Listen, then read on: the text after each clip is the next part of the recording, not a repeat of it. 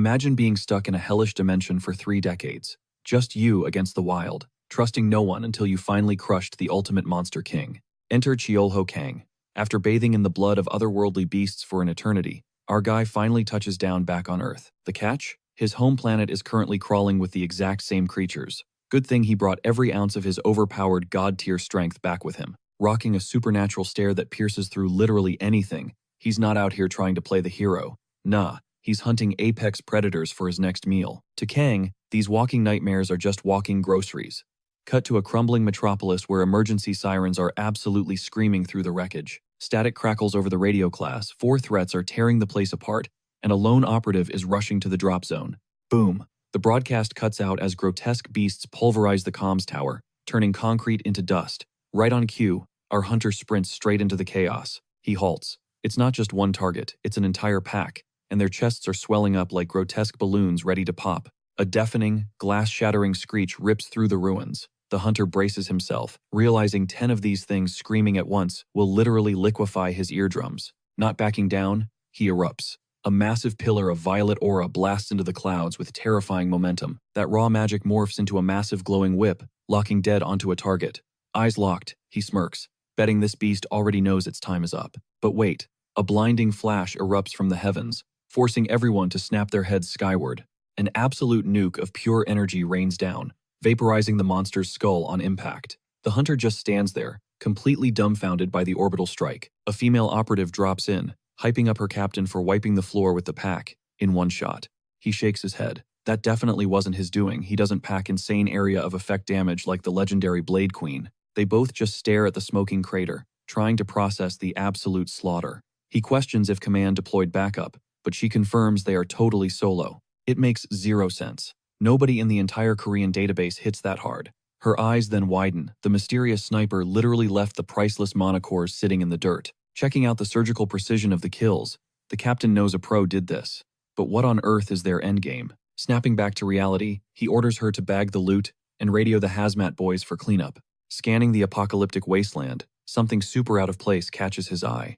A tiny, old-school joint with a beat-up sign that just says, Eatery. Chuckling to himself, he notes that a single miscalculation would have flattened the diner. Letting out a heavy sigh, he decides he desperately needs a cold beer. Meanwhile, our overpowered main character steps out onto a rooftop patio. Grinning like he hasn't a care in the world, he casually wipes some crumbs off his chin. He strolls down the fire escape and slides right into that exact same retro diner. Hitting the kitchen, he slams a button, firing up some seriously high-tech culinary gear. Our guy tosses a heavy skillet onto the burners. Peering through a magical monocle, he scans the massive slab of monster protein he just harvested. He slaps the prime cut onto the cutting board, cracking his knuckles to get down to business. Facing the stove, he runs through some recipes in his head. Did he totally overdo it and bag way too much Velto flesh? Stroking his chin, he figures dehydrating the leftovers into some apocalyptic beef jerky is the move. Out of nowhere, a heavy knock rattles the front door, with someone shouting for Mr. Chiolho Kang. Standing outside is a suit from the National Hunter Association. The guy gives a quick briefing about the recent monster wave, assuring him the threat is neutralized. It's just a standard wellness check for civilians, which our chef nods along to perfectly. Flashing a casual smile, Kang notes it is a ghost town anyway, so casualties were basically 0. Mid-sentence, a bizarrely mouth-watering aroma hits the agent's nose, completely stopping him in his tracks. Leaning in like a bloodhound, he takes a massive whiff, absolutely blown away by the heavenly scent. Kang just gestures around. Duh, it's a kitchen. The agent's stomach instantly betrays him with a loud growl, prompting him to beg for a quick breakfast after fasting since sunrise. The classic door chime rings out as the suit steps into the dining room. Scanning the retro aesthetic, the guy is utterly fascinated. He swears the vibe feels ripped straight out of a vintage 90s sitcom. He asks for a menu, but our overpowered chef shoots that down. He only serves whatever fresh kills he bags that morning. The suit figures it's an omakase-style deal, and Kang smirks in agreement. Today's exclusive special? A perfectly seared Velto steak. Hearing the word, Velto drops the agent's jaw to the floor. His brain does the math, realizing this is the exact same species that spear-wielding captain supposedly just wiped out. Kang totally rolls with it, claiming that thanks to that frontline fighter, he managed to score some premium cuts. Hyped out of his mind, the agent aggressively digs through his wallet, sweating bullets over whether he actually has enough cash for such a rare meal. The camera pushes in on our culinary master as he slices thick, juicy slabs of the alien protein. He hits it with an expert spice rub, fully in the zone. Suddenly, the screen fades to black, throwing us back 3 decades to where this madness all started. We see a younger Kang blinking his eyes open, forcefully isekai'd into an alien dimension. Tossed into a brutal wasteland packed with dragons and apex predators, he had to unleash pure savagery just to stay breathing. Cue the flashback. Our guy is staring down a colossal dragon, dodging a lethal blast by an absolute hair. But after grinding his stats higher than the beasts, he finally absolutely bodied the ultimate boss, the Demon King himself. Then, through some crazy cosmic glitch, he secured a one-way ticket back to Earth. Stepping foot in Seoul, though, total culture shock. The city was completely unrecognizable. Bro spent 3 straight decades in the trenches, so he's got every single monster's playbook memorized. Now, flipping meat on a grill, he questions if he even needs to hop back into that chaotic hunter lifestyle. Let's be real, humanity already built their own defense system to hold the line. This is his new reality, so he's locking in on his culinary arc. Plating up the masterpiece, he taps his spatula and declares it's ready to serve. Boom! A flawless, mouth-watering Velto steak hits the table. The agent swallows hard, totally mind-blown by a meal that looks straight out of a Michelin star kitchen. He pierces a juicy cut with his fork, bracing himself. One bite in, his pupils dilate. The flavor profile just short-circuited his brain. He loudly hypes up how the beef literally dissolves on his tongue, sending a wave of absolute zen through his muscles. But abruptly, he pushes out of his seat, snapping back to reality. Forget the price tag, homie decides he's earned the ultimate treat-yourself moment today. Polishing off the dish, he immediately demands round 2 of that Velto magic, leaving our chef quietly observing the hype. Wiping the second plate spotless, the agent exhales deeply and calls for the check. The chef casually drops the news. The first customer gets a pass, completely on the house. But the agent isn't having it. Fully energized and already plotting his next visit, he refuses to walk out without dropping cash. Catching that vibe, our main character just smirks, low-key respecting the hustle. He quotes the tab at 10 silvers. The agent slaps the coins down, throwing massive props to the chef for the legendary feed. The dude heads for the exit but freezes, spinning back around. He drops a heavy warning. The streets are absolutely brutal for regular folks right now. Sliding his business card across the counter, he emphasizes the outside danger. The bold print reads, Jaewoo Choi, Association Patrol Unit. Our protagonist zones out for a second, silently echoing that harsh truth. It really is a brutal era for the powerless. Tracking the agent's exit, he mentally gives the guy a nod. Decent dude. Hope he survives out there. Pivoting back to his kitchen station, he slices into his personal portion. One taste validates everything. The flavor is absolutely top tier. Fast forward to deep night. An owl shadows the window, piercing the dead quiet street. Our boy stretches his muscles, chalking it up to another chill, uneventful shift. Then, his brain pivots to that mysterious Velto egg, brainstorming the ultimate recipe for it. Out of nowhere, bam! The diner door gets violently kicked off its hinges. A dude rocking fiery red hair steps into the frame, smirking about finally tracking him down. Cheolho whips around, completely thrown off but radiating pure, lethal irritation. The gatecrasher boldly declares he's here to repossess his property. Flashback sequence. Rewinding a few hours to a chaotic, crowded city bazaar. Here's the lore drop. Beasts completely wiped out global farming. Pushed to the brink, humanity flipped the script, turning monsters into meals, and the trend blew up. That shift sparked a massive monster meat economy. Cut to a shady merchant pushing fresh eggs. Cheolho questions if they're legit. Velto drops, but the seller brushes it off, claiming they're all identical.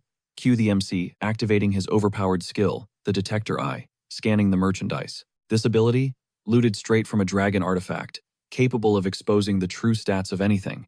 Instantly, holographic menus pop up, detailing the rank and breed of every single egg. The vision is so busted it basically acts as a built-in lie detector. That's exactly why he keeps it deactivated around normal humans, opting to just bulk buy the stash. But amidst the pile, a glowing, neon blue egg, returning 0 data, blank stats. Red flags are flying, but he casually tells the merchant to box up the glitchy egg anyway. Jumping back to the present kitchen, he cracks a normal shell, flashing back to his gritty past where he viewed stopping to eat as a massive time loss. Back in the apocalyptic days, decent grub was an impossible dream, so now, he respects every single bite. Channeling that vibe, he whips up the daily special, a loaded Velto scramble. The sizzle triggers a memory of splitting this exact meal with his squad, out on the blood-soaked front lines. Tasting a spoonful, he realizes the milk actually skyrocketed the creamy texture of the Velto drop. Standing solo in his joint, he acknowledges the culinary W, but the nostalgia hits him like a truck. Ghostly faces of his fallen brothers flicker in his mind, making him feel ancient.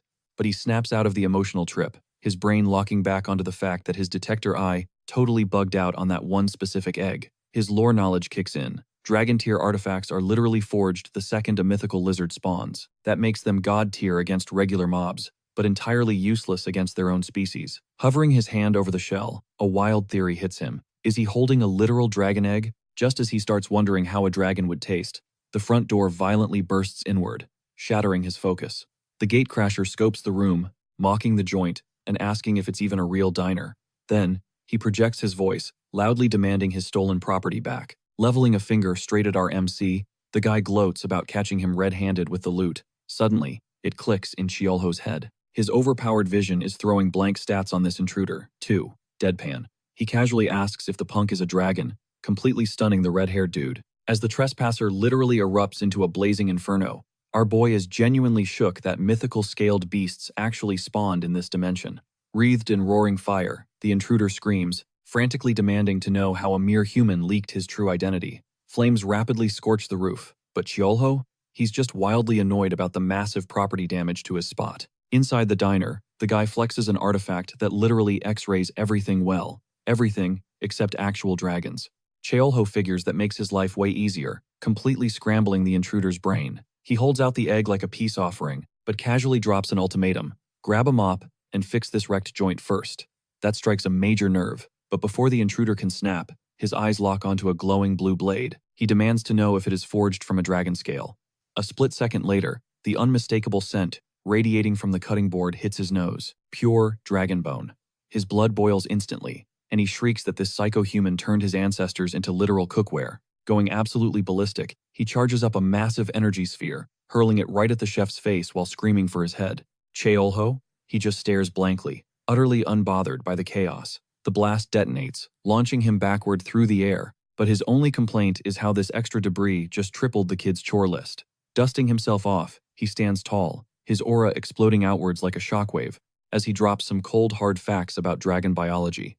Out of thin air, he literally spawns a heavy-duty frying pan, gripping it like a lethal weapon. Smack! One flawless baseball swing instantly deletes the incoming energy blast. The intruder's jaw hits the floor, totally paralyzed by this insane flex of pure strength. Chiolho steps out of the smoke, his eyes glowing with menace, muttering how dragons only ever learn their lessons one specific way. Winding up the skillet for a brutal counterattack, he growls that it is the hard way. That exact phrase hits the kid like a truck, triggering a massive wave of intense déjà vu. Cue the flashback. A younger Chiolho cornering the boy's father, boldly demanding his most sacred artifacts. The massive beast took extreme offense, completely shook by the sheer disrespect. But the young prince was desperately pulling at his dad's scales, crying out that this absolute unit was the legendary Miro Lycos. Based on the absolute beatdown he witnessed 30 years ago, he knew his old man was about to get absolutely folded. Snapping right back to reality, our OP chef takes a beat and realizes he is literally fighting a teenager. He cools off, telling the red-haired kid he has no real beef with him, leaving the boy totally stunned. Slumping into a chair, Chiolho pats the seat across from him, demanding a little chat about the collateral damage. He lays down the law, scrub the whole place spotless, and then he can grab his egg and bounce forever. But he drops a chill warning he really hates dragons, and round 2 will not end pretty. Defeated, the scaly kid gets on his knees, wringing out a soggy rag like a medieval peasant. He dumps his tragic lore, explaining how he got sucked out of the Espon continent, straight through a freak dimensional rift. Chiolho nods, completely getting the struggle, prompting the kid to nervously ask if he is an Espon native too. The chef casually drops his dual identity. Miro Lycos, back in the fantasy realm. Kang Chiolho, on the streets of Earth. Hearing that legendary name, the kid shifts into hyperdrive, speed scrubbing the tiles, basically having a panic attack, realizing he just fought his dad's sleep paralysis demon. Once the diner floor is practically sparkling, Chiolho gives him the green light to pack up and hit the road. But the kid stands his ground, throwing a curveball. Why did he ghost them and keep the family heirlooms? Squinting, the chef finally clocks the kid's magical signature, piecing together that he is the spawn of Rex, the terrifying flame dragon. Chiolho waves the boy over, chuckling that he officially retired from dragon slaying 30 years back. The kid tilts his head, asking how old he actually is, and the chef casually drops that he is cruising past 50. He corrects himself instantly, admitting he is actually knocking on 60's door, absolutely melting the dragon's brain with his insane anti-aging. Chiolho smirks, teasing that his flawless skin must be confusing, getting a flustered reaction before flipping the switch to dead serious, reminding the kid that back in the day, the only vocabulary giant lizards understood was a heavy fist to the jaw. A deep chuckle escapes the chef, Finding it incredibly hilarious to see a legendary beast acting like a terrified puppy, he clears the air, dropping the truth bomb that he never actually murdered a dragon. Those morbid utensils were basically apology gifts, and those precious stolen relics? Totally shattered into a million pieces during his epic final boss fight with the Demon King. Realizing this lore drop is going to take all night, he slides a glass of booze across the table to chill the kid out. Instant mistake, the dragon erupts, aggressively screaming that a proud mythical beast would never lower himself to drink with a puny mortal. Yet, literally 5 seconds after throwing that tantrum, the lightweight completely blacks out, face-planting violently into the wood. Mumbling through his drool, he slurs that Cholho should feel incredibly blessed to share a shot glass with him. Changing the subject, our guy asks if the egg is his kid, but the drunk lizard screeches that it is actually his baby sister. He spills the tragic backstory. A massive void ripped open right inside their nest while mom and dad were out hunting. Curious, Cholho asks how long he has been stranded on Earth, and the kid mumbles it has been a solid 6 months. The chef does the math, realizing that perfectly aligns with his own dramatic homecoming, leaving the scaly teen completely lost. Cholho clarifies that he had to tie up some massive loose ends back in the fantasy realm, before hopping dimensions. The kid squints, totally baffled as to why an overpowered god-tier warrior is playing line cook in a dive bar. He pushes the issue, hyping up how an absolute unit like him could easily conquer this pathetic modern world in a week. Smashing his fist onto the table, the dragon aggressively vents about how humans are inherently toxic and obsessed with chasing clout and power. Cholho shrugs, admitting the kid is not entirely wrong, but making it crystal clear that world domination is just exhausting white noise to him now. He drops some mentor wisdom, telling the kid to stay far away from shady humans and protect his bloodline. Flashing a totally goofy grin, the hammered dragon aggressively hugs the giant egg, hyping up how undeniably cute his unhatched sister is. But gravity suddenly kicks in, and Cholho nearly jumps out of his skin watching the kid almost topple out of his chair. He pinches the bridge of his nose, exhaling a massive, soul-crushing sigh over this chaotic babysitting gig. Flash forward to the next morning, and Cholho suddenly jolts awake. Opening his eyes, he instantly locks vision with a painfully adorable, miniature dragon staring straight into his soul. The tiny reptile completely emerges from her shell, sending her older brother into an absolute fanboy meltdown over his newly hatched sibling. He is literally jumping for joy, celebrating the miracle that just went down right on top of a greasy diner table. Cholho casually leans in, asking what kind of name you even give a magical baby lizard, and the brother admits he is still brainstorming something epic. Our guy scoops her up, instantly triggering her big bro who snaps, "Dude, she's not a pet." But the MC just ignores him, squishing those chubby little cheeks. He notices those tiny, razor-sharp fangs hiding in that adorable face. Meanwhile, the red-haired brother completely folds, flexing that she is literally the most precious being in existence. Giving her a soft pat on the head, our MC completely agrees. I mean, who could resist that level of cuteness? Getting back to business, he asks the kid what his game plan is for the little dragon. Silence hangs in the air for a hot second. The chef just waits out the awkward pause. Finally, cracking a faint smile, the boy admits their destination doesn't even matter, right as a weird rumbling kicks off outside. Panning out to the diner, our guy insists they fuel up before hitting the road. Suddenly, the vibe shifts entirely, fading into a brutally bleak, rain-soaked memory. The atmosphere gets suffocatingly heavy. Flashbacks hit him hard, memories of demonic hordes rolling in with the thunder, and that metallic stench of blood completely hijacking the breeze. A heartbreaking vision flashes before his eyes, clinking glasses for the absolute last time with someone irreplaceable. Her final whisper ghosts through his mind, begging him to finally live for himself. Snapping back to reality, he drops a sizzling hamburger steak on the table, making the tiny dragon completely lose her mind with hype. The red-haired boy low-key panics. He nervously asks if they are getting kicked out and frantically checks the damage for the meal. Our MC casually drops that it is 10 silver, but immediately waives the fee, telling them it is on the house. This instantly makes the proud dragon squirm with guilt. Jolting up, the kid shoots his shot, desperately asking if the diner doubles as an inn. When our guy shuts that down, the boy's entire demeanor crumbles. The chef quietly realizes that maybe dragons aren't as arrogant as the legends claim. Suddenly, a light bulb goes off in the kid's head, and he slams a massive, glowing monostone right on the counter. He flexes that it is a solid tier 4 crystal, totally confident that it holds serious weight in this human world. Seeing this absolute flex, our protagonist just totally loses it, slapping a hand over his face to hide his booming laughter. Right on cue, the little sister's stomach lets out a massive roar. Amused, he asks if the little gremlin is still starving. It hits him. Trying to raise a toddler on modern Earth is an absolute nightmare, even for mythical beasts. And just like that, a wave of nostalgia washes over him. Deep down, he secretly misses the chaos of his old fantasy life. He knows he will never see his lost love again, but that hollow ache in his chest refuses to fade. Flashing a warm smile, he tells the runaway duo they can crash here, pushing the insanely valuable stone back. But the stubborn teen refuses to take a handout, insisting there is absolutely no way he is freeloading. Seeing the kid's pride, the MC finally accepts the payment. Instantly, pitch-black smoke begins swirling from his fingertips. The air crackles, and a massive, swirling energy rift rips open, right in the middle of the dining room. The young dragon's jaw practically hits the floor. Stepping out of the void is Kasim, an ancient, immortal goblin who instantly bows, greeting our guy as the absolute king of the world. Deadpan, the MC explains this guy is just his personal subspace manager, telling the dramatic goblin to chill with the cringe titles. Then, he drops a question. Exactly how many mana crystals are currently chilling in his secret stash? Kasim dramatically declares their wealth rivals the grains of sand on a beach. Those supreme tier ones are a bit rare. Unbothered, the hero tosses over the kid's payment, casually telling the goblin to toss another pebble onto the mountain. But before dipping back into the portal, Kasim mentions he needs to withdraw an item.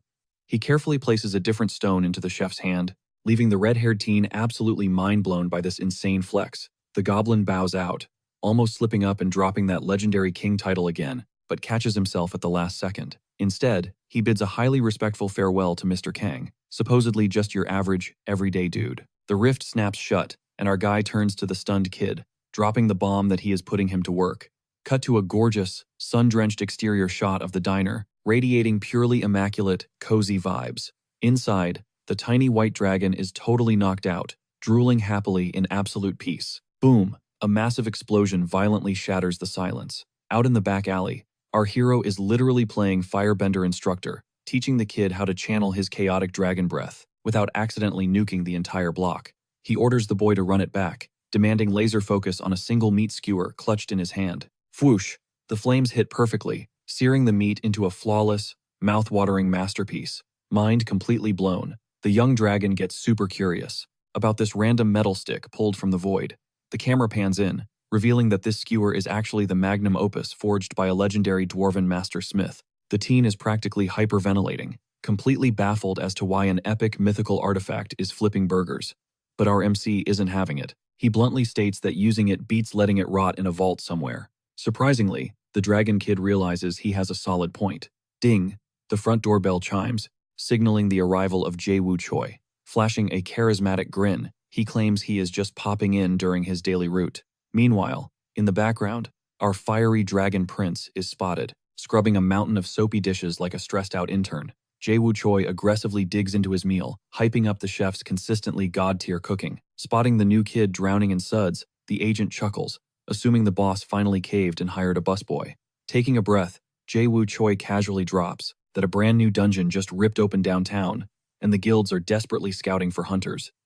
The protagonist's eyes darken, going completely silent, as his brain rapid fires through the implications of this threat. From his past life, he knows exactly what these zones are. Literal breeding nests, designed to spawn horrific nightmares, and he is dead set that they operate as portals, seeing as that is exactly how he and the dragon kids ended up here. Oblivious to this, the agent breaks down the intel, revealing the zone is clocked at a terrifying Tier 5 rating, basically a death trap. Because the stakes are so ridiculously high, the association is deploying elite hunter, Sang-ho Kim alongside the heavyweight Zenkak squad, while the legendary Ice Witch, Miss Cheon, is locked in to defend the perimeter. With a heavy sigh, he vents about how the plaza is completely swamped with desperate hunters begging to join the raid. The sheer reality of it breaks the agent's heart, knowing these guys are just risking their lives to feed their families, making the hustle out there absolutely cutthroat. Wrapping up the heavy lore drop, he tosses down a tip, shouts out a massive thanks for the grub, and heads back onto the streets. The dragon puffs out its chest, radiating pure ego, while our MC secures the bag, knowing the customer absolutely devoured the meal. Cash secured, his brain immediately goes to restocking that premium Ataho beef. Cut to the bustling marketplace, where he flags down the local butcher, asking for 10 kilos of that prime sirloin. Out of nowhere, a booming voice cuts through the noise, barking at randos to squat up for a raid, demanding a single file line. He scans the chaotic mob, and his eyes lock onto this dude wielding a spear. Wait, why does he look so familiar? It clicks, that is Sang-ho Kim, the infamous spear mage. Glancing around at all these looking for group posters, nostalgia hits him like a truck. Ever since reality literally glitched into a massive multiplayer RPG, gamer lingo became the new normal, And just like your typical lobbies, healers and meat shields are VIPs, while everyone else is just a dime a dozen DPS trying to flex. One Sweat is practically begging to join, but the raid leader straight up rejects him, healers only. This triggers a flashback of the guild agent, dropping the heavy reality that every single hunter out here has mouths to feed. Chiolho's vibe shifts instantly, his jaw clenching as he makes a silent vow. He knows Jaewoo means well, but the dude seriously needs to put himself first for once. Smash cut to a random guy rocking a heavy backpack, desperately fishing around in his pockets. He pulls out a busted wallet, flips it open, and Absolute Zero Bro is utterly broke. Letting out a soul-crushing sigh, he drags his feet forward, the light literally fading from his eyes, until he abruptly halts, white-knuckling his backpack straps. Panning back to the diner, Chiolho shouts for Khan, admiring his insanely pristine kitchen setup. The entrance chime shatters the silence. He pivots, and guess who just walked in?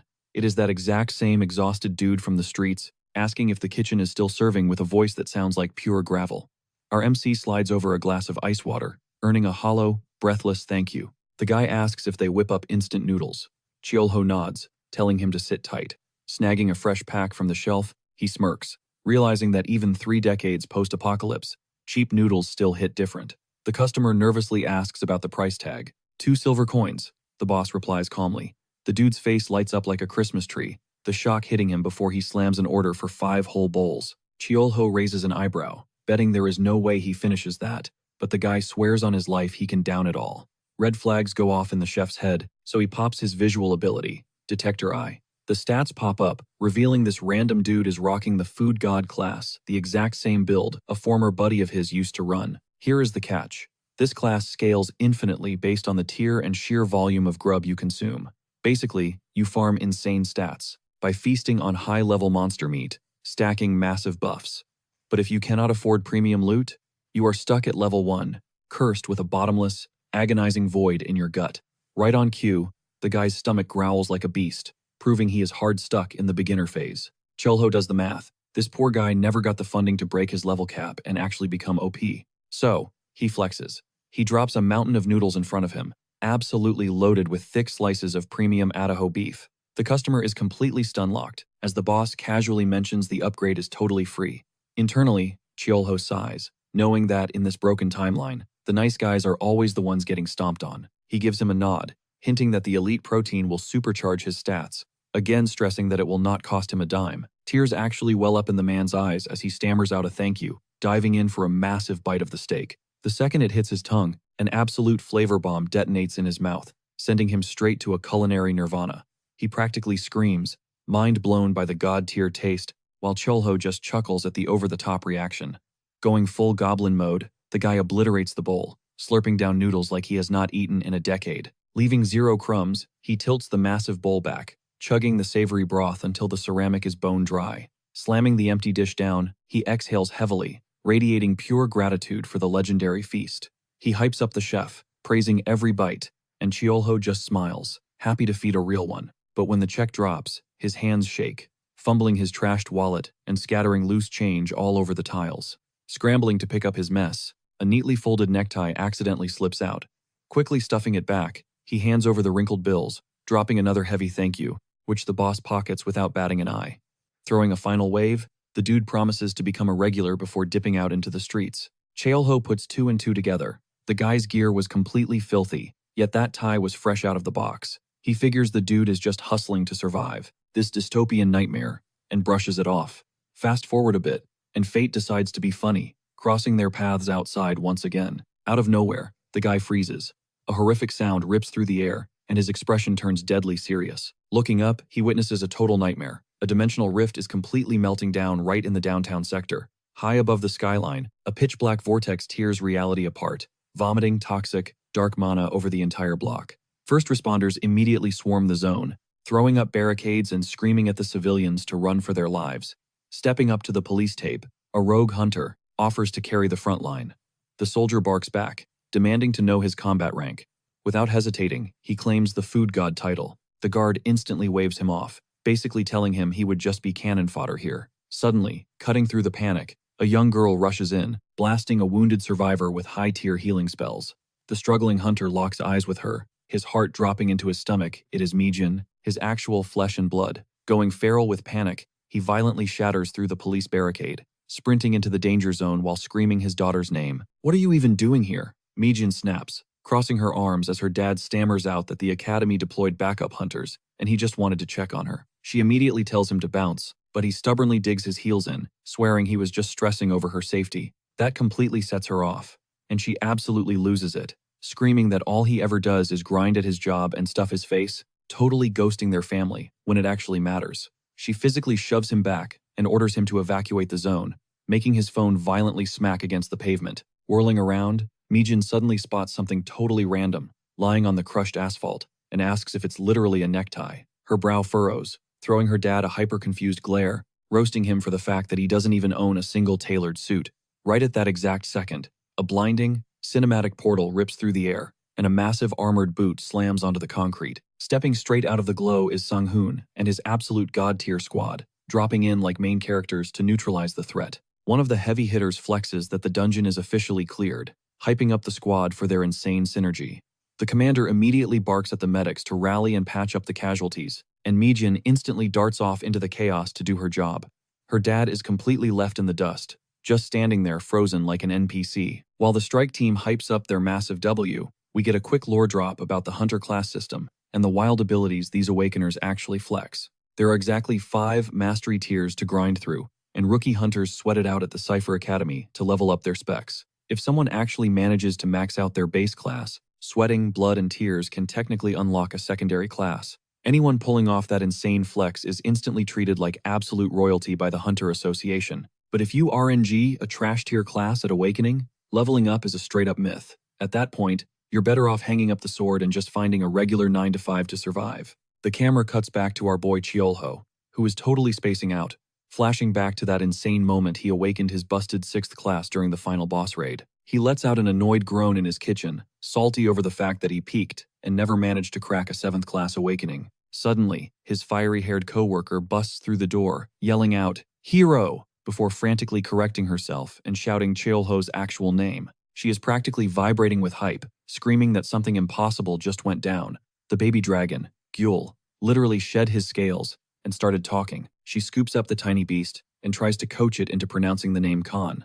But the little dude deadass locks eyes with Cheolho and squeaks out the word, "Daddy." Cheolho is cringing so hard his soul is leaving his body, while the redhead is absolutely losing her mind, laughing at the absurdity of it all. Desperate to deflect the cringe, he complains that naming a literal dragon Gyul sounds way too basic Korean, but she instantly claps back, reminding him the mob literally spawned in their server. She finally coaxes the little creature into squeaking the name Khan, throwing a mini celebration like they just beat a raid boss. Shifting to business, Cheolho interrogates the little guy about what base class he spawned with, since dragons are literally born with built-in specs, but Khan is completely clueless.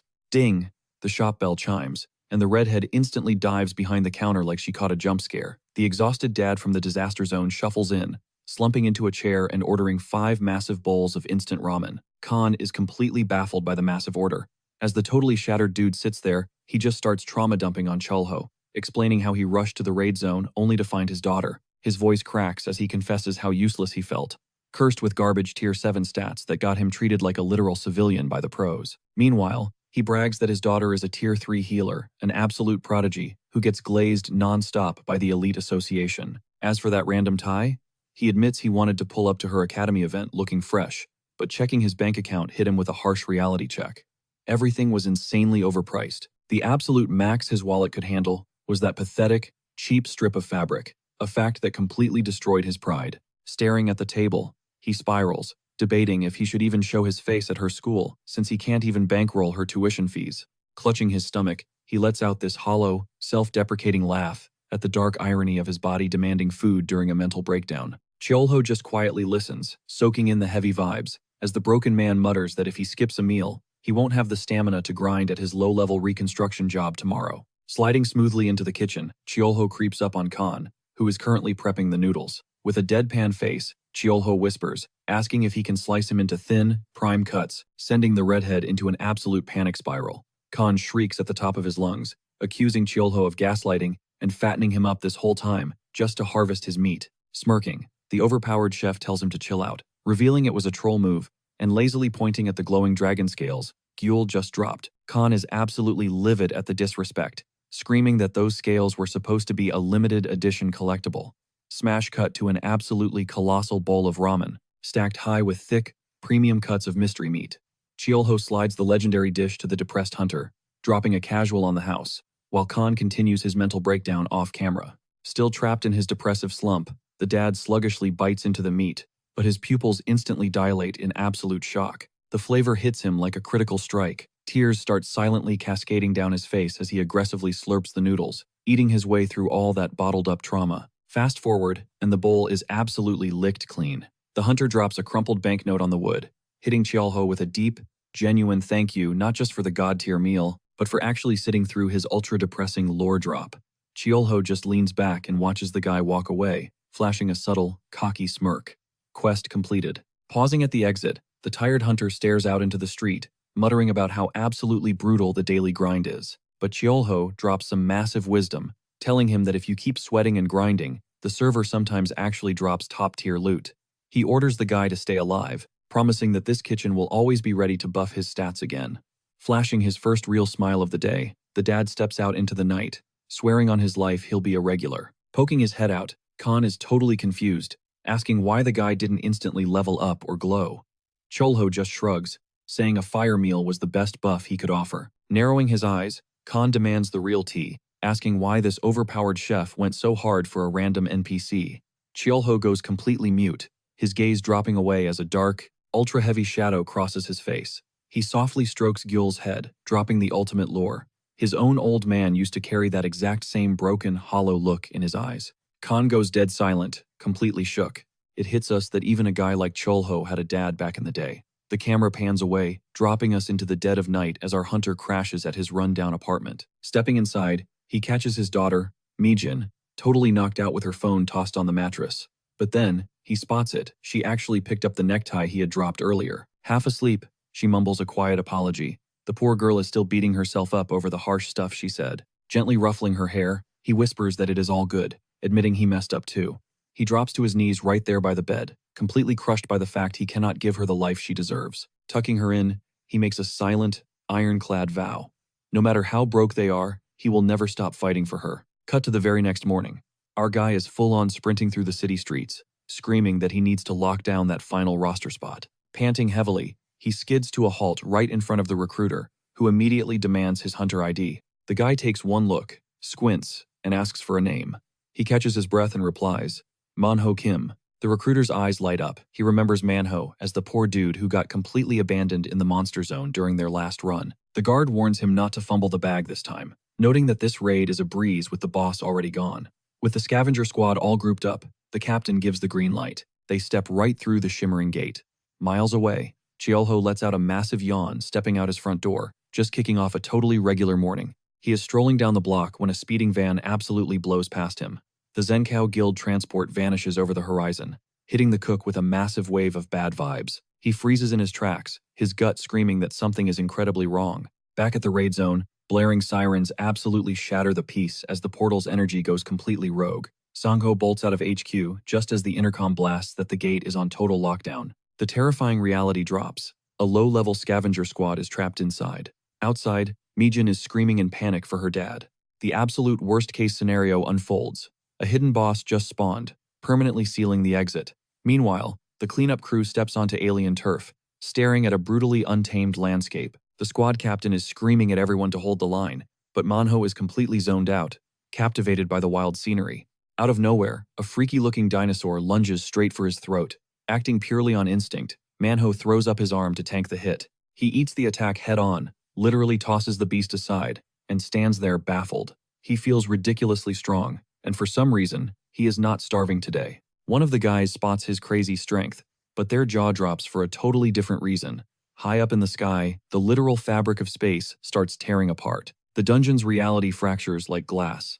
The ground violently quakes, and the whole squad stares up in absolute horror. A colossal, razor-sharp claw plummets from the sky, smashing into the dirt with a bone-rattling boom.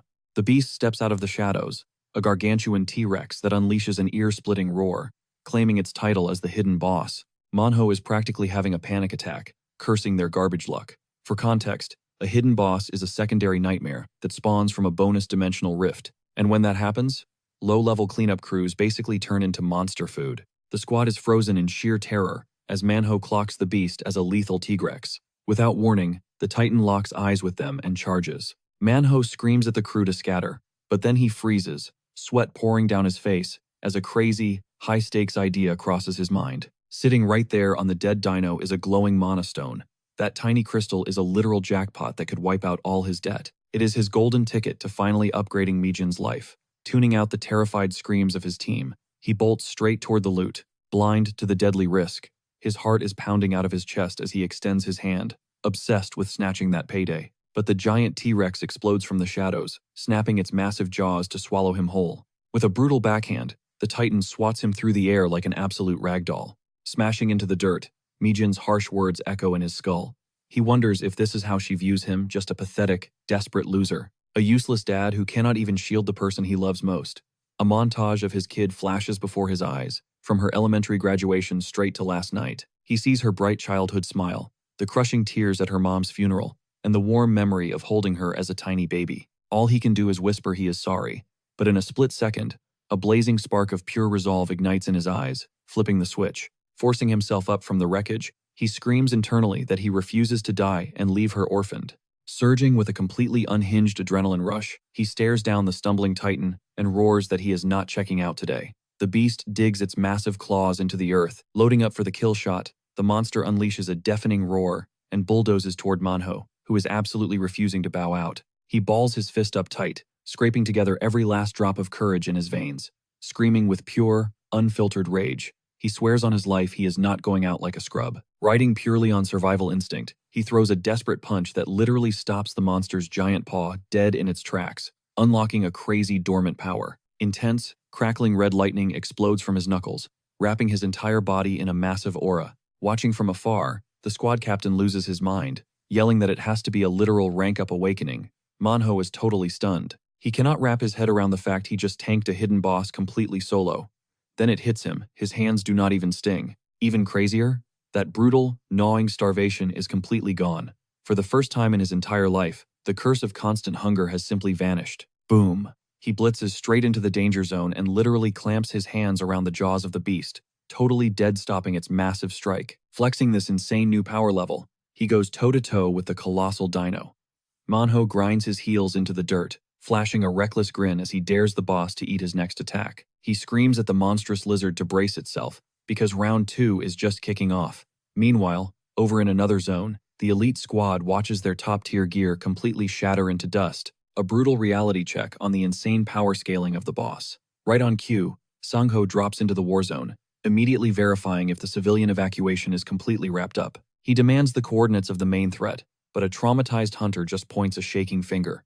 The dude is absolutely flabbergasted that some random guy is solo tanking a tier 2 Tigrex. A smirk creeps onto the face of Sangho as he processes the absolute hype of the situation. He mutters that this old dude is an absolute legend, genuinely blown away by the flex. Watching Manhwa literally bully a boss monster, the captain instantly spots his raw talent and decides he absolutely has to slide into his DMs for a recruitment pitch later. Suddenly, a glowing system prompt pops up, dropping the ultimate plot twist.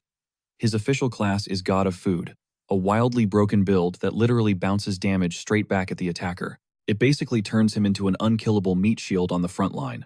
Watching from the shadows, Chelho calculates that under the Korean ranking system, this guy easily hits the tier 3 benchmark.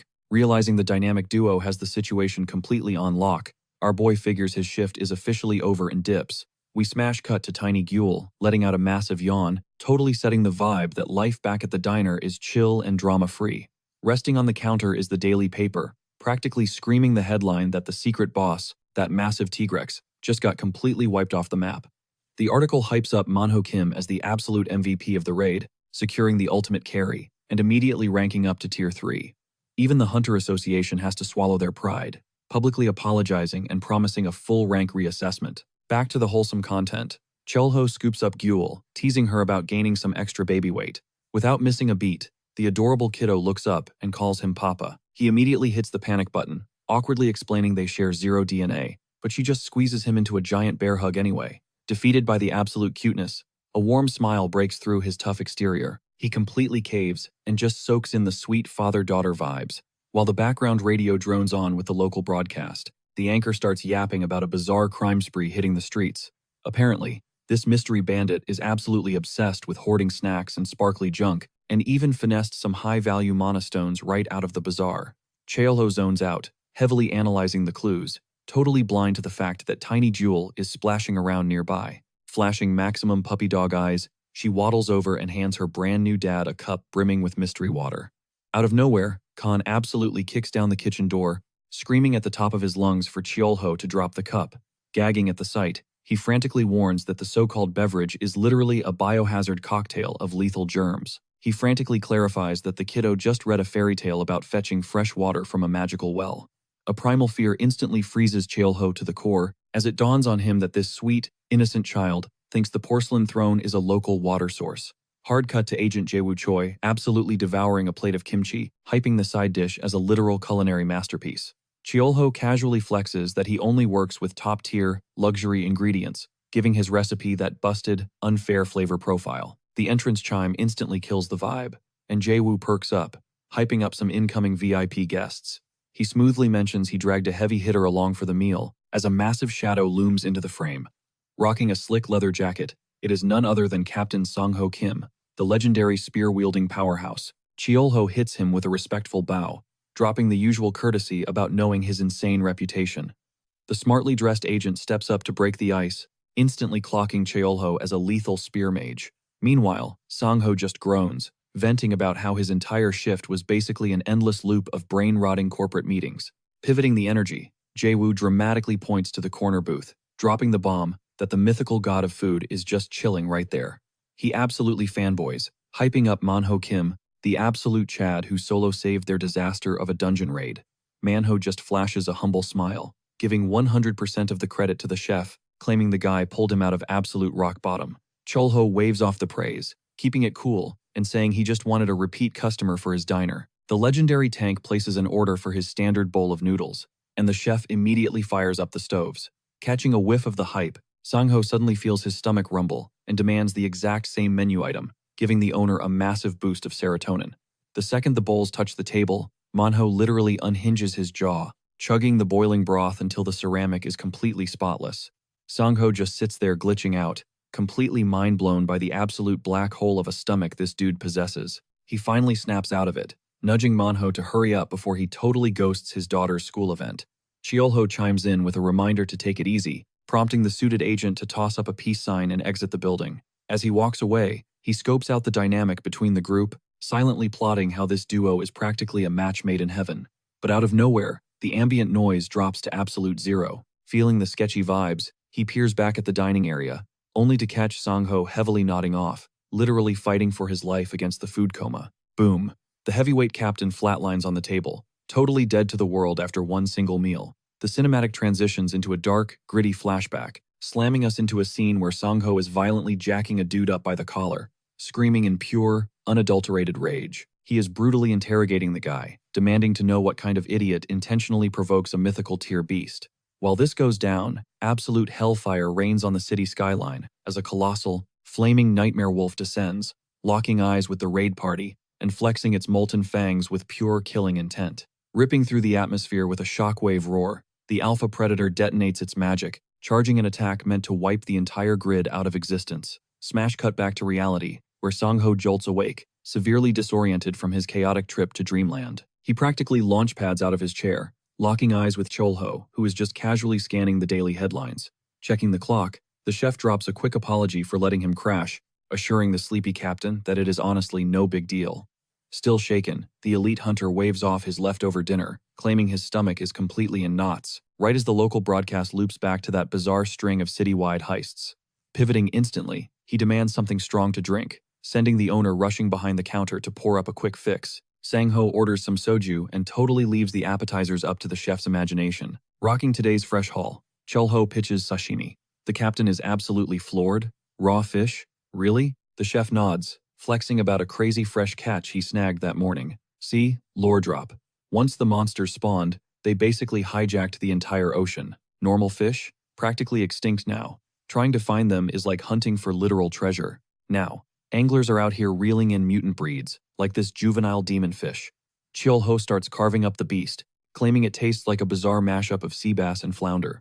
Mid-slice, he admits he used to hate sashimi, but eventually realized it's top-tier dining. He slides the plate over, hyping up the seaweed noodles tucked underneath.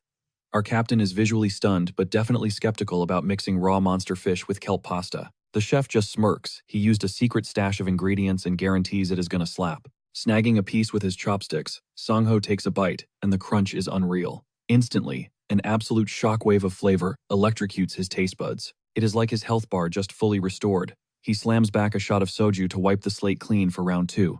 Letting out a massive sigh of pure bliss, he admits that completely hit different. The tension finally melts off Sang-ho's shoulders, as his nightmare work week is officially dead. He casually drops that he scored 2 days off, his first actual vacation in nearly 2 solid years on the grind. Grinding monster hunts daily had absolutely fried his mental state, leaving him hanging by a thread. Freaks of nature just kept spilling out of the portals non-stop, offering 0 seconds to just breathe.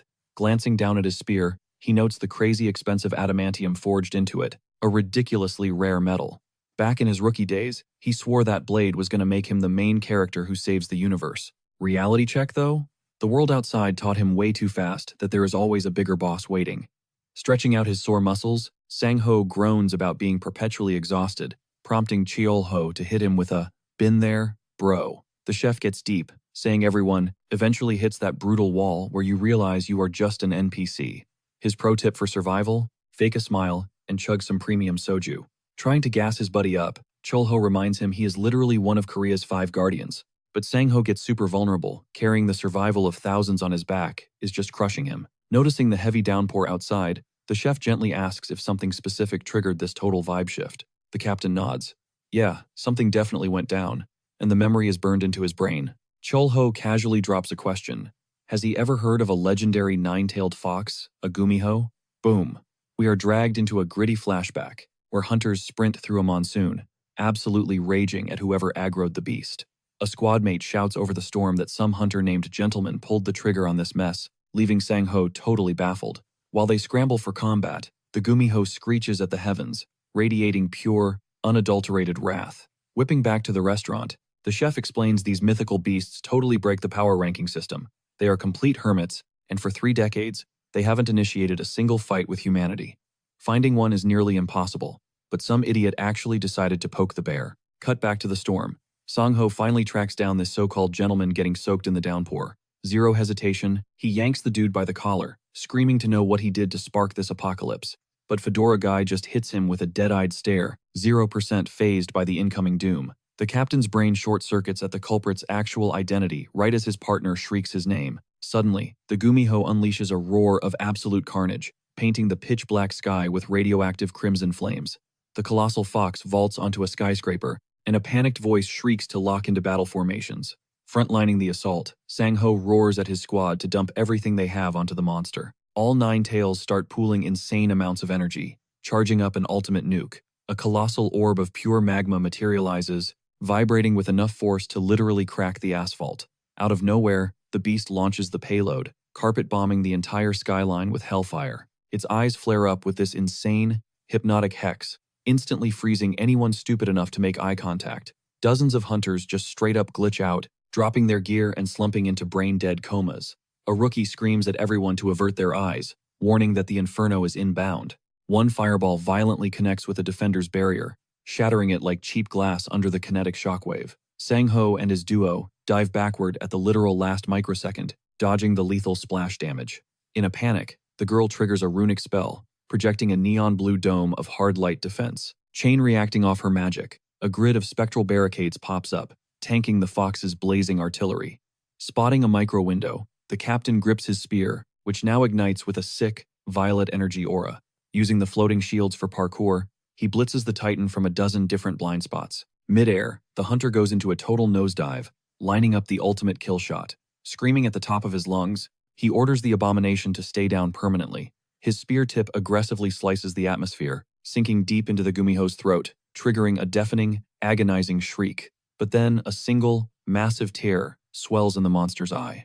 Sang-ho catches that heartbreaking look, but momentum takes over. He can't cancel the animation, driving the blade home. Snapping back to reality at the sushi bar, he casually drops that the bloodbath dragged on until sunrise. Chest heaving, the beast finally dropped dead, while the echoes of battle faded. But then, a tiny, heartbreaking whimper cut through the silence. In the mud, a tiny fox pup was shivering in the heavy downpour. The sickening realization hit him like a truck. They just wiped out a fiercely protective mother and orphaned her literal newborn. The brutal truth?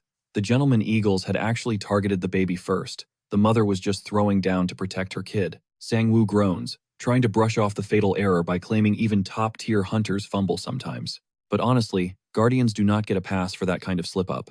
Dropping a massive bombshell, he admits they had to put the poor pup out of its misery too. Cheolho tries to lighten the heavy vibe, assuring him they had 0 options left, and officially wrapping up the Gumiho case. Rocking a strained smile, Sang-woo just nods along. Shaking off the gloom, Sang-woo pushes up from his seat, joking that he totally overshared because the atmosphere was just too chill. Not missing a beat, Cheolho hops up too, putting in an order for another round of that premium sashimi packed up for takeout this time. He promises to whip it up instantly. As a crazy, beautiful starry night blankets the skyline, we get yanked straight back into a flashback. Shadows swallow the alleyways as the hunter gentleman struts through. Sang-woo's trauma hits hard, replaying the exact moment he squared up against the guy. Dude was absolutely losing his mind, screaming at him for targeting a literal infant. He snaps that a weak apology wouldn't fix the blood on their hands, not when an entire squad's lives were placed on the chopping block. But after all that screaming, the captain just coldly turns his back. Looking utterly destroyed, Sang-woo drags his feet through the smoking rubble, the crushing guilt of that bloodbath resting squarely on his shoulders. Snapping back to reality, Cheolho zones out, flashing back to the mystic 9-tailed foxes he bumped into back on his home turf. Fun fact, those beasts literally never sparked beef with humans. Yet, he still slaughtered 2 of them anyway, a massive regret that haunts him to this day. Because raw trauma like that permanently scars your soul. Miles away, Sang-woo trudges through the battered streets, clutching his takeout box for a sad solo dinner. Ripping open the container, his only slice of peace from that cursed evening, those dark flashbacks hit him like a freight train. The horrific shrieks are practically on loop in his brain. Out of nowhere, tiny footsteps crunch nearby. Boom. His killer instinct spikes instantly. The nightmare is literally looping, phantom flames scorching his sanity. Then, stepping out of the pitch-black shadows, a tiny, trembling paw. Creeping toward the battle-hardened hunter was the orphaned Gumiho pup. Except now, bro is flexing 3 whole tails and radiating his own blazing aura. Massive plot twist drops right here. Sang-woo completely lied he couldn't bring himself to execute the baby during that stormy bloodbath. Cue the flashback. The helpless furball was curled up, bawling its eyes out under the torrential rain. Maybe the dead mother's haunting stare paralyzed him? Whatever it was, he just could not pull the trigger. Squatting down, he aggressively roasts himself for being a soft-hearted guardian, while tossing the pup some premium fish. The captain demands to know how many glowing crystals this little thief gobbled up to evolve 3 tails this fast. The cheeky furball totally tunes out the lecture, though. Going full goblin mode, it lunges for the entire snack bag. Acting purely on reflexes, Sang-woo snatches the little rascal right by its fluffy tail. Big mistake. The Gumiho instantly snaps, flashing some wickedly sharp fangs before literally blasting a barrage of fireballs straight at his face, proving this tiny beast already packs a serious punch. Barely sidestepping the scorchers, the hunter desperately tries to talk the wild animal down. Begging it to just chill for a second, he drops a harsh reality check. The big bosses are mobilizing, and keeping it hidden in the concrete jungle is no longer viable. Slamming his deadly spear into the pavement, Sang-woo orders the creature to vanish. Swallowing his grief, he chokes out a final goodbye as the little fox whines in protest. It stubbornly refuses to budge. Breaking his own heart, he aggressively screams at the kid to scram. Finally getting the memo, the pup bolts into the dark tree line. A tragic, bittersweet smile crosses Sang-woo's face. He traded his peace of mind to give the baby a fighting chance. He is left entirely alone under the moon. Gripping his weapon, he unleashes one final, gut-wrenching roar, telling the beast to run. We pan to the tiny fox, parkouring fiercely across the neon-lit rooftops, desperately hunting for a safe haven. But then, hard breaks. Its nose twitches, catching a crazy familiar aura lingering in the air. Peeking through a glass pane, it is absolutely stunned to see baby Kuehl frantically waving, basically hyping it up to come inside. Intrigued, it creeps closer to the tiny dragon, who hilariously starts calling it daddy again. The fox's mystical fur practically sparkles before it just collapses, instantly melting from the pure overload of cuteness. Reading her wholesome, zero-threat energy, the wild beast accepts she is a total ally. Cut to the 2 absolute menaces, treating a massive bookshelf like a trampoline, just vibing and causing chaos. The second Cheolho strolls into the bedroom. The overpowered chef instantly connects the dots. This is the hidden presence he felt earlier, skulking around his turf. He casually asks if the fluffy intruder wants a snack, and the creature aggressively nods, showing zero hesitation. Smirking, Cholho calls it out for smelling like premium fish, totally exposing its previous meal. Right on cue, a swirling portal drops Kasim, his loyal goblin butler, into the room, bowing low to ask for his next command. Cholho just points at the mystical furball and orders Kasim to pull a top-tier crystal from his private stash. The minion moves at lightning speed, carefully presenting the glowing rock to Master Kang Cholho. Tossing it over, Cholho casually mentions a Tier 1 gem should give it a solid buff. The greedy little beast intercepts it midair.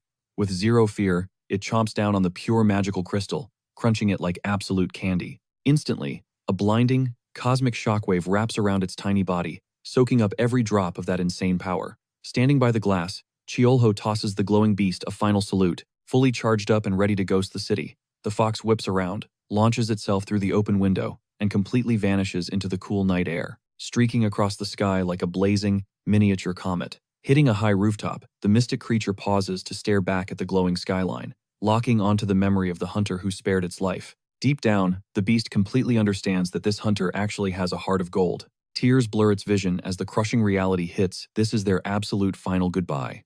Miles away, Sangho kicks back in the tall grass, his mind racing about how that blazing Gumiho flame practically paints a massive target on its back. Eyes heavy with sorrow, he silently prays the creature stays far, far away from this danger zone. Perched on a moonlit rooftop, the Gumiho unleashes one last, haunting howl into the night before melting seamlessly into the shadows. We smash cut to the absolute powerhouse of the nation, the National Hunters Association, the big dogs pulling every single string behind the scenes. These guys handpicked 5 elite Tier 2 hunters to serve as the ultimate guardians. We're talking absolute legends here, including the Ice Witch, Song Ho Kim, the Gentleman, and the Lethal Blade Queen. But when things get insanely classified, the association unleashes their absolute heavy hitters, the Tier 1 hunters for top-secret black ops. Sitting comfortably at the absolute peak of this food chain is President Jin Suyu, flawlessly flexing his title as the strongest man alive.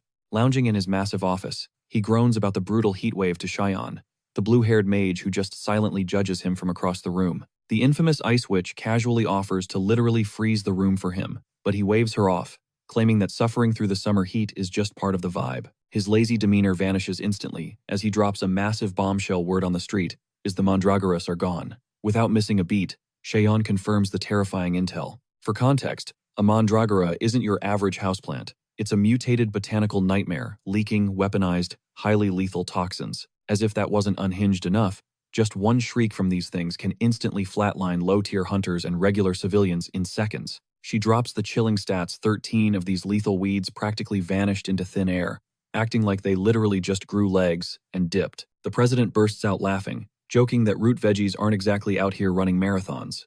Still, refusing to take chances, he dials up a hunter named Gabby to crack the case. Hearing that name makes Cheyenne completely freeze up. Jin Suyu smirks, confirming the crazy rumors the legendary Shadow Cat has officially returned to hunt down these missing monsters. Meanwhile, miles away from the chaos, little Kyul does a big morning stretch, waking up perfectly cozy next to Cholho.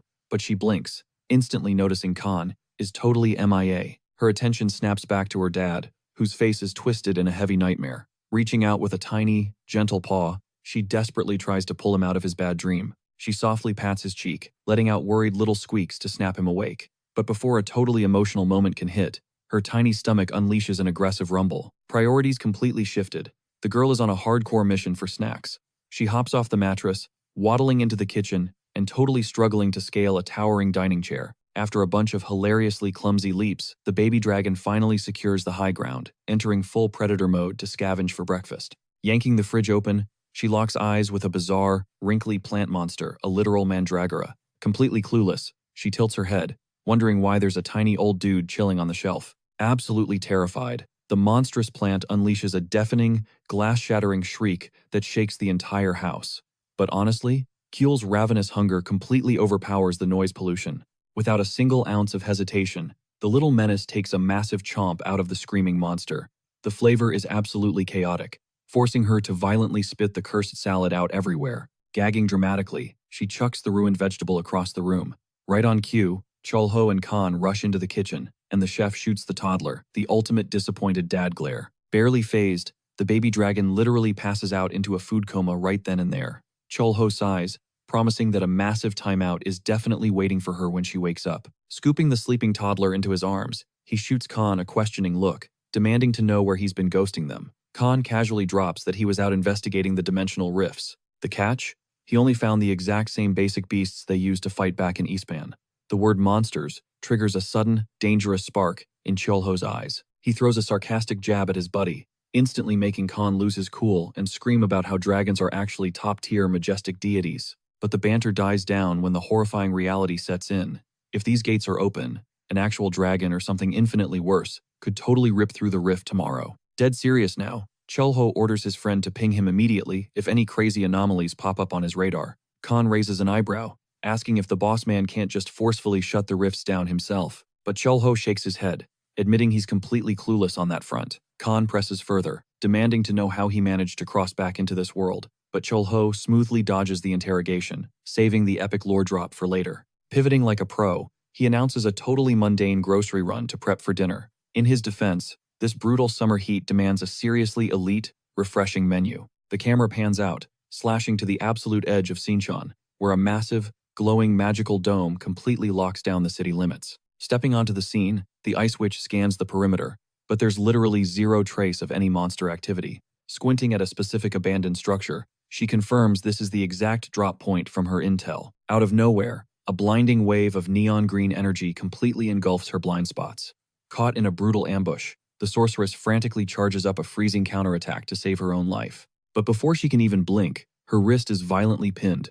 A terrifying, clawed hand totally shuts down her spellcasting, dragging cold, sharp fingertips right across her cheekbone. Slipping out of the shadows, a fierce woman materializes right behind her, radiating that exact same toxic green aura. Flashing a cocky smirk, she casually guesses she's finally met the legendary Ice Witch of Sinchon. The mysterious attacker drops her identity, Gabby Lee, the legendary Shadow Cat, and an absolute Tier 1 beast. Utterly panicked, Cheyenne scrambles to formally introduce herself in return, but Gabby just laughs it off, telling her to drop the formalities and stick to first names. The veteran hunter hypes up the mage's skills, casually dropping a question about how many years she's been in the game. Hearing that 10-year time frame totally floors Cheon, leaving her completely speechless. Her mind is absolutely blown that this legend slipped right through a heavily fortified magic wall, like an absolute ghost.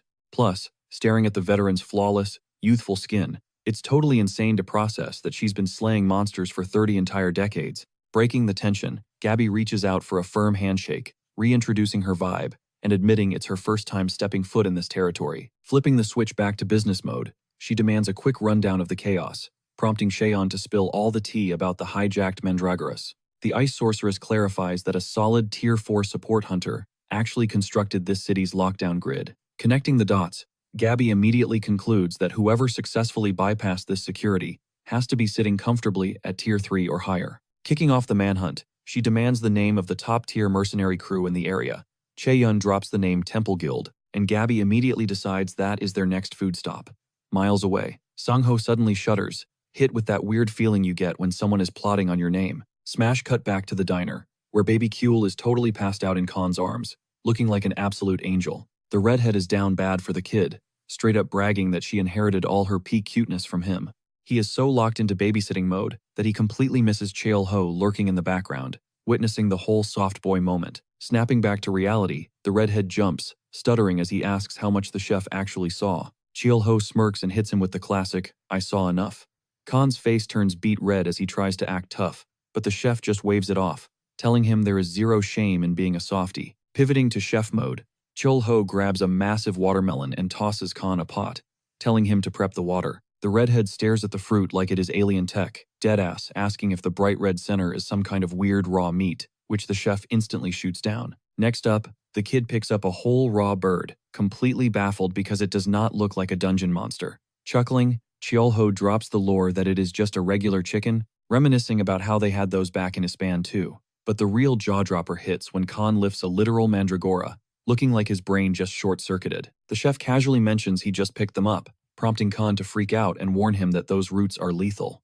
It turns out, their heavy dark energy is exactly what gives them an intense cooling vibe. Plus, they pack a sweet, crunchy bite that levels up pretty much any recipe. Curious about the core ingredients, Khan asks what is going inside the bird, and Cheolho lists off the holy trinity: rice, garlic, and sliced mandragora. Fast forward a bit, and the broth is bubbling up, promising a high-tier bowl of healing chicken soup. But right as the aroma hits, The front door chimes, breaking the silence of the empty joint.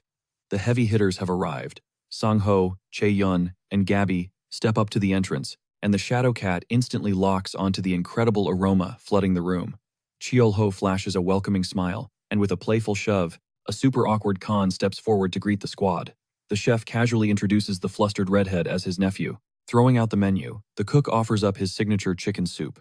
Gabby gets initially hyped since it has been a hot minute since she ate meat, but she quickly hits the brakes, dropping the bombshell that she is strictly vegan. This leaves Cheol-ho scrambling to figure out a plant-based pivot. The steaming chicken broth and spicy mandragora kimchi hit the table looking absolutely divine. The ice witch grabs a drumstick, lightly dusts it with salt, and goes in for the taste test.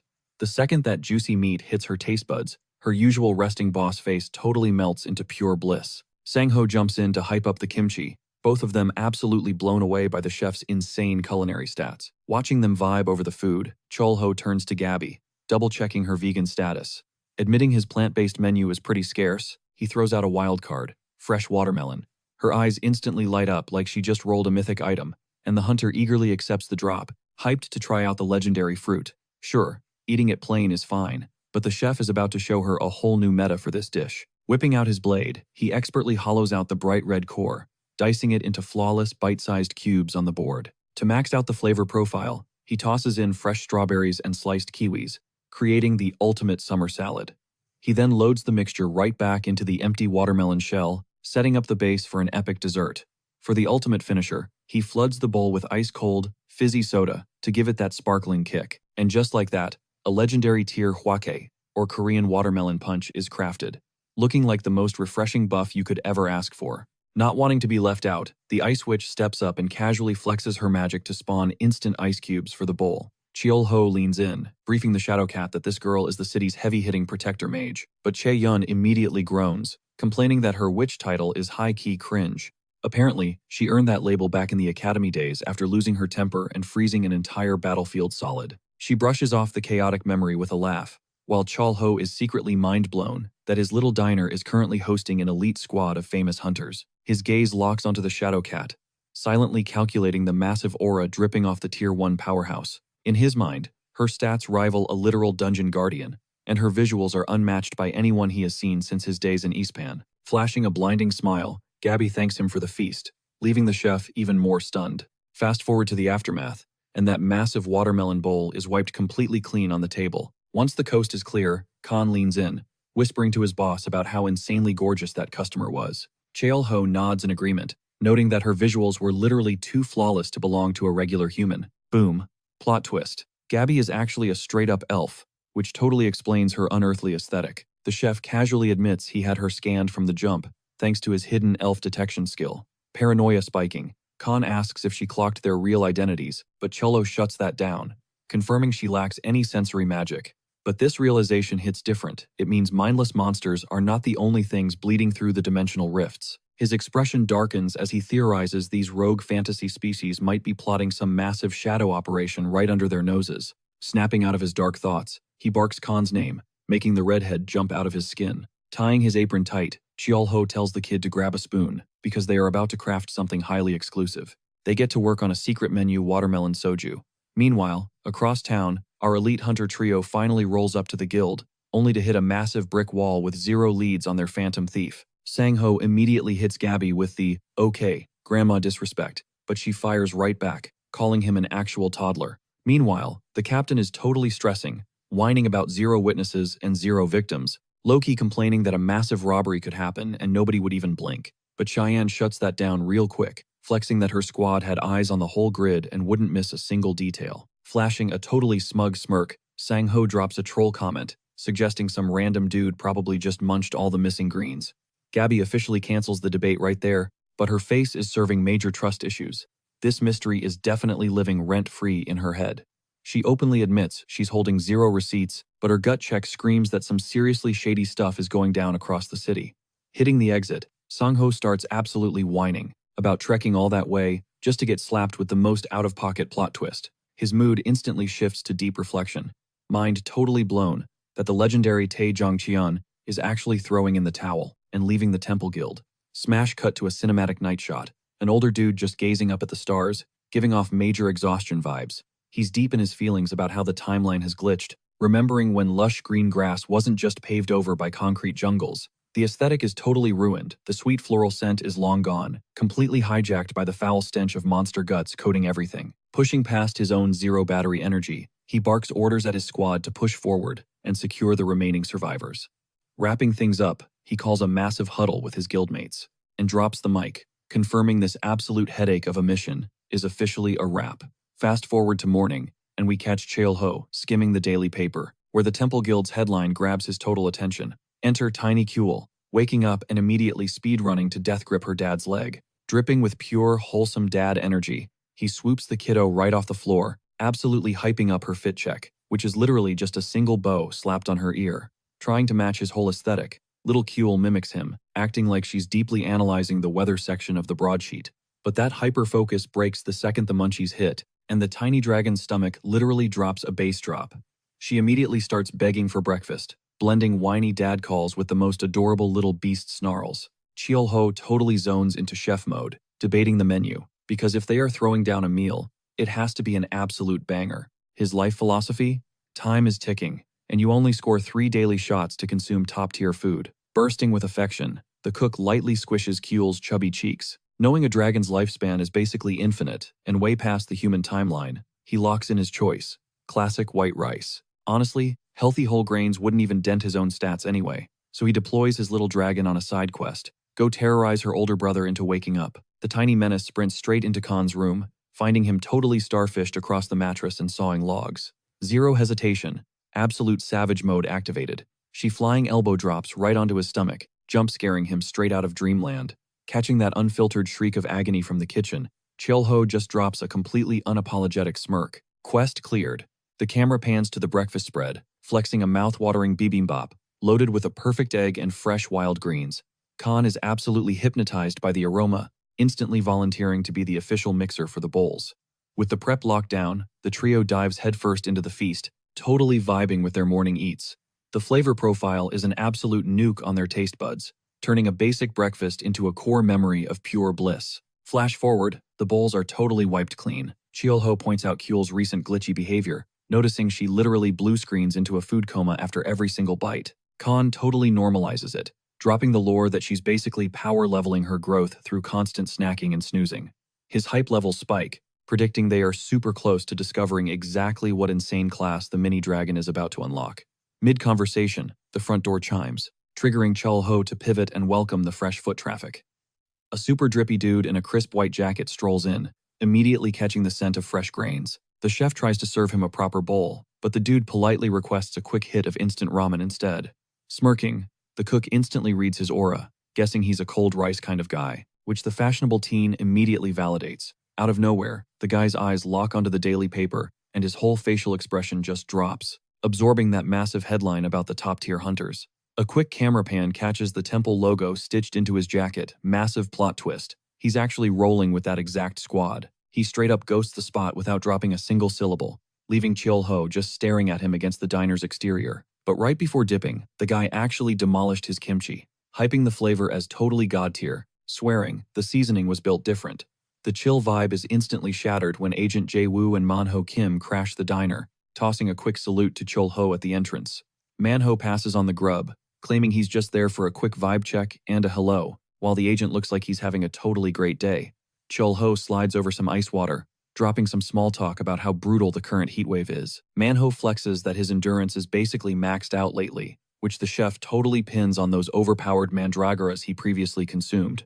Shifting the mood, the agent points out that the local spear mage has to be totally spiraling over the latest update. He leans in, questioning if the chef caught the viral tea regarding the Temple Guild and their absolute legend of a leader stepping down. The young dude is visibly shook by the news, while the agent sighs, calling the whole thing a massive loss, considering the guy had maxed out street cred.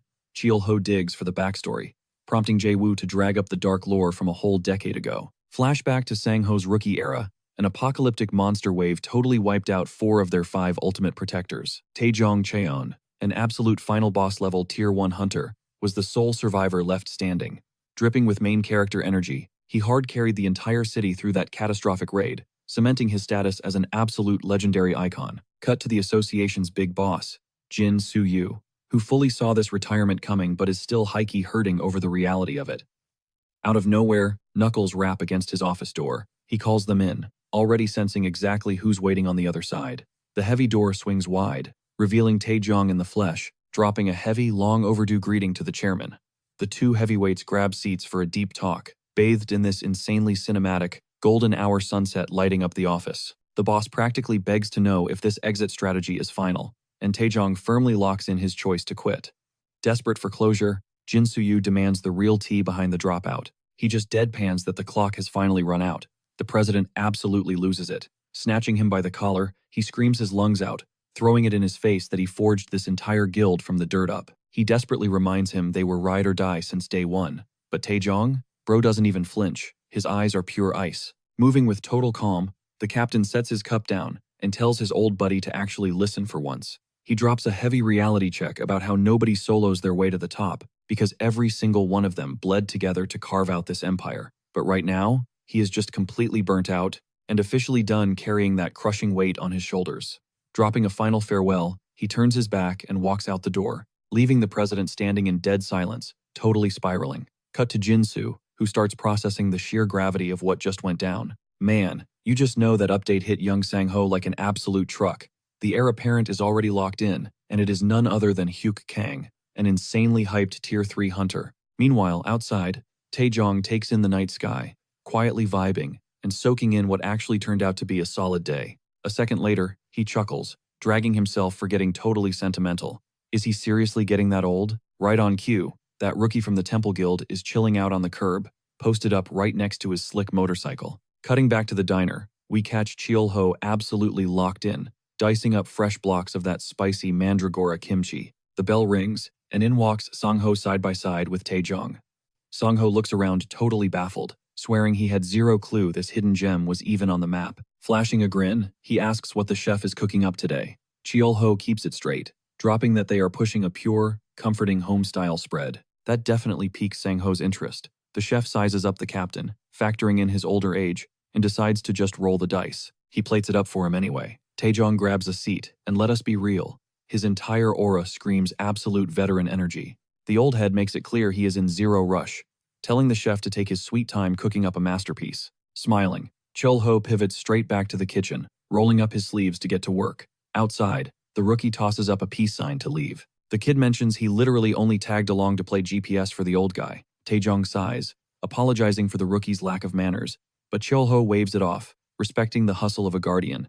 Lighting up, the seasoned hunter asks if he can grab a smoke break. Since the place is dead empty, the chef totally gives him the green light. Puffing away, Taejong catches a whiff of the steaming rice cooker and instantly hypes up the mouth-watering scent. He lets slip that it has been ages since he caught a fragrance like that, and you can practically see the nostalgia hitting him right in the feels. Cheol-ho takes a second to think about that, realizing everyone is chasing a piece of their past. That inspires him to whip up something seriously exclusive, a meal designed to unlock those core memories. The master chef pivots to brewing a rich jjigae, one of those legendary stews where every family fiercely guards their own secret recipe. He expertly folds the hearty soybean paste into fresh greens, letting it simmer to absolute perfection. To cap off this massive feast, he throws some premium Velto eggs into the frying pan, alongside a beautifully seared slab of garmin fish. Boom, the ultimate comfort spread is locked and loaded. Fluffy rice, crispy fish, piping hot stew, and that iconic mandragora kimchi. The war-torn hunter glares at the steaming platter, the smell completely rewiring his brain to an era long gone. He takes a single sip of the broth, and his eyes go wide from the insane flavor profile. It hits crazy close to home. Wasting no time, he scoops up a massive spoonful of the flawless, cloud-like white rice. A genuine smile breaks through.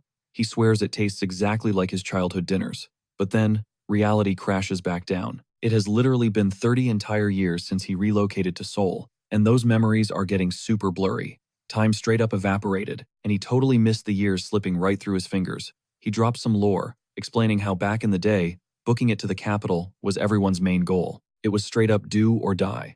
A gritty visual flashes in his mind of a pitch-black highway, a brutal chapter he is permanently scarred by. We are talking about the massive evacuation from 30 years back, plus the catastrophic invasion that dropped 10 years ago. Cheol-ho nods, validating the old-timer's heavy trauma. We get a raw flashback to that insane evacuation era. 3 decades ago, nightmarish beasts randomly spawned, absolutely wiping entire countries off the map. Massive metropolises were instantly deleted, and unmeasurable numbers of civilians were brutally lost in the madness. That was the exact moment Taejong hit his awakening. Grabbing a blade for the very first time, he flexed his new god-tier stats and escorted his hometown survivors straight to the Seoul safe zone. Banding together, they forged the Temple Guild, an ultimate sanctuary for humanity's strongest. Once they finally patched the city back up, society somewhat hit play again, giving rise to the elite guardians. However, the nation formerly known as Korea was completely shrunken down to just the central Seoul district. And right when they thought the nightmare was over, a completely new, overpowered threat crashed the server. 10 years ago, the exact day literal boss-tier monsters rained from the clouds to deal maximum damage, the Great Invasion officially kicked off. We see Sang-ho getting totally blindsided by a brutal ambush.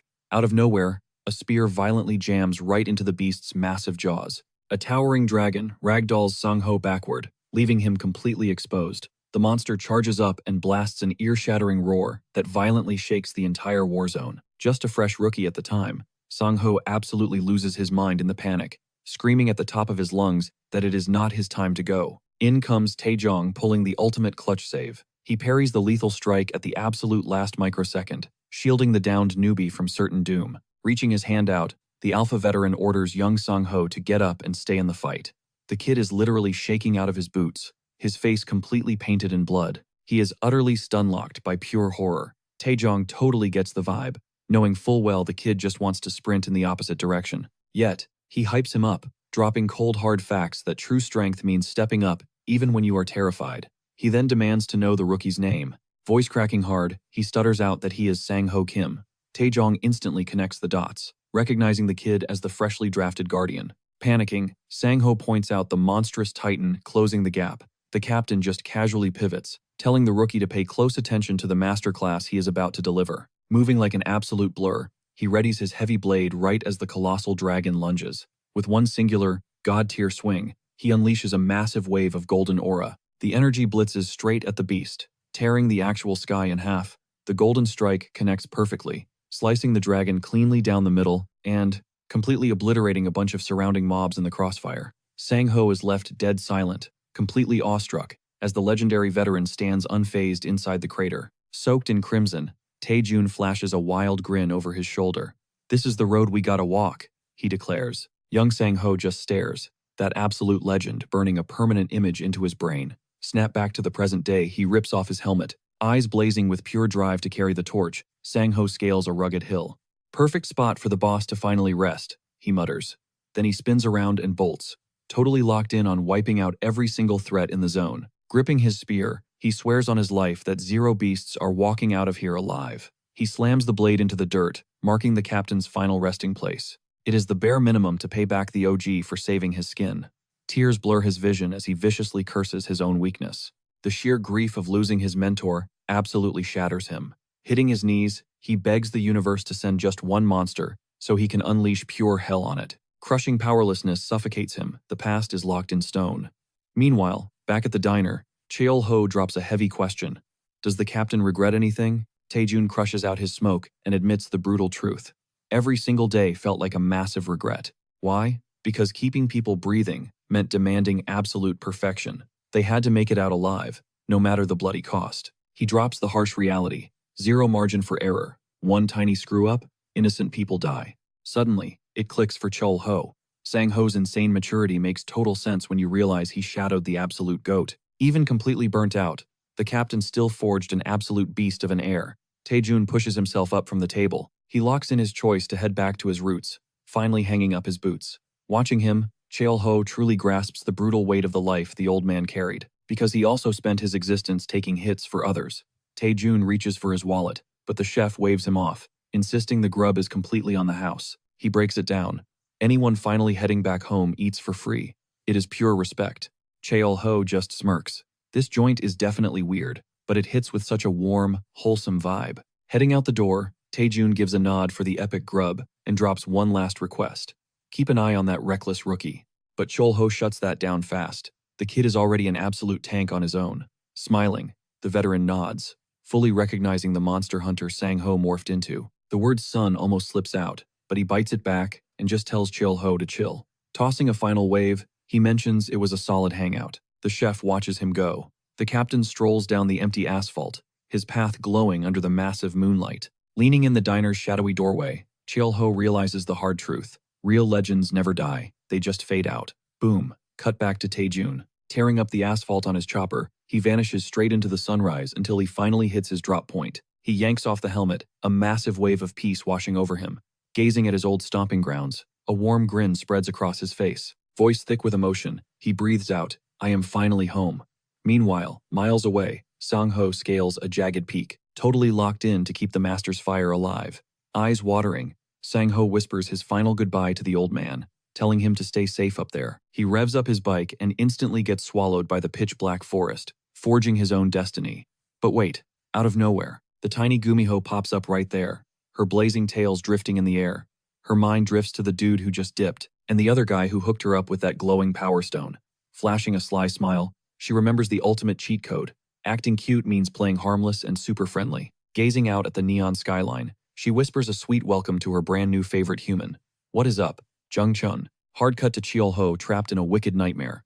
Ghostly voices chant his past alias Miro echoing through his skull. He violently snaps awake, screaming, "I am gonna be fine," while desperately sucking in oxygen.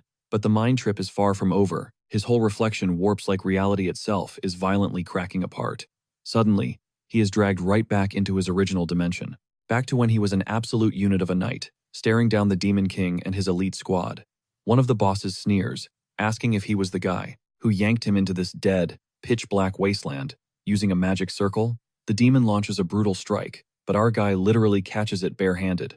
As the raw magic sparks off his skin, he flat out states he does not understand a single word coming out of the freak's mouth. Without missing a beat, he crushes his fist, literally exploding his own heavy armor to unleash his sealed power. A blinding violet flash detonates from the runic circle, exposing the insane god-tier stats he had been keeping on the down low. Deep in the dream, Cheol-ho claps back with blazing golden energy, clashing against the enemy's dark magic. With one savage punch, he obliterates the mystical shield, charging up the ultimate finisher. Boom! Cheol-ho jerks awake for real this time, his heart hammering against his ribs after that intense sleep paralysis demon. Sweating and super groggy, he rubs his temples, while morning birds chirp outside. But a sudden crash in the living room makes him flinch. He spots Khan sprawled on the floor, looking absolutely spooked out of his mind. Khan yells that his aura just felt like pure killer intent, frantically asking what he was plotting. Cheol-ho instantly drops an apology, realizing his crazy nightmare juice just leaked out into the real world. He sighs hard. It has been a whole 10 years since the war wrapped up, but that PTSD is still clinging to him. He figures the nightmare triggered because of the news about the massive soul invasion. Still, he squints. The timing feels way too sus to just be a coincidence. Reliving the exact moment he squared up against the Demon King in his sleep, he just stares out the glass, totally doubting they will ever cross paths again. Snap back to reality. Tiny Kuehl is shouting for Cheol-ho, who just stands there, arms folded, taking in the domestic chaos. It takes a second to register.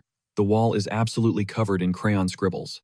He lets out a heavy breath, remembering he is dealing with a literal toddler. Crouching down to inspect the abstract masterpiece, he listens as Kuehl excitedly announces that chicken is on the menu for today. He points at a chaotic blob, guessing it is a chicken, which totally baffles the kid. Then he squints at another drawing, trying to figure out if it is a fish or a weirdly buff mermaid. Scooping the tiny menace into his arms for a serious chat, she instantly nuzzles his cheek and drops the daddy bomb. Boom. Cheol-ho loses all his tough guy aura in 1 second. Time for a negotiation. He promises to whip up some fire-fried chicken if she scrubs that wall spotless. Out of nowhere, Khan crashes through the door, screaming for Cheol-ho and demanding a full rundown of the situation. Never missing a beat, Cheol-ho immediately tags Khan in, ordering him to teach the kid how to scrub a wall like a pro. The super-hyped toddler throws another daddy his way, leaving Khan visibly salty over their tight bond. Completely ignoring the drama, Cheol-ho declares a grocery run and dips, leaving Khan on babysitting duty. Smash cut to a chaotic street market popping off with insane festival vibes. We catch up with him bagging a massive mountain of raw poultry, mentally prepping to feed a serious monster appetite. The stall owner hypes him up, saying the whole block is celebrating today. He nudges Cheol-ho to go check the main plaza, teasing some kind of exclusive drop happening live. Without warning, a massive metallic grinding noise shakes the block as some colossal machinery powers up. A towering mechanical golem straight up breaches through the crowd. The mob goes absolutely feral over the epic reveal. Just chilling in the sea of hype, Cheol-ho analyzes the tech until Gabi spots him and shouts out from across the way. Rolling up to him, she flexes that she is here catching the live beta test of the brand new ogre model. She breaks it down. It is a manually piloted combat mech. Instantly, old memories click for Chulho. He has definitely seen these bad boys in action. He runs the stats in his head.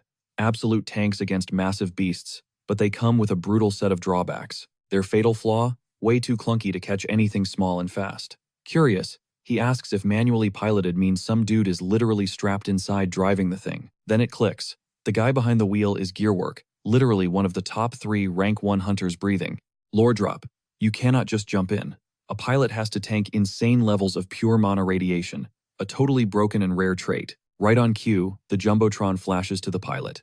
Golem Master Hun Kim is up there, flashing a giant smile and hyping up the fans. Chulho does the math. Fire tech, but way too expensive to ever turn a decent profit. Show is over for him. He gives Gabi a peace out, and she quickly asks if his spot is open for business. Lighting up with a smile, she claims that is a huge win, and promises to slide by his joint soon. Fast forward, the city goes dark, golden hour fades, and our overpowered chef finally hits his front door. But the second he pushes the door open, he freezes. There is a massive puddle drenching his floor, and some mysterious shadow just chilling in his living room. Turns out, it is a literal water spirit. An Undine is just hanging out with Tiny Kuehl. Khan strolls in, busting a gut, asking who just randomly spawned a high-tier summon. Throwing his hands up like a hype man, he officially drops the news. Kuehl just unlocked her class. She is a straight-up elementalist. The red-headed warrior breaks the lore down. Because her mom was a literal blue dragon, pulling a water spirit was practically in her DNA. Right on cue, Kuehl tackles the Undine in a massive hug, calling the glowing water orb Mommy. Chulho is just standing there buffering. Khan awkwardly chimes in, asking if the summon is high tier. Chulho does not even hesitate to confirm. His mind is racing. It has been an eternity since he witnessed a spirit spawned purely for vibes instead of combat. The whole scene is absolutely surreal. Time for a quick lore breakdown. These ethereal beings phase in from a completely different dimension, strictly dropping into 4 distinct elemental categories. Visuals hit the screen. 4 massive dimensional rifts rip open, flexing just how insane the cosmology of this universe truly is. The demon realm, the spirit world, Espan, and Earth, all flawlessly linked together. Chulho just blanks for a second, his brain fighting for its life to process this massive info dump. Shaking it off, he pivots hard. He glares at Khan, demanding to know if the dude actually taught the toddler how to clean up her graffiti. Boom, the Undine flexes her magic. Partnering up with Kuehl, they blast the grime away in a split second. Seeing her crazy new awakening, Chulho decides this calls for an epic victory feast. Cut to the kitchen. He goes full chef mode, unsealing a massive bowl of raw chicken like a weapon being prepped for battle. He ruthlessly dredges the cuts in seasoned flour, declaring that crispy fried chicken is headlining tonight. History check. 30 years ago, a massive fried chicken meta took over the world, spawning insane flavor combos. Prep work done. He plunges the battered pieces straight into bubbling hot oil. The sizzle is absolutely deafening. But let us be real. No matter how wild the meta got, the absolute greatest foundation was always the original crispy classic. He plates the masterpiece. Khan practically loses his mind over the aroma, while little Kuehl locks in for the feast. The kid sinks her teeth into a drumstick. That crunch is legendary. It is her first legit, god-tier meal. Chulho is just hawking her face, sweating over the upcoming review. Face completely covered in grease, she blasts out an adorable scream of pure hype. The flavor literally blowing her mind. Watching her ascend to food heaven, Khan violently protests that he cannot hold back another second, and dives in. But Chulho suddenly goes dead serious. He drops a harsh truth. In his dimension, how you eat fried chicken straight up exposes your soul. His expression goes dead serious, locking eyes with Khan before demanding to know exactly which piece he plans on devouring first. The redhead instantly sweats bullets, gulping down his anxiety while totally lost about this sudden intense vibe. Cornered, he grabs the chicken neck and questions what a random piece of meat is supposed to prove. Catching his terrified look, Chulho bursts into laughter, tossing his hands up and admitting he was totally messing around. He tells the crew to dig in, but Kuehl absolutely demolishes the food so fast that Khan gets left with literally nothing. Chulho just smirks, claiming he saw that coming from a mile away. To wash it down, he cracks open a cold beer, hyping it up as the ultimate combo for fried chicken over soju. Clinking their mugs together, the squad cheers to another successful grind. Khan finally scores a bite, and his eyes practically bulge out of his skull. He is absolutely mind-blown by the flavor.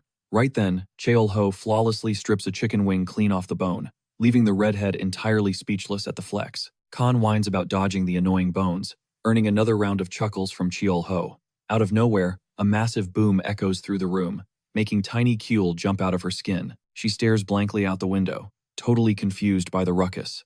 A split second later, a massive array of fireworks completely lights up the night sky. The sudden flash catches the whole gang off guard. Cheol-ho quickly pieces together that the festival is still popping off, whereas Khan straight up thought they were under attack. Scooping Kuehl into his arms, he gently breaks down what fireworks actually are, instantly melting away her sudden anxiety. Watching her face light up, he realizes this poor kid has never actually experienced the outside world, prompting him to ask when she is finally going to shapeshift. Khan confidently states the transformation is right around the corner, making Cheol-ho wonder out loud if she is going to start spitting flames. Flashing a cocky grin, the redhead confirms she absolutely will. He admits he is counting down the seconds until it happens. Ultimately, he starts daydreaming about hooking her up with fresh outfits and kicks, ready to show her everything the world has to offer. Cut to a completely different location, where a brand new golem is undergoing intense testing, slamming a gigantic drill straight through solid steel. However, the pilot is seriously annoyed, whining that the mech feels insanely sluggish. He also points out that the mana flow is completely out of whack. Exhausted beyond belief, the mech operator, Hoon Kim, drags himself into the locker room, hoping to finally catch a break. Instead, he gets jump-scared by a mysterious woman, casually reminding him that he just walked into the guy's changing area. He immediately fires back, joking that her old age must be the reason behind her weird nickname. Hoon Kim then starts groaning about his empty stomach, but the girl cuts him off, revealing she already locked down a fire spot to eat. He tries to hit her with another boomer joke, but she brushes it off, dropping the pin for a spot over in Seodamun. The conversation shifts as she mentions Captain Cheon stepping down, noting that Song-ho is absolutely spiraling over the news. Hoon Kim admits it is a massive bummer, but agrees the legendary captain has definitely earned a permanent vacation. Wearing a completely heartbroken expression, Gabby opens up about her own tragedy, grieving the fact that she does not even have a hometown to retire to anymore. Quickly pivoting, she asks for the intel on the newly discovered Mana Stone. He hypes it up, claiming the energy density packed inside is practically off the charts. He verifies it was pulled straight from the fresh dungeon, adding a dark twist. The entire zone gives off major bad vibes.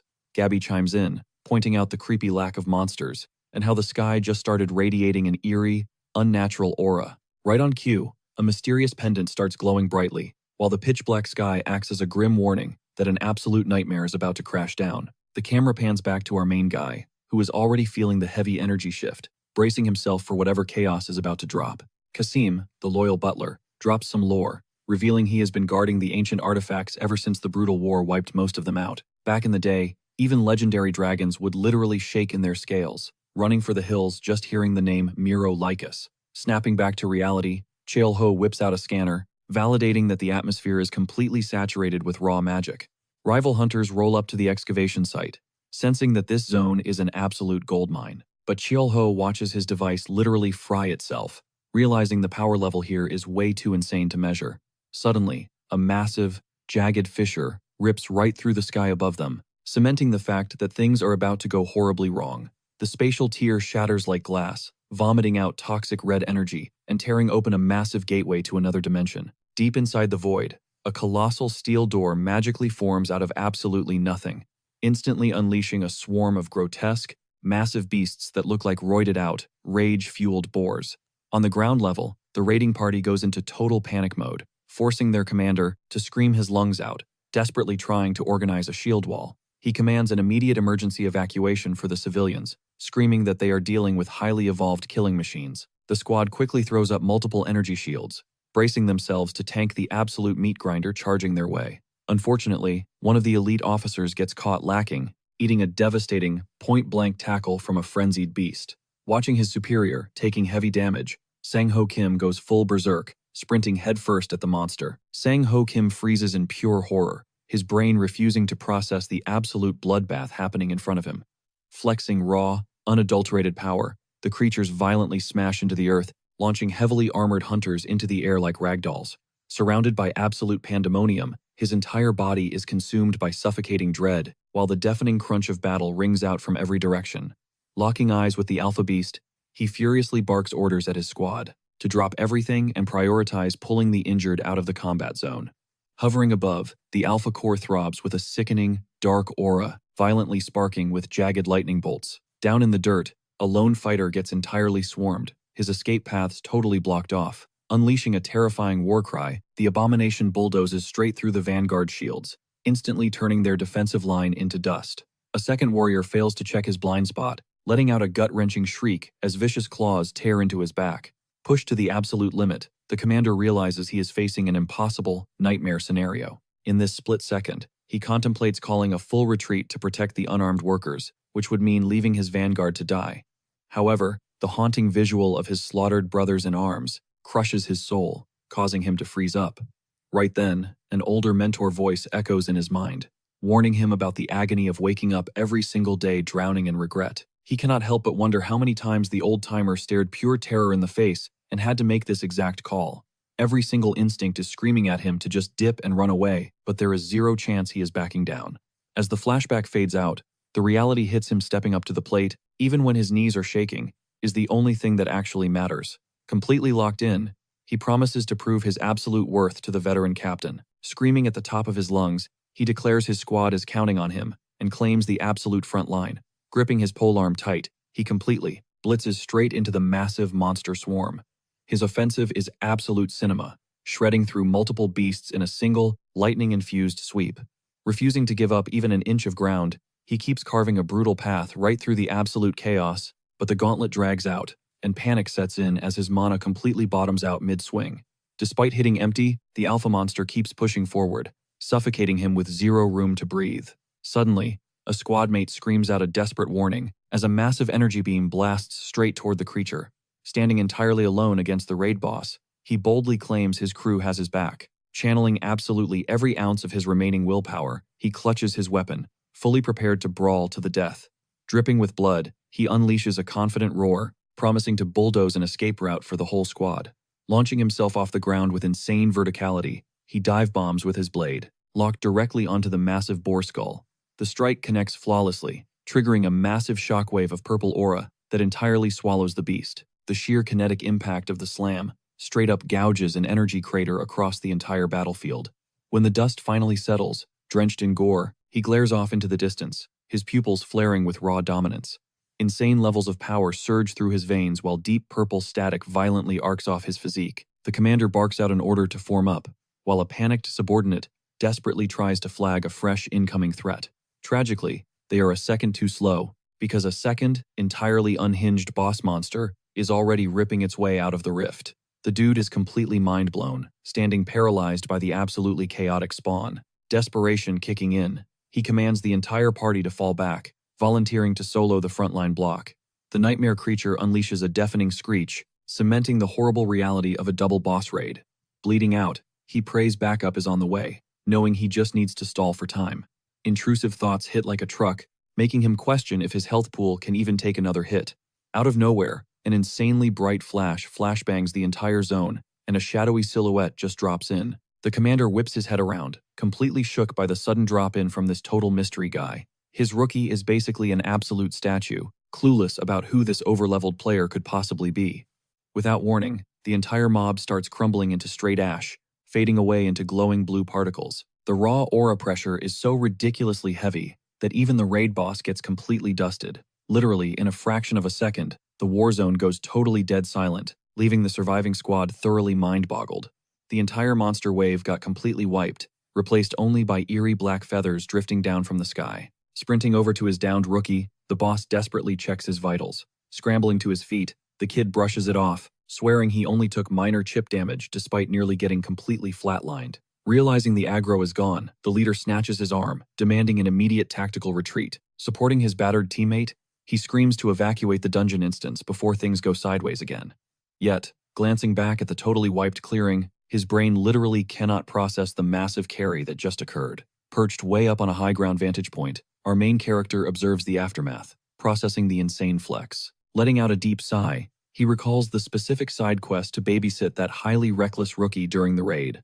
Dropping down onto the rocky overhang, he realizes saving their skins just created a massive, unwanted mystery. Cutting to another scene, a fellow hunter suddenly clocks that his guildmaster, previously stuck at rank 2, just got a massive power spike. Smirking slightly, Yahello does the math and realizes this brutal life-or-death clash just promoted the guy into being the 4th, rank 1 absolute unit in all of Korea. His train of thought gets brutally interrupted by his stomach growling like crazy, signaling that his stamina bar is running on empty. Staring out at the golden hour sky, He makes grabbing a massive meal his absolute #1 priority.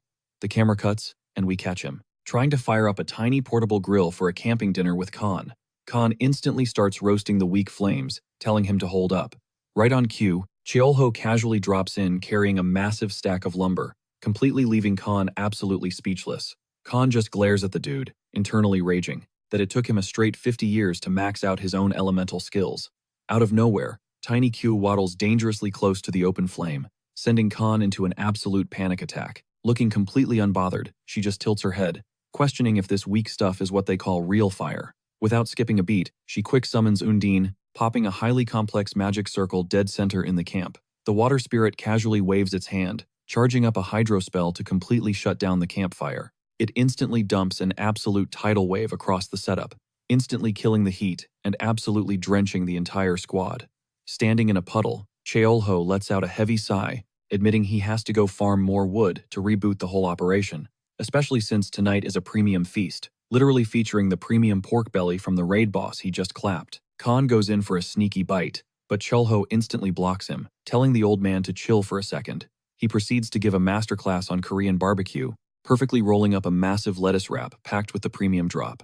The redhead takes one massive bite, and his eyes practically roll back, hyping up the insane flavor profile. Flipping the meat over the coals, Cheolho casually checks if Khan is still deep diving into the local dungeon lore, dropping some heavy intel. He mentions running into a massive mob of battle boars inside the mana crystal mines earlier today. He points out their aggro levels were totally off the charts, and their ivory tusks looked nothing like the standard local spawns, making things infinitely sketchier. The literal rift energy signatures did not match any known dungeon gates, dropping Khan jaw straight to the dirt. Locking in completely serious, Cheolho confirms his darkest theory. Earth might be secretly linked up to an entirely different, highly dangerous dimension. The camera pans out, revealing a massive cosmic web.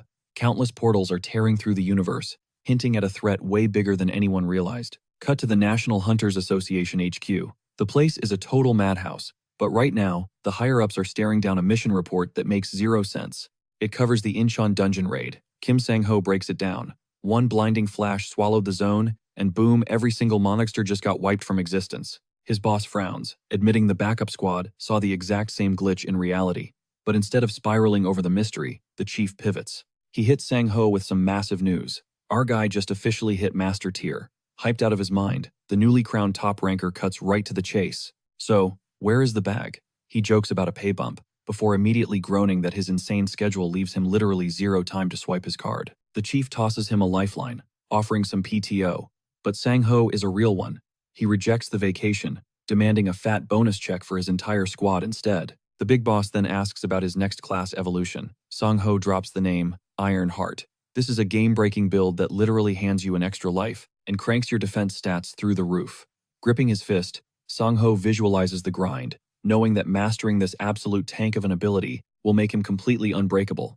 His mind flashes back to the bloodbath, realizing this exact power could have bought his crew those crucial extra seconds. The chief respects the play and sends him off, promising to keep digging into the anomaly. Strutting out the door, Sang-ho casually tosses out a later, Gramps, leaving the old man grumbling about this generation's lack of respect. Once the elevator doors shut, Sang-ho's smile drops. That blinding light did not feel hostile. Honestly, it felt weirdly welcoming. He replays the phenomenon in his head, questioning if they just witnessed a cosmic glitch or a straight-up guardian angel. The pieces click together. Both bizarre events are tied to an aura of unimaginable, god-tier power. Right now, their only play is praying that whatever flexed that energy never turns into a villain. The camera snaps back to the KBBQ joint. Sizzling prime cuts hit the grill, and a fresh bottle of soju crashes onto the table, setting the mood. Someone tips the bottle, filling a shot glass to the brim, locking in the late-night vibes. Khan knocks back his drink, his expression hardening as he pulls Chul-ho into some deep talk. He asks the million-dollar question. Was this so-called Demon King actually a menace? Chul-ho admits the guy was built different, but smugly adds that he obviously hit harder. Khan leans in, asking if Chul-ho still holds pure hatred for his nemesis. The grill flames violently erupt. The screen bleeds into a flashback, revealing an absolute massacre. The innocent locals who took Chul-ho in were slaughtered by the demonic horde. Holding terrifying levels of strength, our boy waged a one-man war to crush the dark forces into dust. But this was not a quick boss fight. It was a grueling, savage bloodbath spanning years, leaving him completely isolated in a graveyard of his fallen comrades. His eyes burn with absolute rage. As he admits, he loathed the Demon King with every fiber of his being. The visuals showcase him unleashing a massive, world-shaking spell, ultimately conquering the entire realm. He finally corners the ultimate boss, demanding to know if he is the legendary tyrant. But here is the insane twist from the past. The demon boss actually asks who dragged him into this garbage wasteland. Snapping back to the present, Chul-Ho drops a massive lore bomb. The ultimate villain was just another isekai victim. Khan glitches for a second, totally lost, but Chul-Ho swears it is the dead truth. Both of them got kidnapped by the same dimension. Khan is mind-blown, questioning who has the stats to summon a literal demon lord. Curious, the redhead then asks how Chul-Ho ever managed to log out of that hellscape and return to Earth. We dive back into the memories. Our guy spent a brutal 10 years hunting for an exit until he finally threw in the towel. But right at his breaking point, a cosmic rift tore open, showing the concrete jungle of his home dimension. He wraps up the epic tale, swearing on his life that this is exactly how he made it back. Chul-Ho looks stunned when Khan genuinely replies that he buys every single word. Chilling by the embers, the redhead doubles down, validating his bro's crazy trauma. Pushing himself up, Chul-Ho listens as Khan acknowledges the insane mental toll of surviving that nightmare solo. Flashing a pained smirk, our protagonist just nods, the weight of his dark history pressing down. They clink glasses, and Chul-Ho gets real. He still hates the villain's guts, but part of him pities the guy. He knows exactly how traumatizing it is to get forcefully dropped into a hostile, alien universe. At the end of the day, both overpowered beings were just drowning in pure, brutal isolation. He confesses that his sleep is totally ruined by night terrors, where the ghost of his past identity, Miro Lycos, constantly hunts him. Inside his head, the apocalyptic war replays on an endless loop, forcing him to watch his found family die all over again. The survivor's guilt is a rusty spike driven straight through his heart, bleeding him dry every single night. He literally had to speedrun bottles of liquor just to knock himself out and dodge the trauma. He admits that if his mental stats were not maxed out, this amount of grief would have completely shattered his sanity. Suddenly, he violently snaps awake, heavily questioning if he actually did lose his mind out there. Letting out a massive breath, he realizes it was just another bad trip. He looks down to find Gyul softly snoring right on his lap. The tiny furball is rolled into a donut, totally knocked out and tucked perfectly under the covers. The heavy angst melts away instantly. He just vibes with the wholesome energy for a second. Moving like a ninja, he slides her onto the mattress, totally confused about how she even snuck in. Glancing across the room, he spots Khan, who is passed out in an absolutely cursed, unhinged sleeping posture. Letting out a quiet laugh, he realizes that despite the cosmic trauma, this is just a normal, chill morning. Shaking off the sleep, he heads down to the main floor of the restaurant, gearing up to grind through another shift. Suddenly, an elderly dude yells out to him. Stopping in his tracks, our guy glances over his shoulder, totally thrown off. Staring at the geezer, he points to himself, wondering if he is actually the one being flagged down. So, this elderly lady rolls up out of nowhere, asking for directions to the Arirang train. Chul-Ho is just standing there like, does a train with that name even exist? Before he can even process it, she starts dropping heavy rants about kids these days, shuffling away and leaving our guy completely baffled. He swears he has never seen her in the neighborhood before. Figuring he would look into this ghost train situation later, he totally shelves the mystery. The dude has a restaurant to open, after all. He instantly shifts into work mode, violently scrubbing down the prep stations and sharpening his kitchen blades to a crazy edge. One final wipe down, and the entire setup is practically glowing, totally locked and loaded for the morning rush. Right on cue, the front chime rings. In walks customer number 1, dropping a casual morning greeting. Jae-woo Choi snags a seat at the bar, hyped up and demanding the daily special. Chul-Ho shoots him down gently, explaining the kitchen is barely awake, but promises to throw together a killer plate of fried rice. Out of nowhere, the sky just cracks open, dumping rain as Jae-woo points out. That monsoon season officially dropped. Tuning out the idle chatter, Chul-Ho keeps his eyes on the wok, low-key wondering if this guy knows anything about the whole mine disaster. Sliding the steaming plate across the bar, the conversation flips.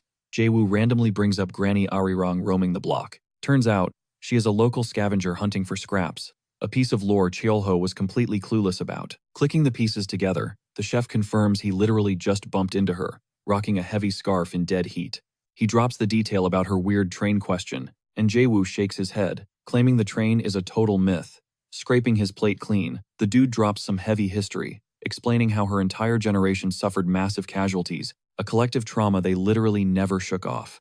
Stepping back out into the downpour, Jae-woo throws up a peace sign, warning Chul-Ho to just give the old-timer her space. Staring blankly at the storm, Cheolho gets hit with a deep realization. Time moves on, but brutal truths stay frozen. He realizes this entire reality is still bleeding from historical wounds.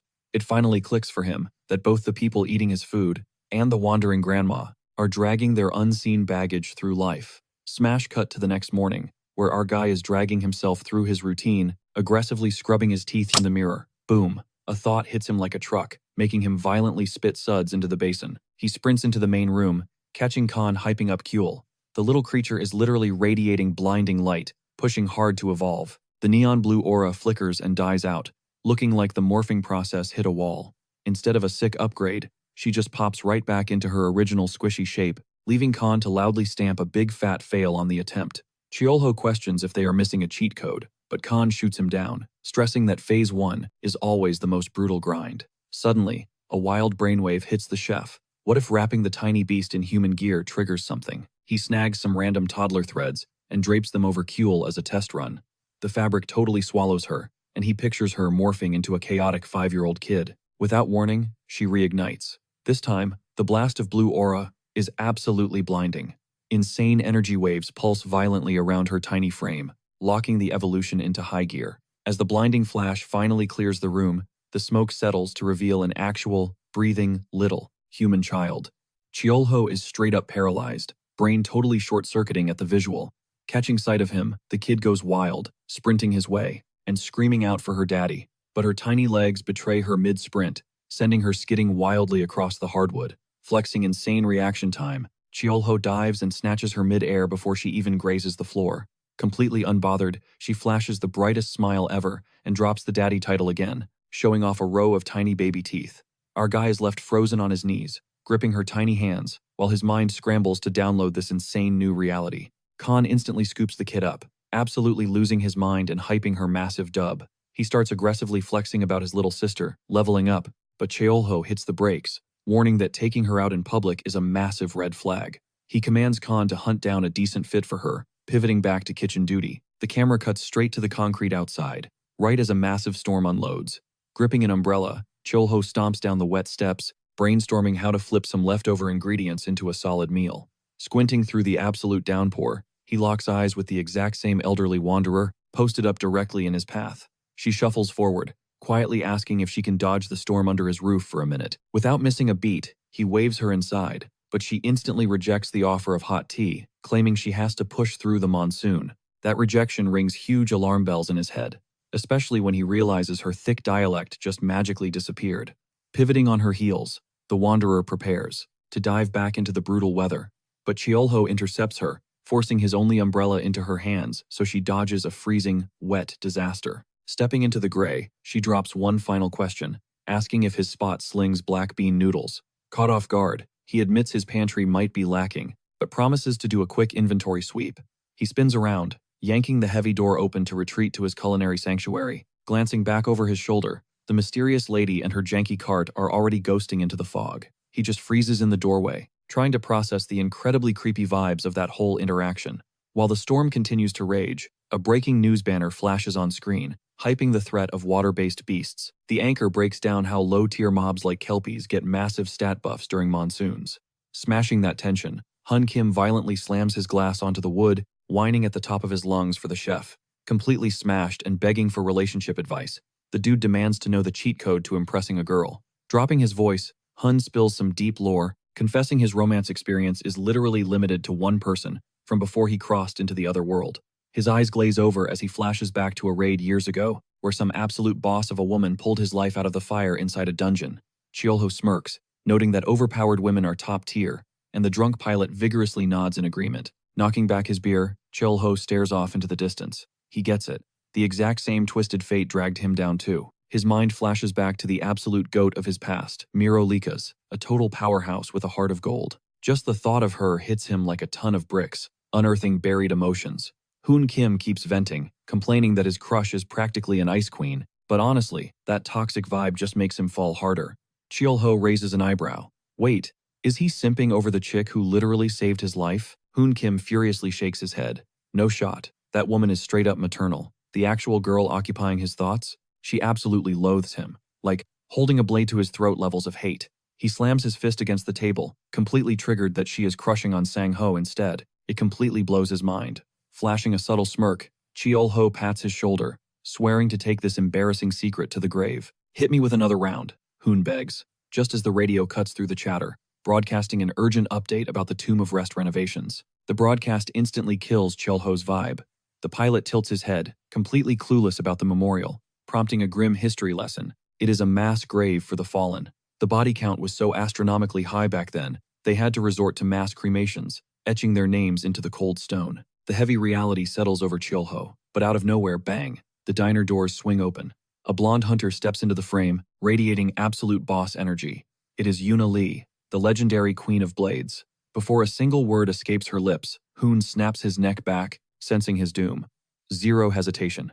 She lunges, violently yanking him up by the collar, completely rattling his skull. Shooting daggers at him, she snarls, demanding to know if he is getting wasted on the job again. The pilot just sits there, completely shook. She orders him to quit goofing off, but our guy on the floor?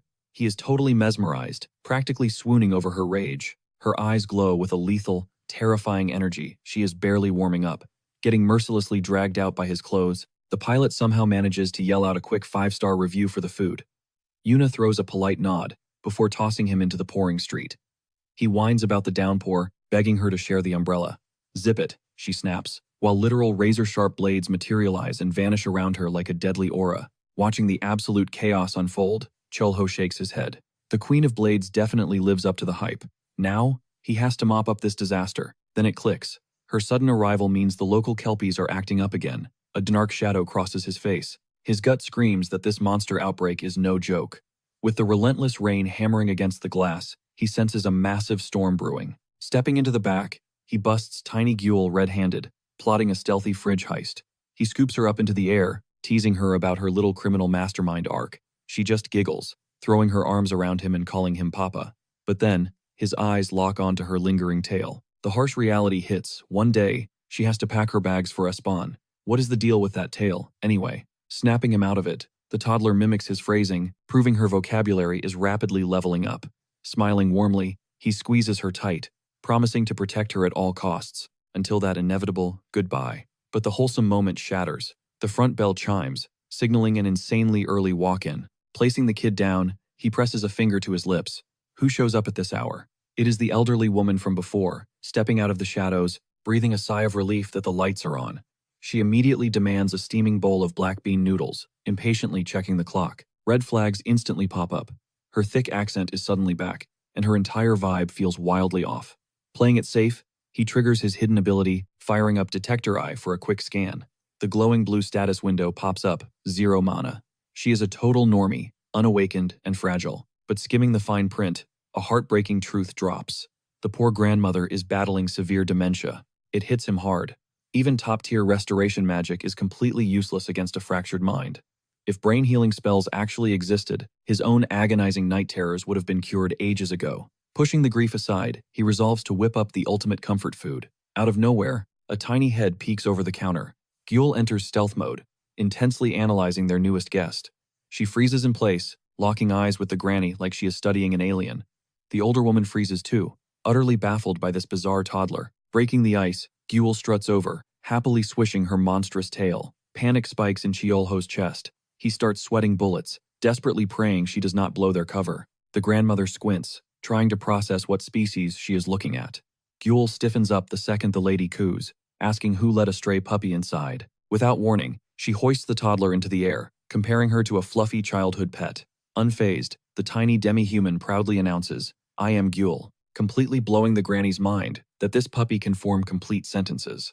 Right on cue, Khan sprints into the scene, low-key freaking out over the kid fraternizing with a mortal. Cheol-ho holds his breath, analyzing the vibe to ensure everything is chill. Deeming it safe, he gives Khan the green light, tossing him guard duty just in case a crowd rolls in.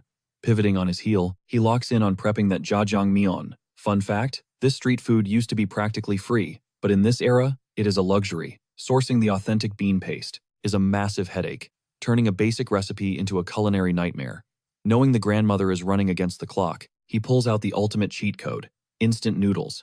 Throwing raw chunjang into a scorching wok, he fries it aggressively, locking in that rich, smoky, fire-roasted flavor. Tossing the noodles into boiling water, he aggressively folds the savory paste into chunks of meat and sweet onions.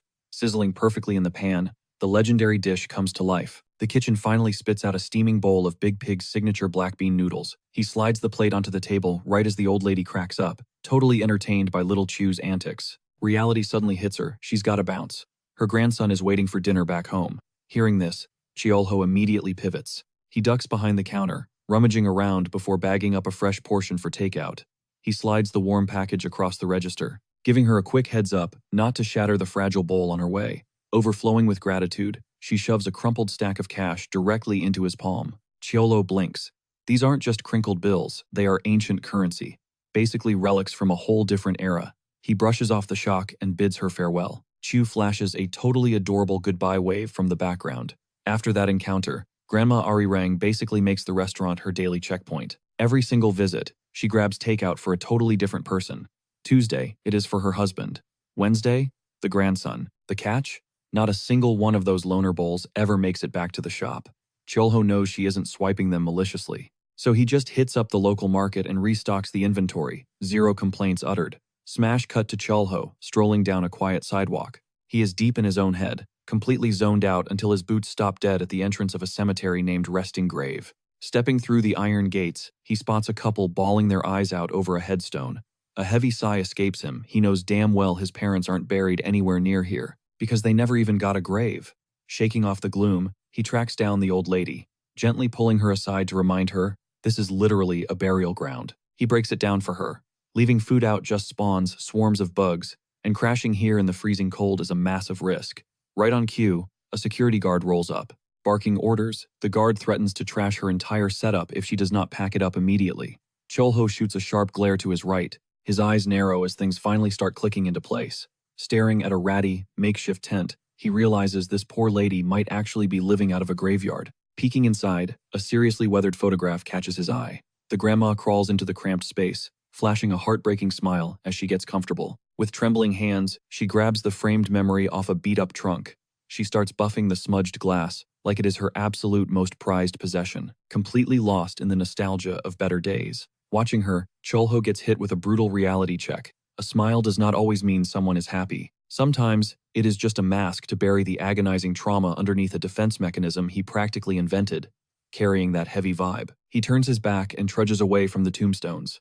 The atmosphere shifts violently as the sky cracks open, dumping absolute sheets of rain. Cut back to the noodle shop, where little Chew is practically vibrating with hype, plastered against the glass to watch the storm. Khan casually drops that the kid desperately needs a wardrobe upgrade, but the crazy downpour completely nuked their shopping plans. Chew starts straight up licking the condensation off the window, proving she is obsessed with water. Makes sense. She literally has that blue dragon energy. Without warning, an emergency broadcast hijacks the radio. Kelpies are spawning in the floodwaters. The siren wails on loop, locking the city down under a massive monster threat level. Chiolho immediately tosses the keys to Khan, telling him to hold down the fort. Man is already in motion. He vaults straight over the balcony, his instincts screaming that this situation is about to go horribly wrong. Explosive purple energy erupts from his core, launching him into the atmosphere like a missile locked onto the urban skyline. Cloaked in a terrifying dark aura, he slices right through the torrential rain at breakneck speeds. His face is dead serious, because when his gut drops like this, absolute chaos always follows. The camera pans over to the old woman, now mysteriously chilling on a transit bench. Looking wildly disoriented, she stumbles to her feet, totally clueless about what city she is in or how she even spawned there. Then her eyes lock onto a faded signboard. She finally made it to the mythical Arirang station, and perfectly on schedule. The roaring screech of heavy metal rips through the air as a massive locomotive pulls into the station. The beastly machine grinds to a halt, dead center in front of her. Pneumatic doors hiss open, unleashing a blinding white light that frames the shadowy silhouette of a tall guy waiting inside. He casually holds out a hand, leaving the grandma completely tripped out by the gesture. A smooth, mysterious voice echoes out, begging her to join him for the ride. A direct invitation to cross over. She actually chuckles, roasting the guy by saying he might be wearing a slick suit, but he still reeks of straight-up farm fertilizer. Suddenly, a tiny kid runs up screaming her name. Her heart melts. It is her precious grandson, Unho, right in front of her. But the longer she stares, the more the vibe gets creepy. The facial features of the boy are horribly warped and glitchy. Her eyesight completely fuzzes out, sending her into a full-blown panic attack as she realizes she literally cannot picture his face anymore. Dementia has violently hijacked her brain, fading her core memories into a heavily blurred, washed-out Polaroid. Boom, the dream sequence shatters into a million pieces, snapping her back to a lonely reality. Just an old woman getting totally drenched in the storm, looking like a tragic grayscale movie scene. It hits her that her mind is slipping away all over again. Out of nowhere, neon blue hooves smash into the muddy puddles inches from her face. A demonic water horse materializes, locking its sights on the helpless target. The beast creeps closer, aggressively sniffing the terrified lady to savor the fear before the kill. Its jaw unhinges, revealing rows of nightmare teeth, prepping to swallow the poor lady whole. But Chiolho drops in like an absolute unit, vaporizing the monster's skull into red mist with a brutal energy beam. Standing over the smoking carcass in the freezing downpour, he realizes his insane intuition was 100% spot on. Glancing down at the shattered takeout bowls, it clicks. The rotting food basically acted like a homing beacon for the beast. Suddenly, a panicked voice echoes through the rain, screaming that Grandma Arirang is trapped at the graveyard during this absolute monsoon. Chiolho whips around, his eyes turning ice cold, already mapping out his next move. Our hero blasts into the zone, right as a hunter squad pulls up to the exact same spot. The squad leader is completely tripping. He could have sworn a kelpie was materializing right there. But scanning the dirt, he spots the leftover ooze and a glowing mana crystal hard proof the beast actually spawned. Sangho Kim crouches down to inspect the glowing sludge, realizing a monster that massive had to be an absolute tank. He grips his fist until his knuckles turn white, questioning if that mysterious heavy hitter just wiped another boss. Either way, the crew scoops up the fragile elder to evacuate her to a secure zone. While being transported, she slips into a brutal night terror, desperately crying out for her grandson, Yunho. Heavy tears slice through her closed eyelids, radiating pure, unfiltered heartbreak. The camera pans down to a dropped picture frame, while a phantom whisper echoes out, begging the elder to let go and escape. Through the completely spiderwebbed glass, we see a faded portrait of her late husband. Smash cut to later, the midnight blackout swallows the entire city, dropping the audio to absolute zero. Cut to the diner. Chulho catches a rustle, spinning around to greet a late-night diner, but his brain short-circuits. The elder from the graveyard just shadow-dropped right in his doorway. She quietly admits the previous food bowls got smashed, handing over fresh replacements while whispering a deep apology for the hassle. That is when he clocks her entirely new aesthetic. She is rocking an elegant, pristine, traditional fit. Totally thrown off by the major glow-up, he casually asks if she is heading out on a trip. Flashing a deeply peaceful smile, she drops the heavy truth. Yeah, she is finally moving on. Chulho freezes up, his eyes locked onto the plastic bag in his hands. Before she can vanish entirely, he totally intercepts, begging her to grab a seat for one final meal. Skipping past her response, he immediately hits the sink, shifting into full chef mode. He pitches the idea of black bean noodles, and she gives a soft, silent nod. He reaches for the quick prep packs, but hits the brakes and pivots. Checking the vibe, he asks if she is rushing, and she confirms she has all the time in the world. Flashing a warm grin, he promises it will only take a couple extra minutes. He completely locks in, violently slamming fresh dough onto the prep station. He is absolutely dead set on crafting this entirely from scratch.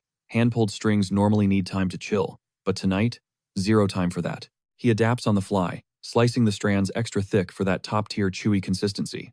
With god-level speed, he slides the steaming bowl across the table, leaving the elder completely stunned by his insane prep time. The crazy rich scent overpowers the room, and the visual plating is just next-level gorgeous compared to last time. He posts up in the background, silently observing as she just stares deep into the broth, completely frozen. Out of nowhere, she drops her lore, spilling about her past days grinding on a farm with her bloodline. It was a massive struggle, but those chaotic days were peak happiness for her. Her late husband was an absolute real one. His influence is the whole reason she developed her smooth city dialect.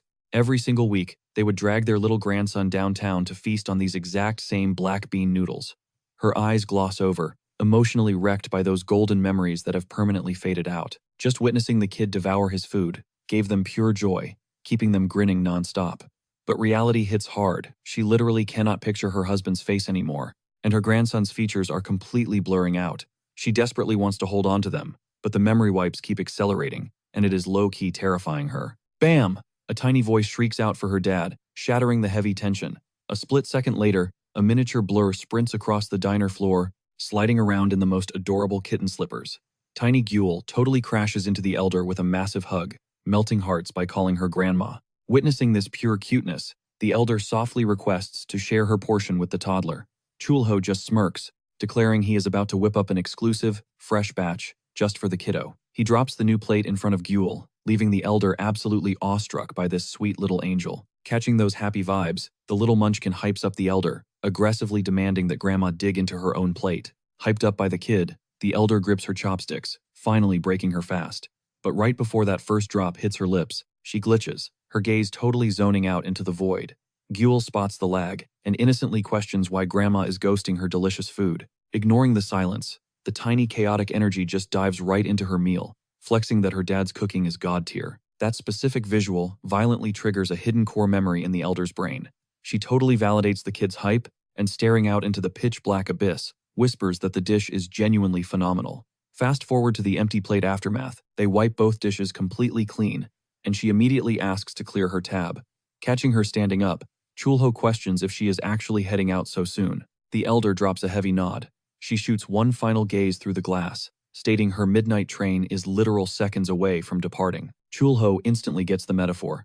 Masking his grief with a faint smirk, he addresses the check. He tells her this drop is entirely on the house, making the elder pause in pure confusion. He smooths it over, claiming he always hands out VIP freebies to travelers embarking on massive life quests. Her eyes soften as the underlying message clicks, and she gracefully accepts his final, unspoken goodbye present. She drops 1,000 thank yous, officially signing off and demanding he stay safe out there. Humans are out here speedrunning completely different life tracks, whether it is a dad aggressively grinding to secure his kid's endgame, or a battered elite soldier finally pulling the plug after decades in the trenches, or even a hopelessly devoted guy betting his entire existence on his one true soulmate.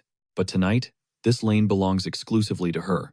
Tiny Guel shouts her final farewell, waving violently at her grandma as the cinematic sky literally explodes with glowing shooting stars. Chulho gives her one final send-off.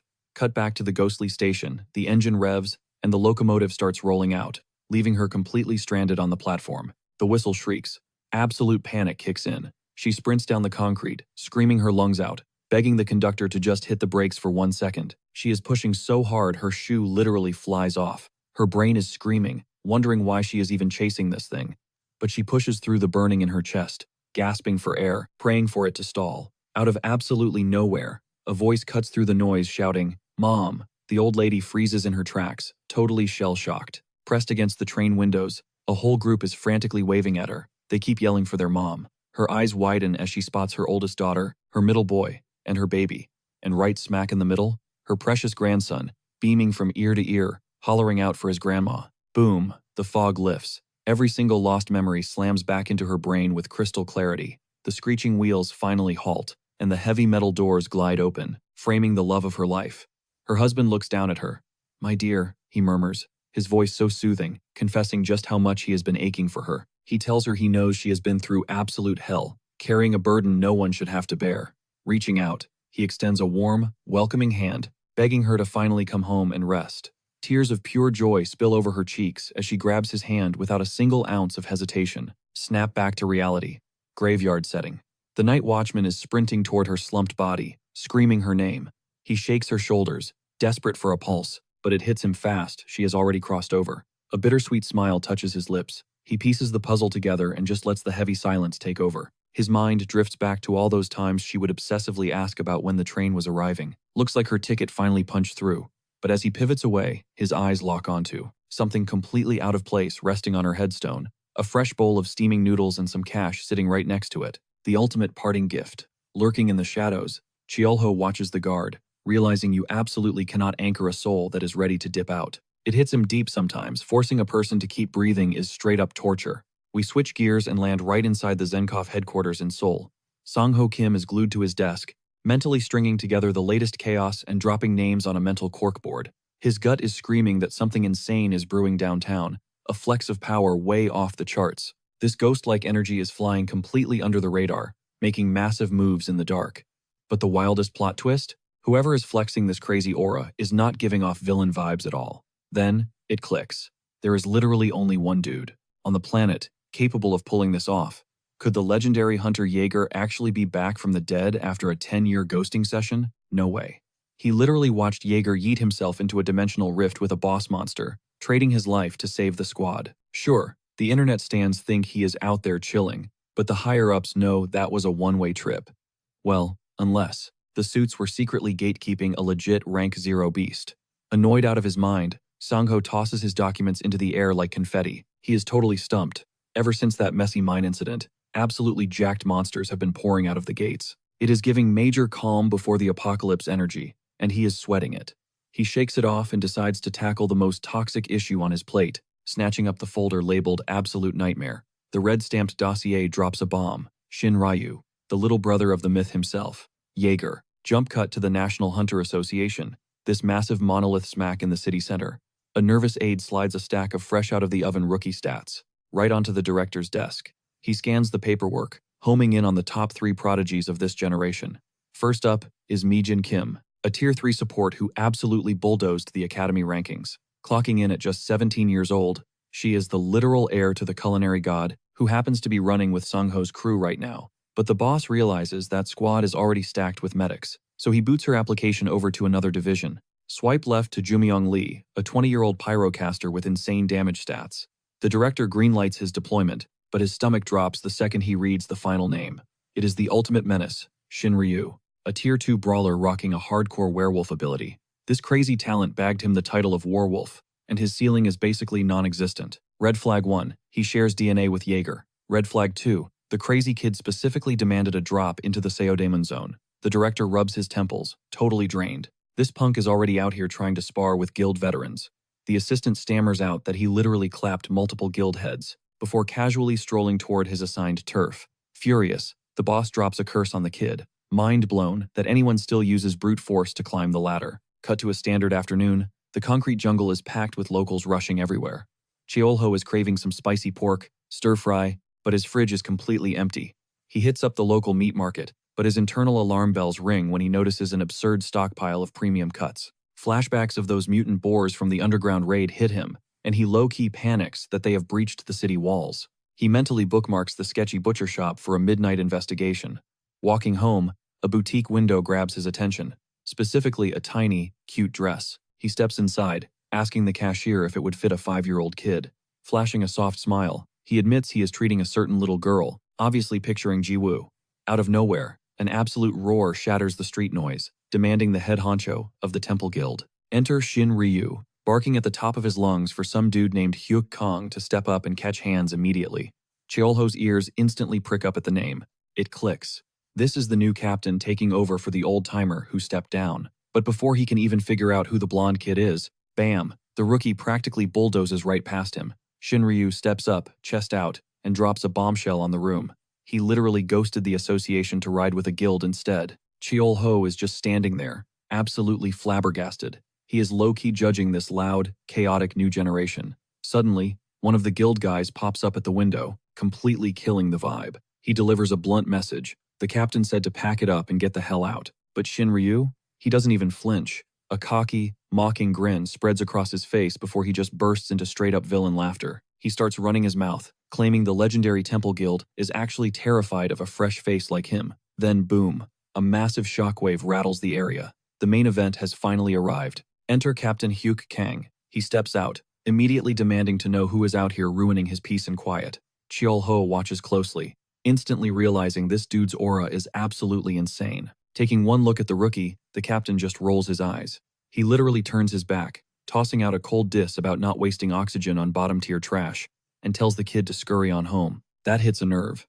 The rookie fires right back, mocking that a tiger abandoned the throne just for a scrawny fox to take over. You can literally see the captain's patience snap. Catching the captain off guard, Shin Ryu fully launches himself forward, screaming if the so-called leader is actually trying to chicken out. In a blinding flash of steel, the captain's blade is instantly resting right against Shin Ryu's cheek. The air turns freezing cold as he promises to slice that arrogant mouth right off the rookie's face. Instead of backing down, Shin Ryu just smirks. He whispers that things are finally getting fun, right as his entire body starts violently mutating. He blasts off the ground, claws extend, fangs bare. He is completely transformed into a massive werewolf, going all out for the kill. Letting out a deafening roar, he dives straight for the captain's jugular. But before anyone can blink, a blinding streak of purple energy slices through the tension, catching even the captain totally off guard. It is Sang-hoon Kim.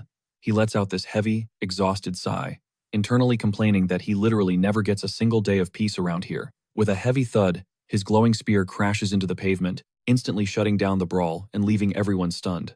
He barks at them to knock it off right now. Cheol-ho is just chilling on the sidelines, sipping in the drama and thinking about how chaotic youth really is. Just like fresh weeds popping up after a storm, this brand new era of hunters is finally making its move. Fast forward a bit, and those exact three chaotic guys are suddenly standing right in front of the restaurant door, caught completely off guard.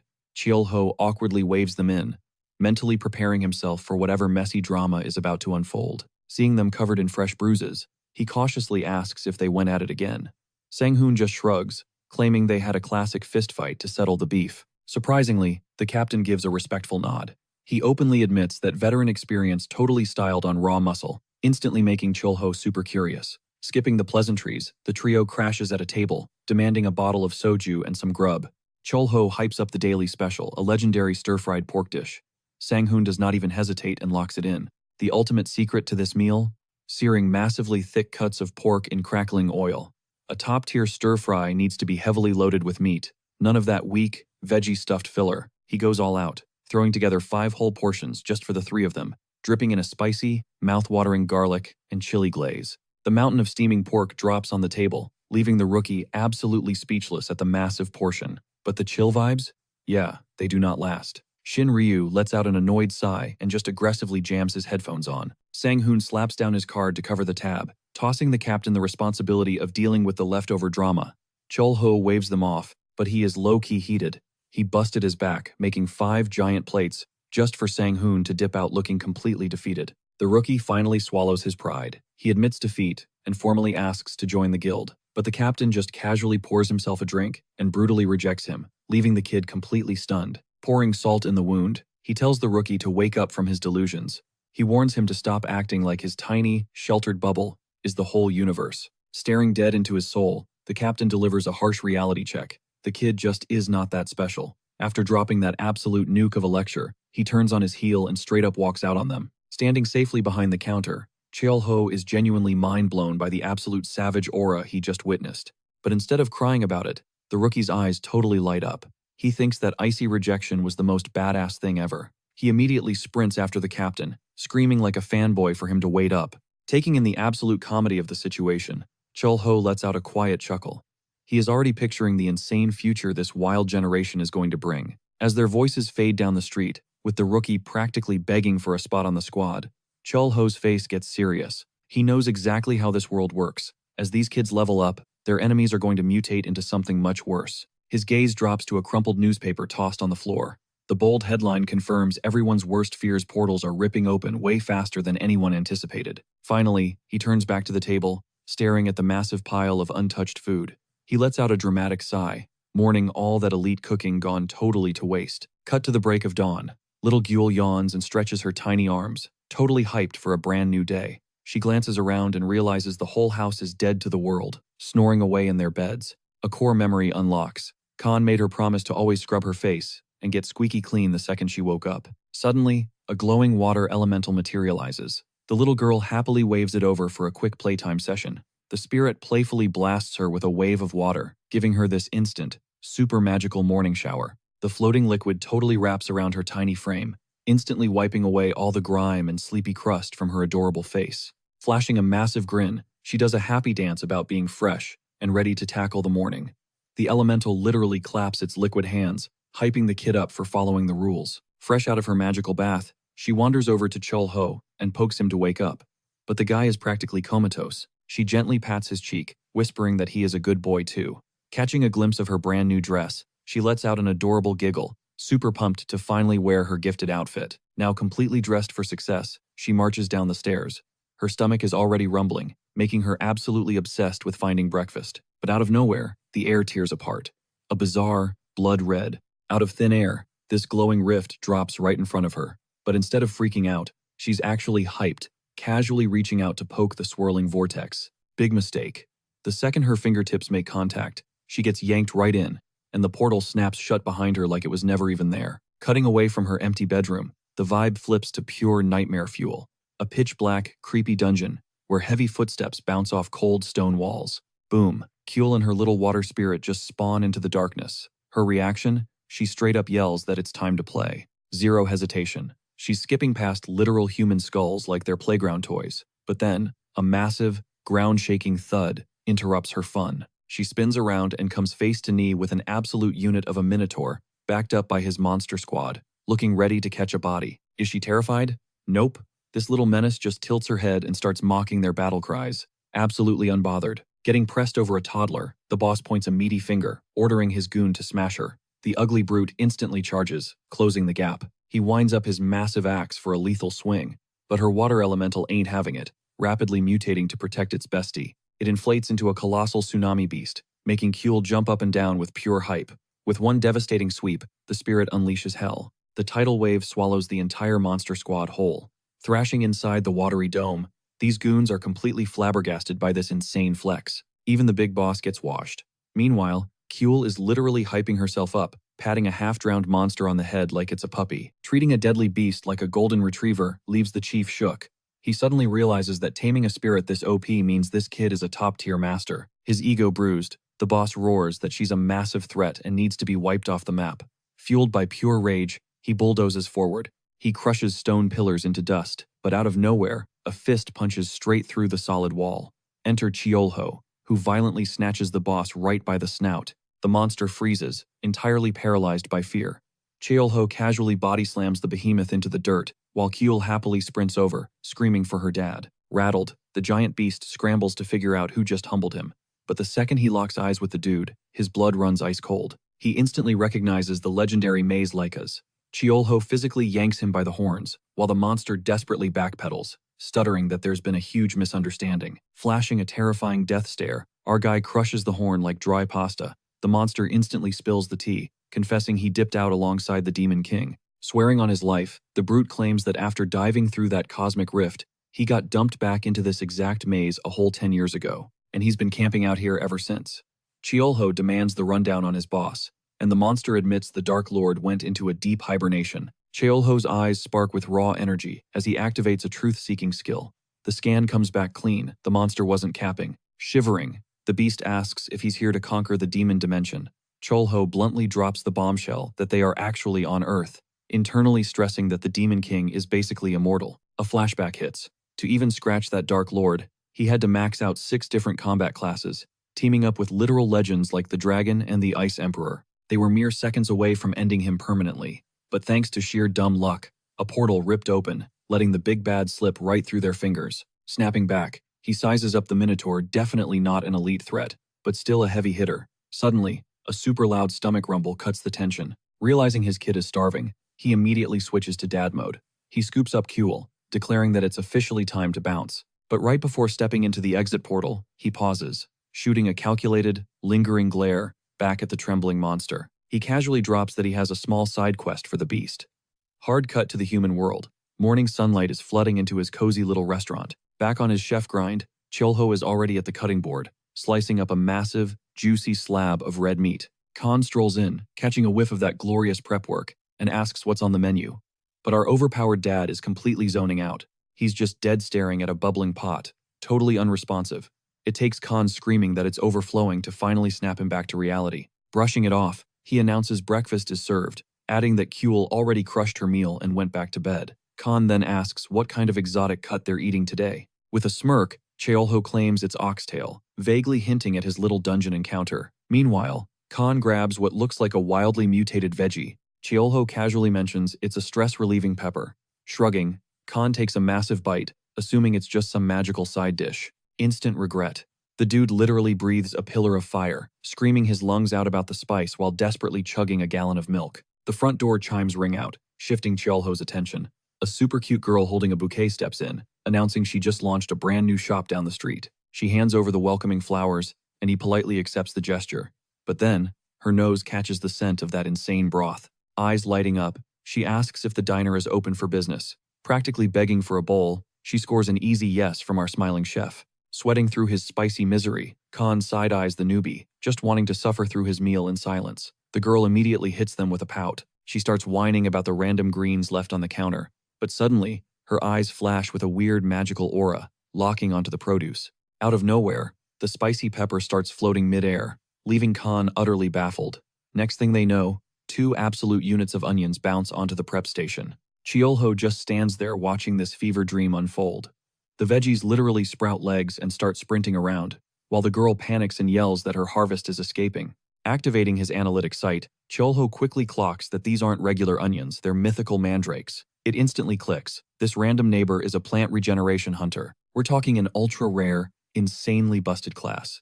Her nature-bending abilities are literally overpowered enough to solo an entire demonic legion. He still totally calls her out on it. Shrinking back, she stammers an apology, claiming just being near veggies literally makes her nauseous. Chiolho lifts one of the bizarre mandrakes, totally thrown off by this whole wild vibe.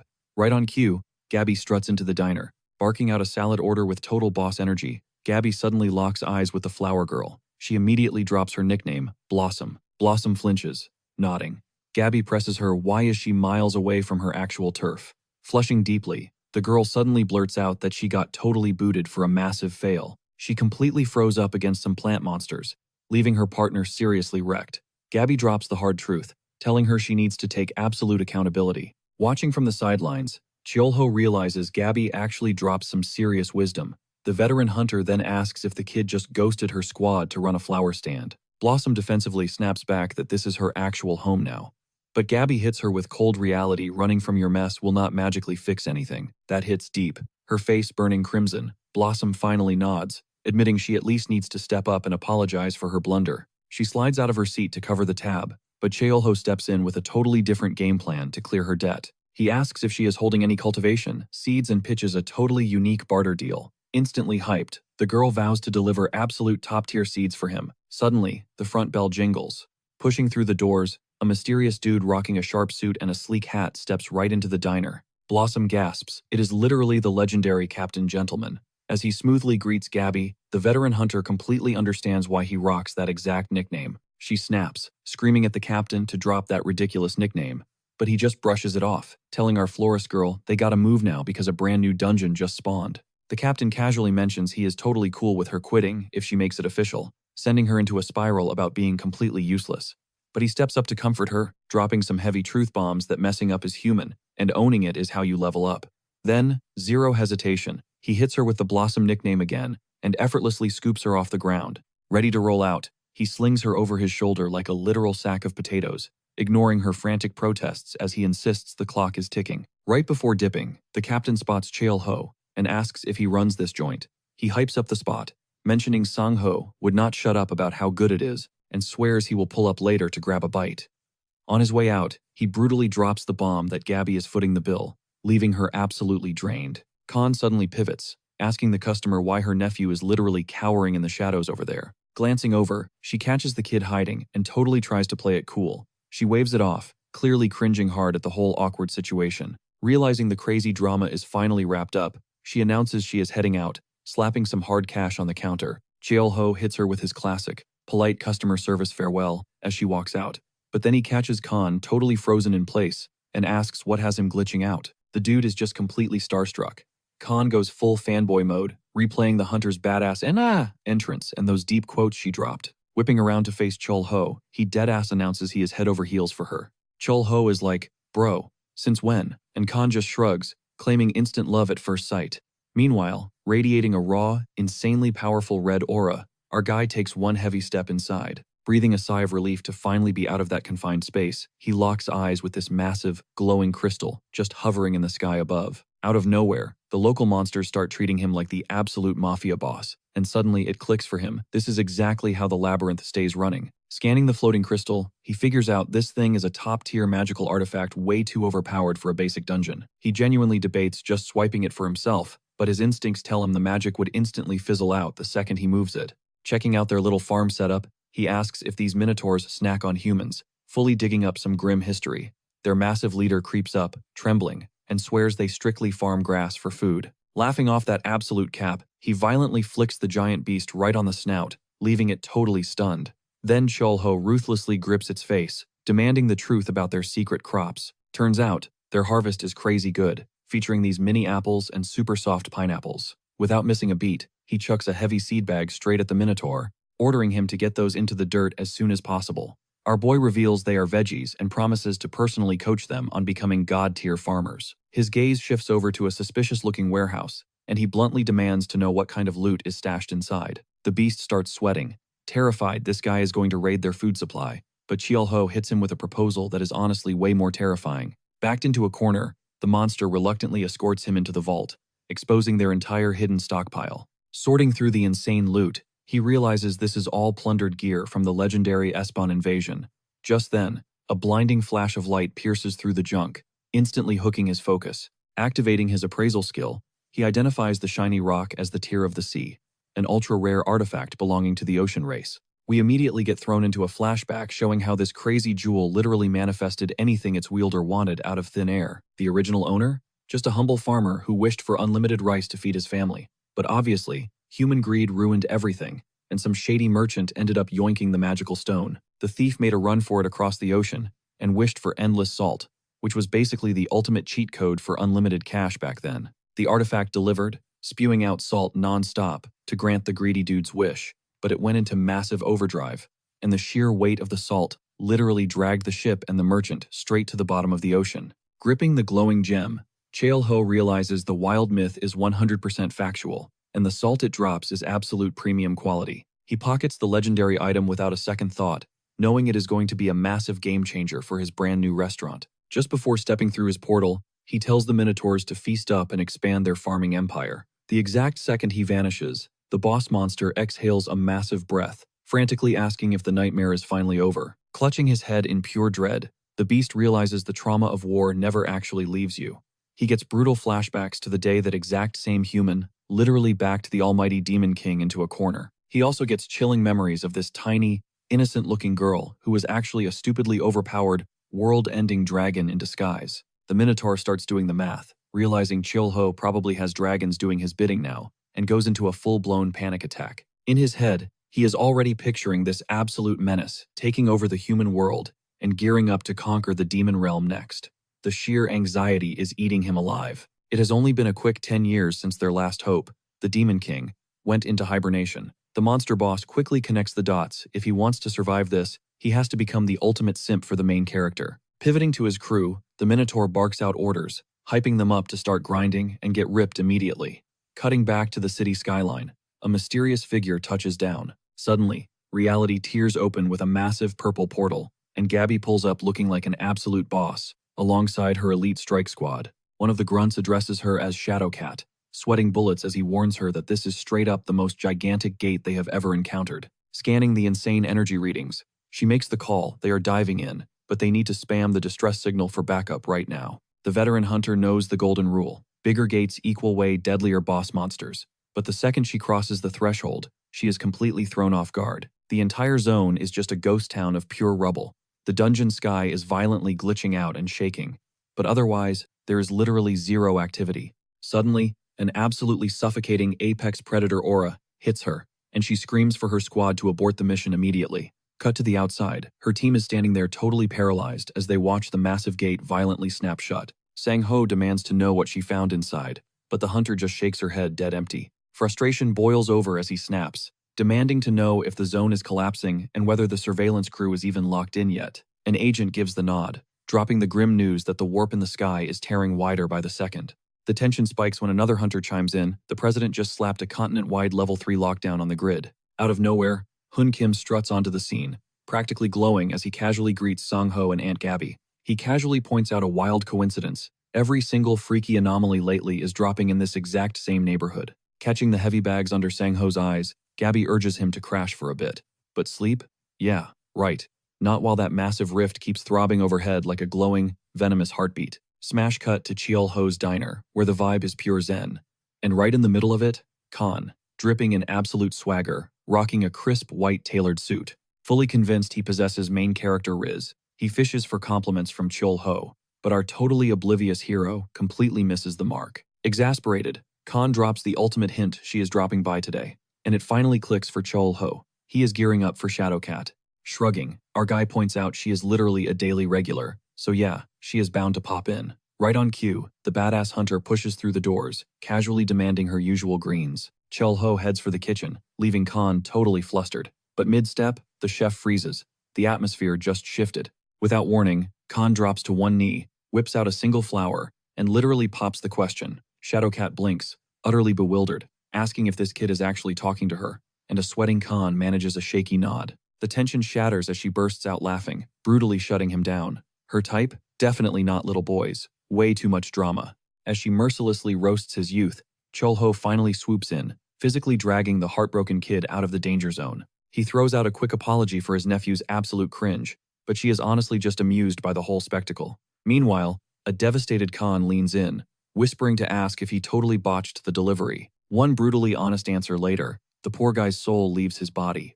Deciding to do some damage control, Cholho reaches into his stash and pulls out an insanely rare artifact, the Tear of the Sea. Figuring he might as well bust it out early, he channels the mythical jewel just to dust a slice of watermelon with sea salt, the ultimate hack to violently amplify the sweetness. Masterpiece complete, he slides the fresh bowl and the glistening fruit over to the elite hunter. She takes a single bite. Boom. Her eyes go wide. The flavor explosion is out of this world, and she immediately starts raving about his insane culinary skills. With every bite, the heavy exhaustion completely evaporates from her bones. She admits her appetite has been garbage lately, but his cooking is literally the only thing keeping her sane. The vibe turns dead serious as Shadowcat leans in, warning him to stay sharp. A massive level 3 emergency broadcast is about to drop. She breaks it down. Sure, it sounds like the bottom tier, but it still guarantees a vicious rank 1 raid boss just spawned. And if it escalates to level 2, that means dual bosses are wrecking the zone. As for a level 1, that nightmare only went down during the Great Invasion. She reveals a totally unmapped labyrinth just tore open, putting every single S-tier powerhouse on edge. Suddenly, her comms device starts screaming. She lets out an annoyed groan, complaining that this hellscape of a city literally never sleeps. Before darting out the door, she shoots him a sly whisper, telling him to give the kid a reality check and set him up with someone his own speed. Tossing a quick thanks for the meal, she is gone. Our hero waves her off, telling her to watch her back out there. Then, turning to a miserable Khan, Cheolho delivers the final blow. Yep, buddy, you just took a catastrophic L. Staring blankly, the kid asks a deeply personal question. Is it honestly that crazy for a dragon to catch feelings for an elf? Cut to a glowing flashback. A breathtakingly gorgeous elf stares into his eyes, gently reminding him that his immortal timeline moves way differently than her fleeting mortal years. Her dying wish? For him to stop bleeding out for everybody else and finally start living his own damn life. Those were her final words right before sealing herself away in a massive restorative slumber. Snapping back to reality, Cheolho drops some heavy wisdom. Bloodlines and species do not mean a thing when you are in love. He himself walked that exact same path. Smelling hot tea, Khan instantly perks up, begging for the lore. But our hero swiftly dodges the interrogation, grabbing his coat and telling the kid they are going for a stroll. Mid-step, his casual demeanor violently shifts. A suffocating, utterly demonic aura chokes the air around them. Lethal violet energy flares up, and Khan shrieks in sheer panic, choking on the overwhelming metallic stench of fresh blood. Cheolho's eyes go completely dark. That sickly sweet aroma drifting from miles away, he knows exactly what it is. It is the exact same foul stench he inhaled 10 years ago, right in the middle of his apocalyptic deathmatch against the Demon King. Meanwhile, at Ground Zero, the new antagonist unleashes her nightmarish spawn, trapping the Vanguard squad in an inescapable kill box. With her dark mana flaring, she casually commands her freaks to eat them alive. Panic erupts, but Sang-ho refuses to fold. He screams over the chaos, barking at his Vanguard to lock shields and hold the damn front line. The spellcasters instantly sync up, throwing a massive, shimmering defensive dome over the squad. But the assault strikes from the sky, an absolute meteor shower of condensed blood, violently bombing their defenses. Upon impact, the crimson puddles slither together, mutating upward into a grotesque, towering abomination screaming for a slaughter. The brute hammers the dome with catastrophic raw power. Web-like cracks spider across the shield, pushing the squad to the brink of absolute despair. Just as the glass shatters, Heok Kang violently enters the chat. With a single, blinding sword swing, he cleaves the vampiric beast straight down the middle. Watching it dissolve, he realizes these things aren't even alive, just hollow meat puppets fueled by cursed blood magic. Spotting the heavy hitter, a massive wave of relief washes over Sang-ho. Backup has finally touched down in this death trap. Hovering above the carnage, the villainess mocks their struggle, calling them total trash while charging up a brand new nuke. But Sang-ho spots the elite temple guild dropping into the zone and roars that the cavalry is locked and loaded. Unfazed, the dark mage violently extracts more blood, sculpting it into a terrifying new entity, an elite gladiator radiating a suffocating killing intent. Levitating in the sky, this boss unleashes a catastrophic shockwave straight down into the trenches. A dense, blinding crimson fog swallows the battlefield, forcing Sang-ho to scream for complete tactical awareness. Cutting through the panic, a sharpshooter powers up a massive, futuristic railgun, charging a blinding neon blue beam. He pulls the trigger, and the laser absolutely deletes one of the hostiles with a flawless headshot. The impact makes him howl in absolute agony. Sang-ho is totally ticked off by that shot, while Hoon Kim is kicking himself for fumbling his chance with Yuna. He yells at Hoon Kim to clear the smokescreen. Bro admits the mist is way too thick to see through, but he flexes his gauntlet, charging up a massive sonic pulse. That blast creates a perfect tunnel of visibility just for him. Without a second thought, he unleashes a blinding blue energy beam that absolutely shreds through the bloody fog. But get this, the blood beast literally stitches itself back together midair like it was nothing. Our sniper's eyes go wide as it hits him. Basic attacks are completely useless against this freak of nature. Panic sets in, and he screams a warning to the squad that the creature is making a run for it. The monster makes a mad dash right for the portal. One hunter dives in to block it, but then Sang-ho steps up, launching his spear with absolute deadly accuracy. Boom, dead center. It skewers the blood beast. He does not let the momentum die, barking orders at the crew to capitalize on the massive opening he just served up. He commands the tank unit to lock down the exit as soon as possible, and the mages immediately start chanting. A colossal, glowing magic barrier bursts into existence, boarding up the portal completely. With the escape route walled off, the raid party tightens their formation, getting hyped for the real boss battle. Sang-ho drops the green light, and the front line goes absolutely feral, rushing the demon mob. The villainess suddenly realizes she is entirely outgunned. She knows she is completely cooked. Running on basically 1% battery, she cannot fathom how these mere mortals are packing so much heat. For a split second, she debates throwing away her ego to grovel for mercy, but the terrifying grip of death takes over. So she scrambles frantically, trying to squeeze through the tiny fractures in the barrier. Out of nowhere, Gabby drops right in her face, radiating this insane green aura, clutching her daggers tight. With a deadly glare, she announces playtime is officially cancelled, and she is here to drop the curtain. While all this goes down, the mob of low-tier demons is bashing against the shield, testing its limits. One ugly critter actually manages to fracture the magic, and the whole barrier starts spiderwebbing. Catching that bad news out the corner of her eye, Gabby lunges at the boss, declaring it is time to wrap this up. She takes the hit directly, but instead of screaming, she bursts into this psycho, sinister laughter. Her physical form liquefies straight back into gore, forcing Gabby to jump back, totally confused by what she is cooking up. The red sludge then rockets forward, seeping straight through the crumbling cracks of the dying energy shield. Flashing a wicked, arrogant smirk, the villainess internally throws a whole party, hyped that she actually pulled off the escape.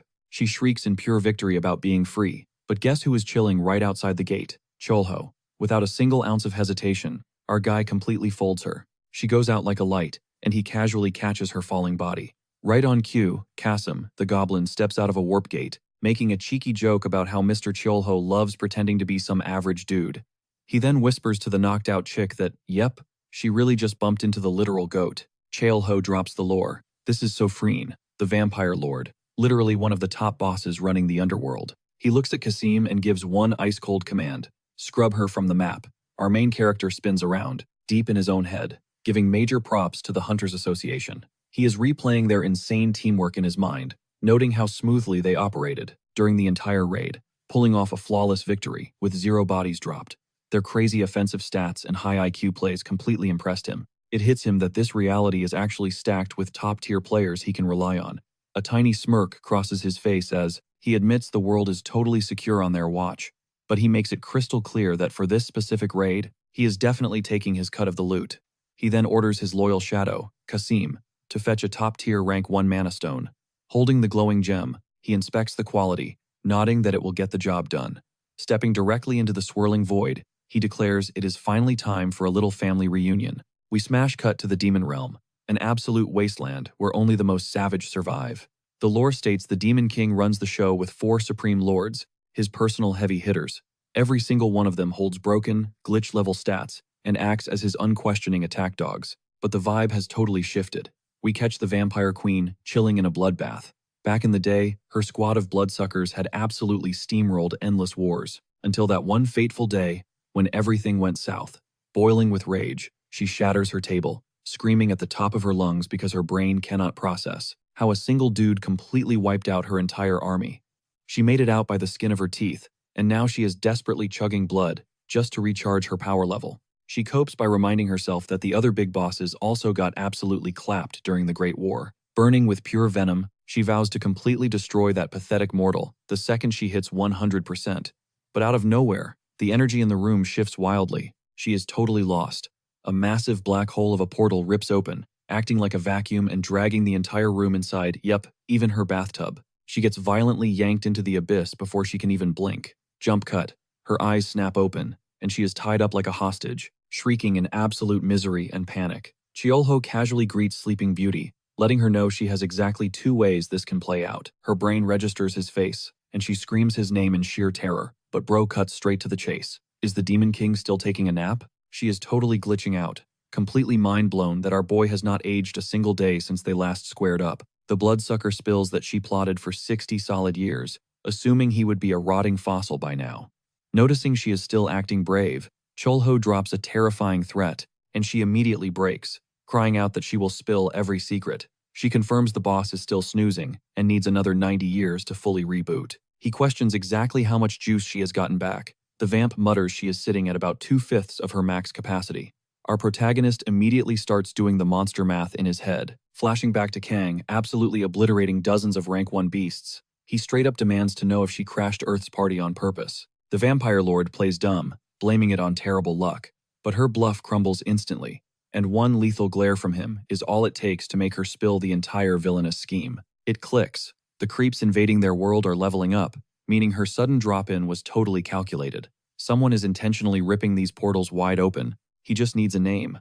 She drops a bombshell. The demon realm is practically a dumpster fire of endless war right now, and it is entirely his fault. The bloodsucker admits the other big bads are regenerating just as fast, casually flexing that she ranks number 3 on the power scale. He closes the gap. Shaking, she begs to know if she is actually going to walk away from this alive.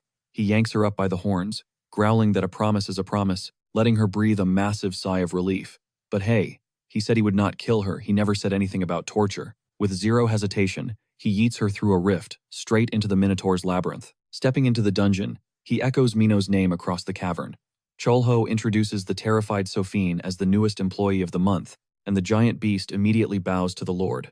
Our guy flashes a quick peace sign, dumping the onboarding process entirely on the hulking beast. The Minotaur fills her in, dropping the insane lore that Mirolicus is currently out here, commanding an entire literal army of dragons. She does the math, realizing he must have maxed out multiple classes, which totally explains his busted immortality hack.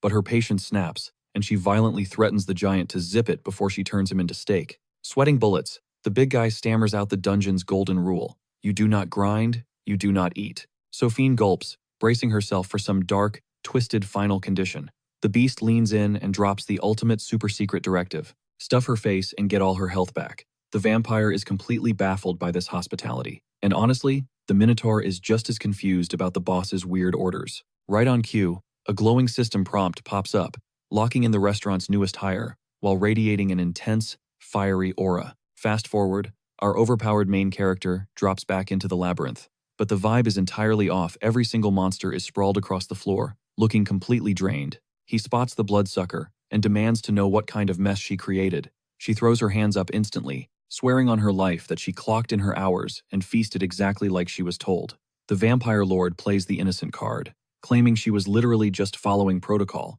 which meant treating the local wildlife like giant juice boxes. Kang sighs, slaps an exception tag on her, and issues a brand new mandatory dress code. Rocking her fresh outfit, she spins around, begging for some fashion validation. She then casually mentions treating the crops with a little blood-infused fertilizer, which somehow made the veggies sprout like crazy. Turns out, her vampiric abilities act like an insane filtration system, converting plasma into top-tier medicine or deadly venom. He checks out the glowing produce and nods approvingly, locking them in as the newest premium ingredients. Smash, cut back to the diner, where the front doorbell hits a soft chime. Xiao spots Khan, looking like absolute garbage, and yells at him to get moving on prepping the mutant veggies. The dragon dude groans, complaining that his stamina bar is fully depleted from endless carrot-chopping duty. Our guy totally gets the burnout, knowing Khan has been carrying the kitchen on his back lately. Desperate, the dragon pitches a team vacation, and the entire crew instantly hypes up the idea. The tiny dragon girl runs up, shoving a crumpled newspaper clipping into Cheolho's face while calling him daddy with maximum puppy dog eyes. She desperately pleads for a trip to the sunny coastline in the ad. Noticing she finally figured out how to conceal her horns, he gives the green light, sending the kid into absolute orbit. Trying to show respect, she drops into this wildly dramatic, stiff bow that leaves our boss man cringing. He bursts out laughing, side-eyeing Khan. and demanding to know if he was the genius who taught her that move. Xiao facepalms, corrects her posture, and shoos the dragon off to pack her bags. With the itinerary locked, they slap a closed sign on the front door and hit the streets. The squad is completely decked out in tropical gear and inflatable tubes, practically vibrating with excitement. The boss cracks his knuckles, taps into his mana, and suddenly the whole crew loses gravity. They lift right off the pavement, sending Khan into a screaming panic over this broken skill. Cholho shrugs, admitting he only grinded these classes to speedrun assassinations. He barks at the squad to brace themselves, scooping up the tiny dragon before hitting the gas. Boom, they rip through the clouds like a blazing purple meteor. Khan loses his mind, yelling over the wind that catching air in a human body hits way differently. Carrying the little girl safely in his grip, they cruise through the stratosphere, soaking in the insane views. But his eyes lock into a dead serious glare, mentally prepping the team for their destination. A blinding glare pierces the thick canopy, pulling the curtain back on their ultimate getaway. Touching down, they finally hit the sand, staring down an insanely gorgeous, crystal-clear ocean. He drops a lore check. This spot used to be a tourist trap, but thanks to the dungeon breaks, it is now a completely lawless wasteland. Chiolho checks if Khan is going to catch some waves, but the dragon admits he hates getting wet. While the kid is out there having the time of her life with a water elemental, the guy claims he is perfectly content chilling on the sidelines. Our hero flashes a grin, totally respecting the dry land vibes. Pivoting to his own mission, he summons Kasim, ordering him to fetch a top-tier legendary fishing rod straight from the east. Boom! The loyal shadow drops in instantly, passing the glowing artifact over to his boss. He brags about looting it from some ancient sage, claiming this thing pulls absolute leviathans without even using bait. Wasting zero time, the overpowered protagonist launches himself off a cliff, finding the perfect spot to cast his line. He remembers the old master rambling about fishing being this deep, meditative journey. Yeah, right, every time he looks inward, all he sees is a massive pile of regrets.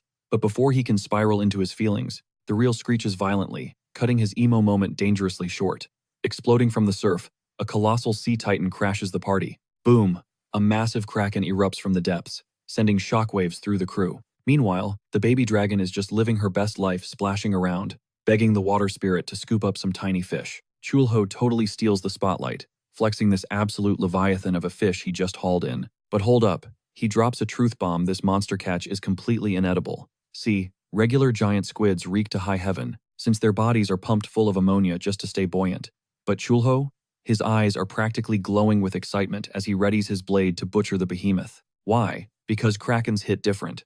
With one swift strike of his enchanted blade, he carves the beast up, revealing pristine, mouth-watering cuts of premium meat. The sight instantly teleports him back to his military days, remembering how his squad went feral for seafood stew. Channeling that core memory, he starts whipping up an absolute masterclass of a meal, serving up sizzling grilled tentacles right alongside fresh sashimi cuts. The little dragon is practically drooling at this point, tugging at her dad's sleeve and begging for a taste. He hands over a loaded skewer, and she obliterates it in seconds, her face lighting up with pure joy. Throwing her arms around him, she declares him the absolute greatest, puffing our hero's chest out with major dad pride. Fast forward a bit, and they are just chilling on the sand, soaking in a ridiculously gorgeous golden hour. Without warning, the night sky erupts in a billion glowing orbs, leaving Khan completely speechless at the cinematic view. Chulho casually drops the lore, explaining they are just luminescent bugs that got dragged into this alternate realm alongside them. But smelling the ocean breeze, something clicks. He finally pieces together the hidden truth behind why these glowing critters swarmed this exact spot. The scene fades into a flashback, pulling him back to his pops, a Busan native who relocated to the concrete jungle of Seoul. Whenever the old man dragged himself home after a brutal shift, they would bond over plates of sliced squid. It throws Chulho deep into his own head. Back in high school, grabbing that university degree felt like the ultimate win condition. But returning from his military service, he got totally blindsided by an absolutely wrecked job market. Walking across that graduation stage didn't feel like a victory anymore. It felt like stepping into nightmare mode. Watching his ambitions crumble to dust, every door slammed right in his face. Society slapped the loser label on his forehead, burying him under endless judgment. It left him questioning his entire existence. Was it really a crime to just want a decent paycheck? Hitting 30, he threw in the towel on his massive dreams, pivoting to grind for a safe government desk job instead. That is when his dad's words echo in his mind. Mingling with that salty ocean breeze, he hears the old man reassuring him that stepping onto this new path was 100% the right call. Chulho had promised to make it big and return like a total boss, a vow he completely failed to deliver on. Ultimately, His hometown became a closed chapter, right before reality glitched and dragged him into this fantasy dimension. Snapping back to the present, Khan's concerned voice yanks him out of the depression spiral, asking if he is okay. Our protagonist just locks eyes with the horizon, his gaze heavy with unspoken trauma. Brushing it off, he forces a soft smile and lies through his teeth, swearing everything is fine, completely burying his emotional wreckage. Catching the vibe, Khan slides a cold drink over to his bro, which Chulho downs without a second thought. The camera pans to the dead of night, catching a colossal winged shadow tearing across the full moon. Suddenly, it turns into a high-speed aerial dogfight, with a squadron of eagles hunting down a rogue monster, who is booking it across the sky. The stakes?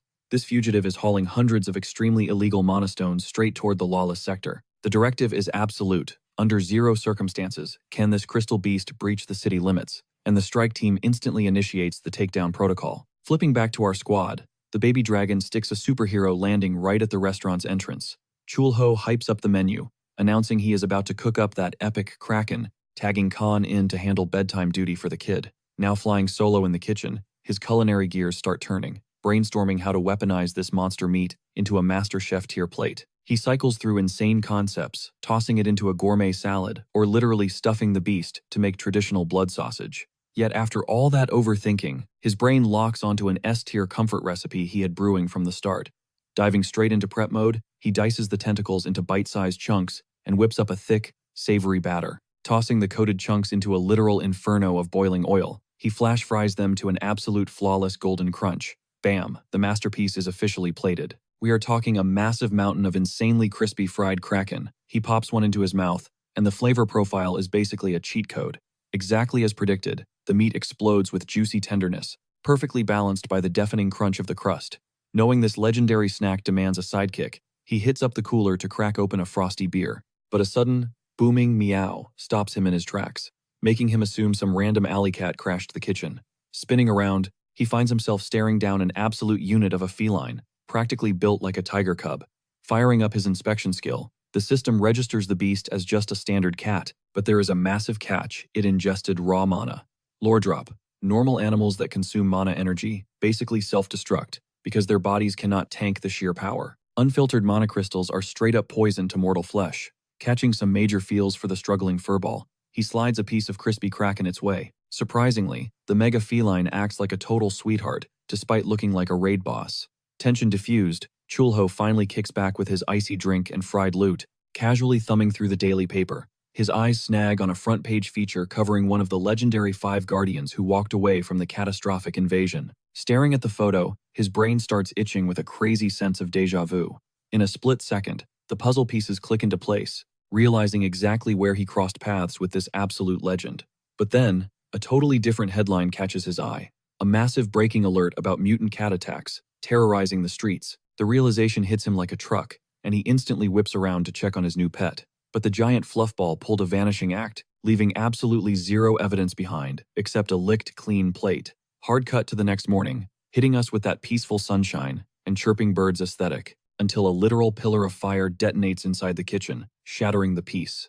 Through the smoke, the baby dragon is just vibrating with hype, messing around with some bizarre-looking gadget. Meanwhile, Khan casually mentions he is using his bare hands to rapid boil their soup stock since the stove completely rage quit on them. Taking in the absolute chaos of his kitchen, Chulho just loses it, cracking up at how wonderfully unhinged his life has become. Our main guy points out a quick fix for the brazier: just swap out that dead mana crystal.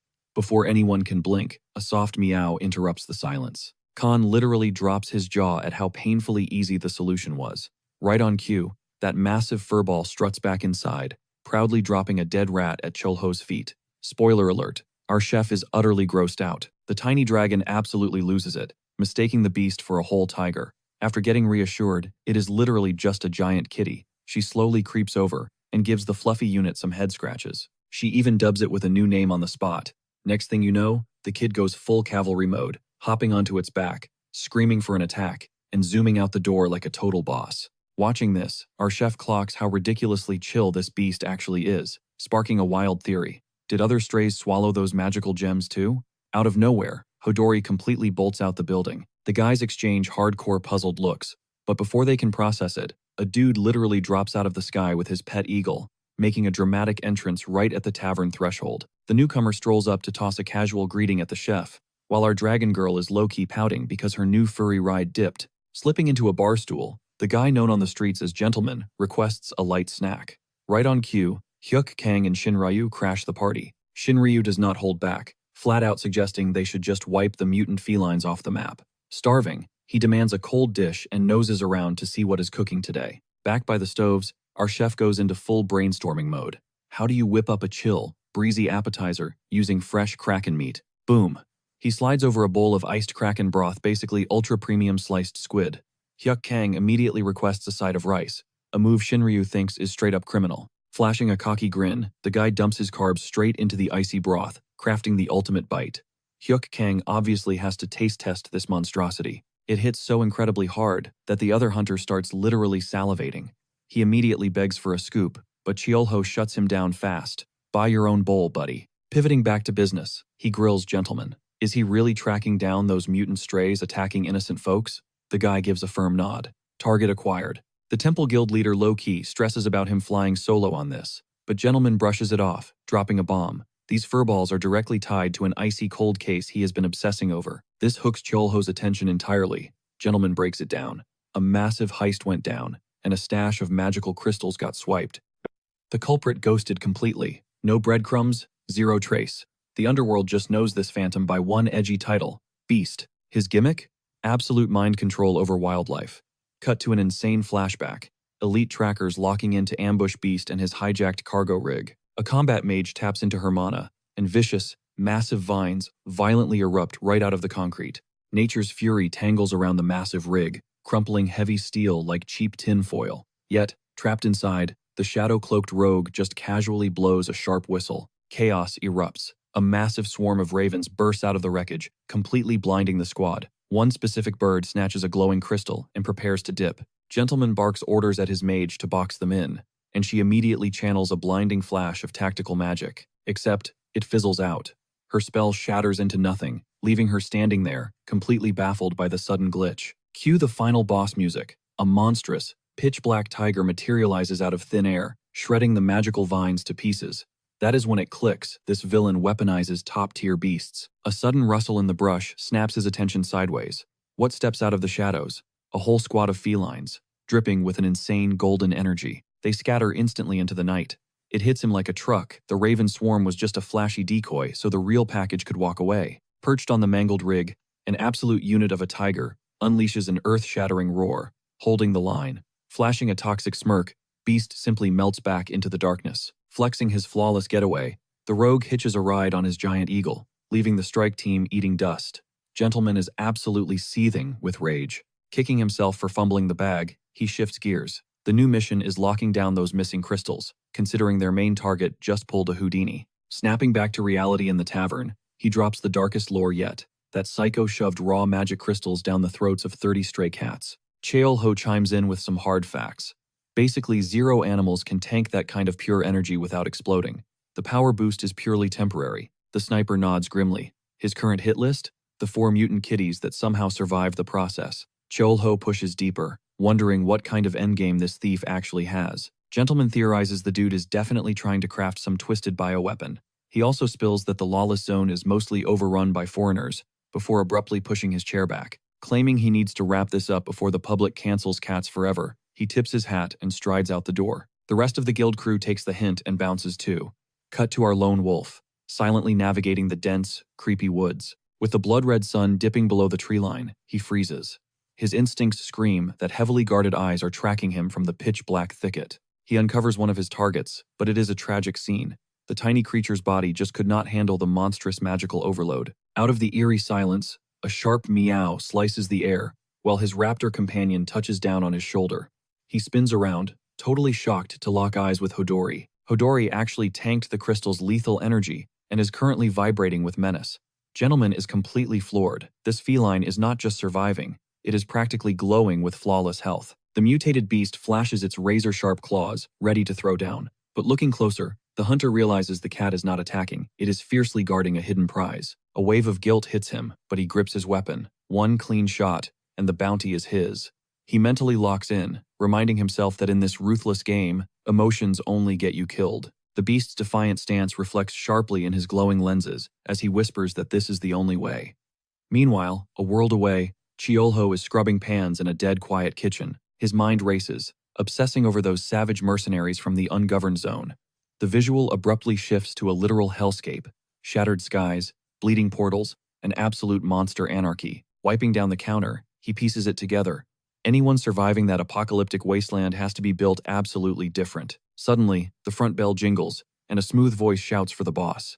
Chiolho snaps his head up to see gentlemen strolling back in, prompting the ultimate question. Did he execute the mission? Behind the bar, he slides over a glass of Huangjiu, a hardcore, gut-punching spirit he brewed up. Gentleman takes the bait, but drinking on an empty stomach is rookie behavior, so Chiolho gets to work firing up the grill. Fresh out of pork, he snags that prime beef from his morning haul, his blade flashing in a blur of surgical slices. The cuts plunge into boiling oil with a furious sizzle, resting briefly before he drops them back in for that legendary double-fry crunch. Cocking an eyebrow, Gentleman asks if there is a secret sauce to pair with the meal, while Jaiwoo casually insists the food is completely free. Not having it, the dude refuses the charity and throws down some cash, requesting straight-up salt, a move that makes Chiolho smirk, knowing that is the ultimate way to respect the beef. Prep finished, the chef slides the heavy liquor bottle across the wood to a grateful gentleman, who immediately snags a golden brown chunk of steak. He taps it gently against the salt crystals before tossing it back, his eyes lighting up as the insane crunch and rich juices hit his taste buds. Chasing the bite,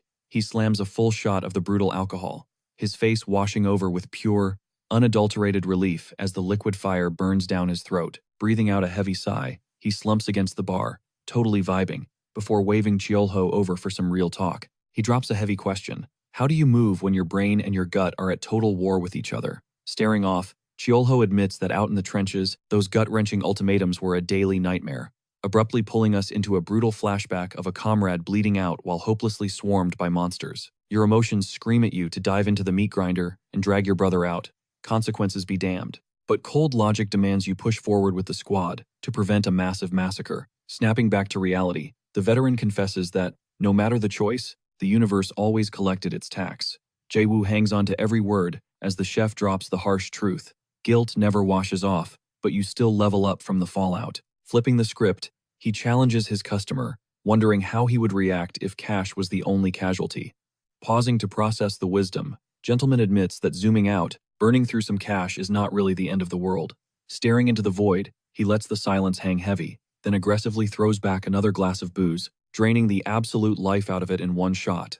Wiping his mouth, he slams the cup down, admitting that a massive weight has finally vanished from his shoulders. A sudden vision flashes of Sango Kim knocking back drinks in total isolation, causing a knowing smirk to creep across Cheolho's face, realizing the spear mage and this classy dude are basically cut from the exact same cloth. Suddenly, Florzinia bursts onto the scene, shouting a hyper greeting from the doorway. Hyping him up as Captain Gentleman, she casually mentions spotting his massive eagles parked outside, prompting the guy to ask why she is roaming the streets at this insane hour. Flashing a massive grin, the girl reveals her spot is literally just down the block. Catching a whiff of the leftovers, she immediately begs for a bite of the steak, but Jaiwoo instantly shuts her down. Giving massive props to the chef for the legendary grub, he taps out, leaving a trail of demolished plates and totally drained bottles. Barely able to walk straight, the wasted captain leans entirely on the girl as she drags him outside. Stepping into the night, they get totally jump-scared by Hidori spawning from the shadows. Florzinia completely loses her mind over the sheer bulk of the beast, while the hammered captain is seeing double and barely registering its presence, tossing exactly 3 dead rats at their feet. The flex makes the girl question what the animal is trying to communicate. Locking eyes with total feline disrespect, Hidori hits them with a singular, ice-cold meow. Jaewoo just waves away the grisly offering, claiming he is already stuffed to the brim and the cat can keep the loot. The camera slowly pans out, framing the duo making their way straight down the neon-lit avenue. Acting like total royalty, Hidori perches up high, judging the entire sleeping city beneath the moonlight. Smash cut to a pitch-black forest, where a chilling meow ripples across an ancient graveyard of fallen fighters. Fast forward to daylight, the sun hits the restaurant while birds drop their morning soundtrack. Cut to the kitchen, where Chalho is caught in the hilarious struggle of gently brushing a tiny white furball's teeth. Freakout mode activates as Khan completely loses his cool, screaming at the pint-sized beast to spit out the minty paste. Taking a breather at the table, Cheolho suddenly realizes he actually slept through the night without a single demon hunting his dreams. His eyes lock onto a front-page headline, hyping up a massive monostone bust, with the captain's face plastered right in the center. Rewinding their deep late-night chat, the math finally clicks. The dude absolutely tanked the cost of those rocks, using his own bank account. A warm grin breaks across Chiolho's face, banking on Jaiwoo being an absolute legend who is destined to be a top-tier protector. But the chill vibes vanish in a second as his eyes dart across the page, locking onto a detail that instantly drops his body temperature. The article drops heavy lore about the foreigners, a shady syndicate chilling deep inside the deadly Forbidden Zone. The text breaks down a brutal 30-year timeline where elite hunters blew up in the scene, only to get completely wiped off the map. For decades, two massive rival factions were locked in a non-stop, bloody turf war over their hardcore beliefs. It took a catastrophic monster raid to finally force them to split up for good, mutating into the notoriously feared foreigners, a rogue threat keeping every official awake at night. Meanwhile, in a slick corporate room, an executive stresses over whether they have fully crossed the red line. The visual snaps to a massive industrial garage, where an engineer is obsessively diagnosing a towering mechanical beast. Hoon Kim hypes up the rig's upgraded mobility, but drops the bomb that they desperately need next-gen armor plating to tank the insane physical blowback. He throws out a generic pat on the back to the tech, totally clueless to the actual nightmare brewing around them. Popping up out of thin air, Gentleman slides him a fresh coffee, dropping intel that the colossal beast is officially locked inside the zone. Never missing a beat, Hoon Kim leaks a massive rumor that the Undertaker, a notorious heavyweight from the foreigners, is making a terrifying comeback to the mainland. He leaks classified info that a ghost Tier 1 hunter is roaming around off the grid, totally separate from the famous powerhouses. This Black Ops fighter was smuggled into the ranks just to cover up Jaeger, vanishing without crashing the public's sanity. The massive intel drop leaves Jaiwoo sinking into deep thought, ever since the Shadow incident. Cat and Undertaker are finally touching down from their overseas ops, but the vibe is completely off. There's this heavy, gut-wrenching tension in the air, hinting that something massive is about to drop. Boom! The camera cuts deep into the woods. Gabby is sprinting for her life, with her pursuers screaming that she's an association rat. Out of nowhere, fangs sink deep into her calf, a bat strike. Fighting through the sting, she goes full parkour mode, weaving through the dense timber to shake off the hit squad. Meanwhile, we catch up with Khan. Dude is locked in, intensely scanning a map and mapping out his next power play. Figuring the northwest gates are totally uncharted territory for him, he locks in his coordinates. Next thing we know, he's tearing up the asphalt on his slick new motorcycle. Honestly, he's just soaking up the solo road trip vibes. That piece shatters instantly when he hits a blockade and a guard flags him down. Kicking down the stand, Khan hops off as the guy demands a full sweep of his gear. Confused by the heavy security, Khan questions what the deal is with all these checkpoints. The guard breaks it down. This zone has turned into an absolute death trap. But the second he checks his ID, the guard's eyes go wide with recognition. Playing it cool, Khan nods and confirms he is diving back into the field. As the guard scans him for monostones, Cheolo's past warnings echo in his head. He casually scribbles his name on a liability waiver, basically signing his life away if things go south.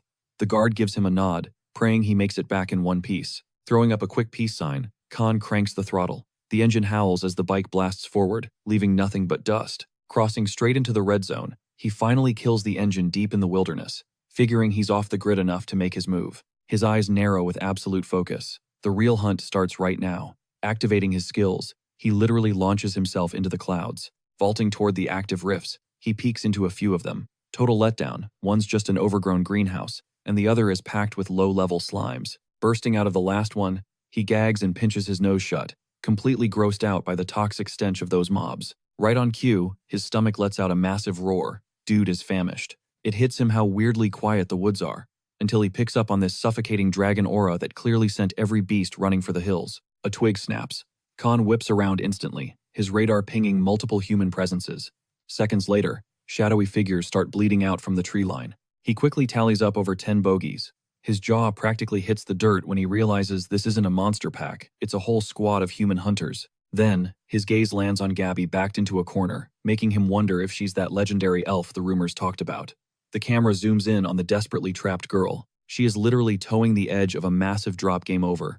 One of the mercs starts trash-talking, laughing about how she walked perfectly into their snare. Her whole body goes rigid. Cold sweat drips down her face as that vampire bat toxin pumps relentlessly through her veins. It blows her mind. She's spent literal years wiping out outsiders, yet she's never been pushed to the brink like this. The kill squad closes in. Suddenly, a harsh voice cuts through the noise, demanding they keep her breathing at all costs. the mastermind finally steps out of the shadows. This guy flexes that they've burned 5 whole years plotting this exact capture. Next, some brute walks up with a massive, terrifying tiger, and the boss signals him to bag her alive. The beast tamer literally commands his oversized pet to use her as a chew toy until she's barely clinging to life. Sizing up her 0% survival rate, she decides swan diving off the cliff is her best bet. But before she can jump, a brutal tremor violently shakes the earth, spooking the entire hit squad. Everyone is completely clueless. A blinding flash of light erupts out of nowhere, leaving the elf totally baffled as the chaos unfolds. Without warning, a colossal energy orb detonates, absolutely stunning the mercs with its raw destructive force. The shockwave literally shreds the forest canopy. It zeroes in perfectly on the ambushers. They catch the full brunt of the blast point blank, screaming their lungs out as the impact deletes them. Even the smug boss and his mutant tiger bolt for their lives. Seething with rage over the botched op, the leader curses, wondering how on earth the association bred such an overpowered beast of a hunter. Terrified by that god-tier flex, he sounds the retreat, bitterly admitting they've got to scrap 5 years of prep. He sneers that the elf just scored the luckiest break of her life. With her attackers gone, she is left stranded in an inferno. But instantly, violent shivers start racking her entire body. And it's definitely not from the blazing heat. An intense, bone-chilling dread washes over her, making her head spin and draining every ounce of her strength. Right as her legs give out, Khan materializes out of thin air, scooping her up before she hits the dirt. He quickly realizes she is completely out cold. His eyes instantly lock onto those nasty vampire bat puncture wounds. Holding the unconscious elf, he scans the blazing wreckage around them, totally unsure of his next play. Smash cut to a pitch-black, freezing cavern, where he managed to drag her to safety. Sitting right beside her, he violently rubs his temples, muttering to himself as he struggles to figure out a survival plan. He does the math. To save her leg, he has to ice the bite and siphon out the venom. With 0 support class healing skills in his arsenal, he swallows hard, realizing he is going to have to do this the old-fashioned way. The guy is mentally panicking. Getting up close and personal feels super intrusive, but letting that infection fester means a death sentence for her. Bracing himself, he gently tries to rip away a tiny sliver of her torn clothing, but the second he leans in, her eyes snap open in absolute panic. Khan literally launches himself backward, screaming that it's not what it looks like as she scrambles up.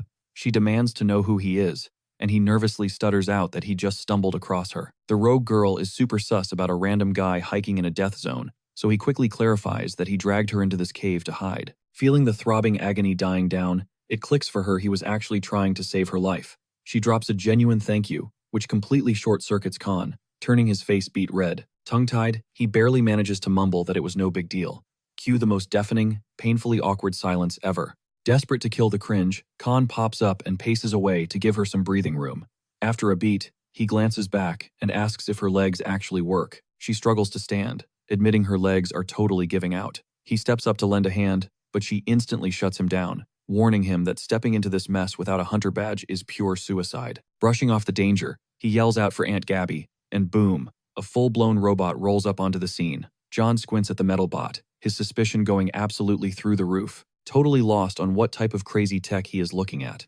Out of nowhere, a massive mech stomps toward him, and the person inside actually recognizes our guy right from the diner. The elf jumps in, claiming he was literally just passing through, leaving the mech pilot super confused. Right on cue, Jae-woo slides into the picture to back up the wild excuse, pointing out his name was stamped all over the Northgate registry. It finally clicks for her that this whole squad rolled up just to save her, with Jae-woo hyping her up as the guild's ultimate VIP. Meanwhile, Khan, blushing out of his mind, stammers out a checkup and awkwardly offers to get her some fresh gear. Jae-woo dips into a deep bow, tossing massive respect to the kid for keeping her safe, swearing he will drop a fat reward later. But the vibe shifts when he hints that Khan should probably dip out and head home, leaving the guy feeling crazy out of place. Smash cut back to the kitchen, where a pressure cooker goes totally ballistic, blasting blinding white steam everywhere. Through the haze, Chol-ho spots a soot-covered Khan, who casually flexes that he actually just spewed straight flames. The tiny beast dances around on his shoulder, living his absolute best life, while Chol-ho hypes him up for crushing the mission. Suddenly, the furball literally morphs into a tiny girl, cheering her lungs out over the massive victory, and leaving Chol-ho stressing hard. Watching this, Khan pipes up, asking if entertaining this kid non-stop is just destroying his energy levels. Chol-ho completely caves, admitting his brain is absolutely fried. When she begs for just one last game, he drops the hard truth that he has to drain every ounce of her energy because knocking her out is the only way anyone gets some sleep around here.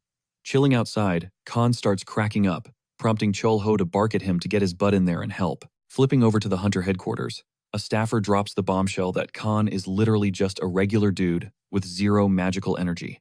Jae-woo chimes in, noting the kid has casually strolled through active danger zones before, making the elf praise his insane guts. A suit then slides a stack of files across the desk, revealing the official magic readings. Skimming the paper, he realizes both Khan and Chol-ho are sitting at absolutely rock-bottom, non-existent power levels. This seals the deal for Jae-woo that this guy is just an everyday civilian wandering into boss territory. Meanwhile, Gabby is completely zoning out, breaking her brain over who unleashed that apocalyptic hellfire earlier. The sheer terror of that moment floods back into her mind, her survival instincts basically screaming at her to run for her life. It was a gut-wrenching, boss-level panic, forcing her to question why the diner owner's nephew was leaking such an overpowered, terrifying aura. Suddenly, the bone-chilling scrape of heavy iron chains shatters the quiet, yanking us into a crazy dark flashback. The camera pans to a completely broken, shackled Chol-ho from way back in the day. His voiceover drops the heavy lore that he spent 10 agonizing years roaming the earth, physically dragging those massive steel links everywhere. He trekked across scorching wastelands, forgotten empires, and literal endless oceans, yet absolutely nobody, not the wisest mages or top-tier scholars, could give him a single clue. Totally drained of life, his knees finally buckle, fully accepting he would never see his home turf again. Shaking like crazy, he looks up and begs whatever god-tier being dragged him into this hell to just hear him out. A blinding beam pierces the dark, and he screams that he has officially maxed out his brutal mission as Myralikas. The holy glow floods his veins with fresh energy, sparking a massive wave of hope in his eyes for a real escape. Rocking a fierce neon blue glare, he demands to be teleported straight back to his timeline, but out of nowhere, a massive rift of toxic purple energy rips open across the clouds. He freezes, completely mind-blown by the chaotic glitch, and cautiously reaches his fingers toward the swirling void. In a split second, an invisible force violently yanks his arm, sucking him straight into the unknown. His entire body gets ragdolled through the cosmos, blasting past dead planets and burning supernovas while wrapped in a trippy, alien glow. His brain cannot even process the insane speed. He rockets through the galaxy, crashing right through another dimensional gateway, catching a glimpse of some bizarre alien monster getting sucked up with him. Suddenly, the background shifts into straight-up hell, a demon dimension packed with absolute nightmare fuel. A second later, the scene flashes into a zen, peaceful spirit world. But before he can even chill, a crazy, intense flash totally blindsides him, forcing him to whip his head around to track the glare. He is suddenly staring down an insanely futuristic cyberpunk reality, completely packed with tech he has never imagined. Gravity flips, and he is brutally dragged into this sci-fi universe, plummeting straight into the blinding core. Out of nowhere, his pupils ignite with a blazing golden fire, teasing a massive power awakening. He squeezes his eyes shut, fighting to grasp the absolute madness, rewriting his destiny. With a violent gasp, Chol-ho snaps awake, drenched in cold sweat, realizing his brain was just replaying that cursed trauma. Lying there, the morning radio kicks on while he and his fuzzy buddy are still basically half unconscious. He peels himself out of the sheets, cradling little Gyul, cursing the fact that the same epic nightmare keeps haunting him. Perched on the mattress, a breaking news broadcast catches his ear, hyping up Kim Sung-ho's insane level up to a Tier 1 status. The anchor reveals there are now officially 4 elite S-class powerhouses, but Chol-ho smells something super fishy about this rushed update. He knows a god-tier awakening like that is meant to be the ultimate shield for the public, and a massive flex against their rivals. But his gut tells him this sudden rank-up is directly tied to the sketchy crisis involving those mysterious outsiders. Cut to the ultra-classified guild boardroom, where a massively tense summit is going down. Kim Sang-ho snaps his head around. The second he hears Leather groaning, locking his eyes on the shadows and waiting for the mystery VIP to drop their cloak. Right on cue, the legendary, off-the-books ghost, known as Undertaker, casually announces he is back from a brutal 3-year deep dive operation. Sang-ho realizes this is the first time he has ever actually laid eyes on the guy, knowing his entire identity is one giant riddle. The lore drops that this dude's skill set is so heavily classified, his vocal cords literally glitch out like a distorted monster. The creepy squeak of his seat bounces off the walls, leaving behind an incredibly eerie, unsettling energy. Stepping out of the room, Sang-ho grabs a quick coffee. Gi-wook immediately hits him up, checking if his day has been totally chaotic, and questions the sudden lack of glasses. Gi-wook smirks, admitting he popped in contacts just to catch Yuna's eye. He then calls Sang-ho a total killjoy, before shifting gears, warning him that the fresh intel they just pulled is pure nightmare fuel. Exhausted, Sang-ho groans, venting that the only thing that can save him right now is a freezing cold beer. The second the word beer drops, Gi-wook's energy spikes, his eyes practically shooting stars. Without missing a beat, he physically drags away a groaning Sang-ho, who is already panicking over the absolute earful he is going to get from the Blade Queen. He is totally mind-blown that they are about to crack open cold ones in broad daylight, dead center of the city. Right on cue, they spot Cheol-ho and Tiny Gyeol grabbing a massive pizza delivery at their door. The hunter raises an eyebrow. Ordering takeout feels super out of character for him, but Cheol-ho just shrugs, saying his little girl craved it. Flashing the most adorable puppy dog eyes, Gyeol instantly invites the guys to crash their pizza party. Totally melting on the spot, the duo eagerly asks if they can crash the spot for slices and brews. Cheol-ho pivots without a second thought, and immediately fires off an order for a few extra pies to the delivery guy, who quickly locks it in. The driver sighs, venting about his insanely packed schedule, and how he barely gets a single second to just hang out with his own kid. Hearing that, Cheol-ho smoothly invites him to bring his daughter around for food, and set up a playdate with Gyeol. He points out the two girls would probably vibe perfectly since they are around the exact same age. The guy tosses him a quick thanks and takes off, while little Gyeol gives him the cutest wave. Gripping the heavy boxes, Cheol-ho pivots and declares it is officially grub time. The camera pans to a mouth-watering pork pizza, rocking a crazy cheese-stuffed crust, and Gyeol is absolutely hyped. She snatches up a massive slice and dives right in, giving us this epic, gooey cheese pull. Sang-ho and Gi-wook just sit there melting, totally obsessed with how precious this kid looks while munching away. Next up, Cheol-ho busts out the brews, questioning if day drinking is cool right now, but Sang-ho instantly waves it off, totally no big deal. Sang-ho Kim casually mentions they flex these special rings that literally burn off the alcohol, though Cheol-ho could honestly care less about the mechanics. Getting totally pumped, our guy volunteers to teach them the legendary art of the somak bomb.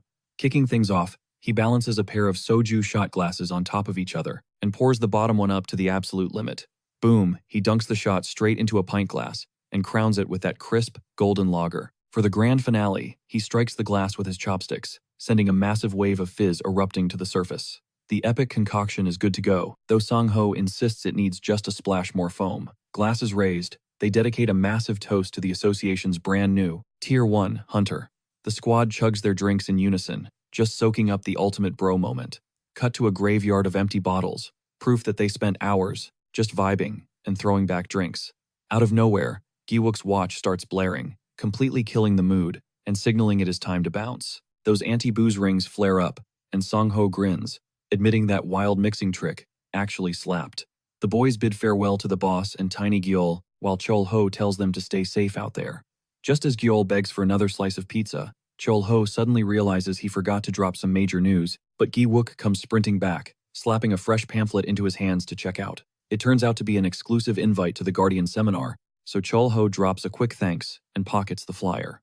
Peeking at the cover photo, Gyeol suddenly screams that it is real-life magic, leaving Cheol-ho utterly baffled. He flips the glossy paper over, only to lock eyes with the legendary illusionist Doko Younghan, the powerhouse guardian of Gangbuk. The sweet kid innocently asks if this flashy wizard is his buddy, forcing Cheol-ho to drop an incredibly awkward confirmation. We smash cut to a soul flashback, diving straight into his memories of them surviving school together. Flashing a crazy charismatic smirk, the magician drops some deep wisdom, saying that when life gets brutal, you just gotta smile wider.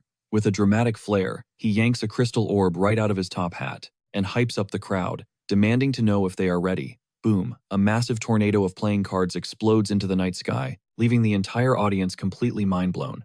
Peeking from behind a single drawn card, he declares that tonight, they are going to ignite the entirety of Gangbuk, swearing to paint the streets with the craziest neon colors. Snapping back to reality at the restaurant, Cheol-ho confirms to little Gyeol, realizing the guy on the crumpled flyer is actually an old buddy. Sure, the years totally morphed his face and overall vibe, but that intense stare? Dead giveaway. A nostalgic grin creeps across his face.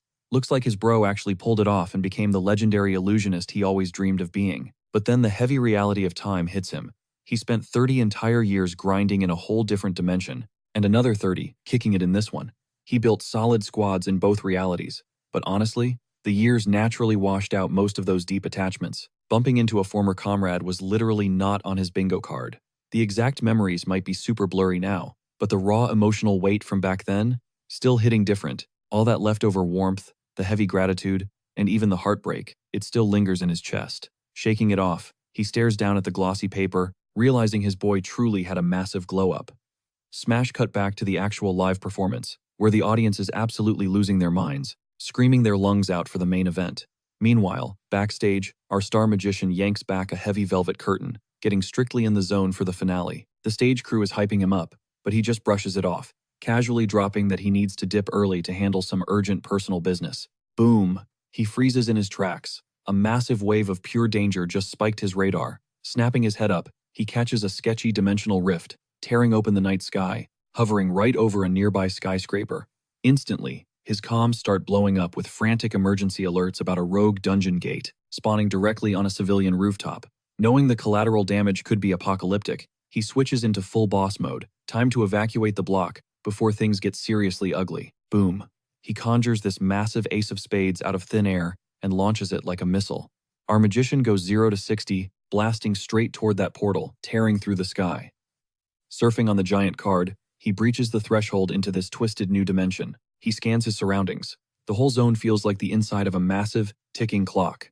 We pan out to this absolute fever dream of a realm, just dripping with rusty cogs and jagged scrap metal. He's instantly disgusted by this mechanical nightmare, knowing this glitched-out anomaly has to be wiped clean, like, right now. No hesitation. He cracks his knuckles, shuffles his glowing deck, and gears up for a total wipeout. Out of the shadows, a pair of Joker cards materialize, radiating this toxic, deep violet aura. The cards shatter, spawning twin demonic jesters who instantly clash with the incoming cyborg freaks.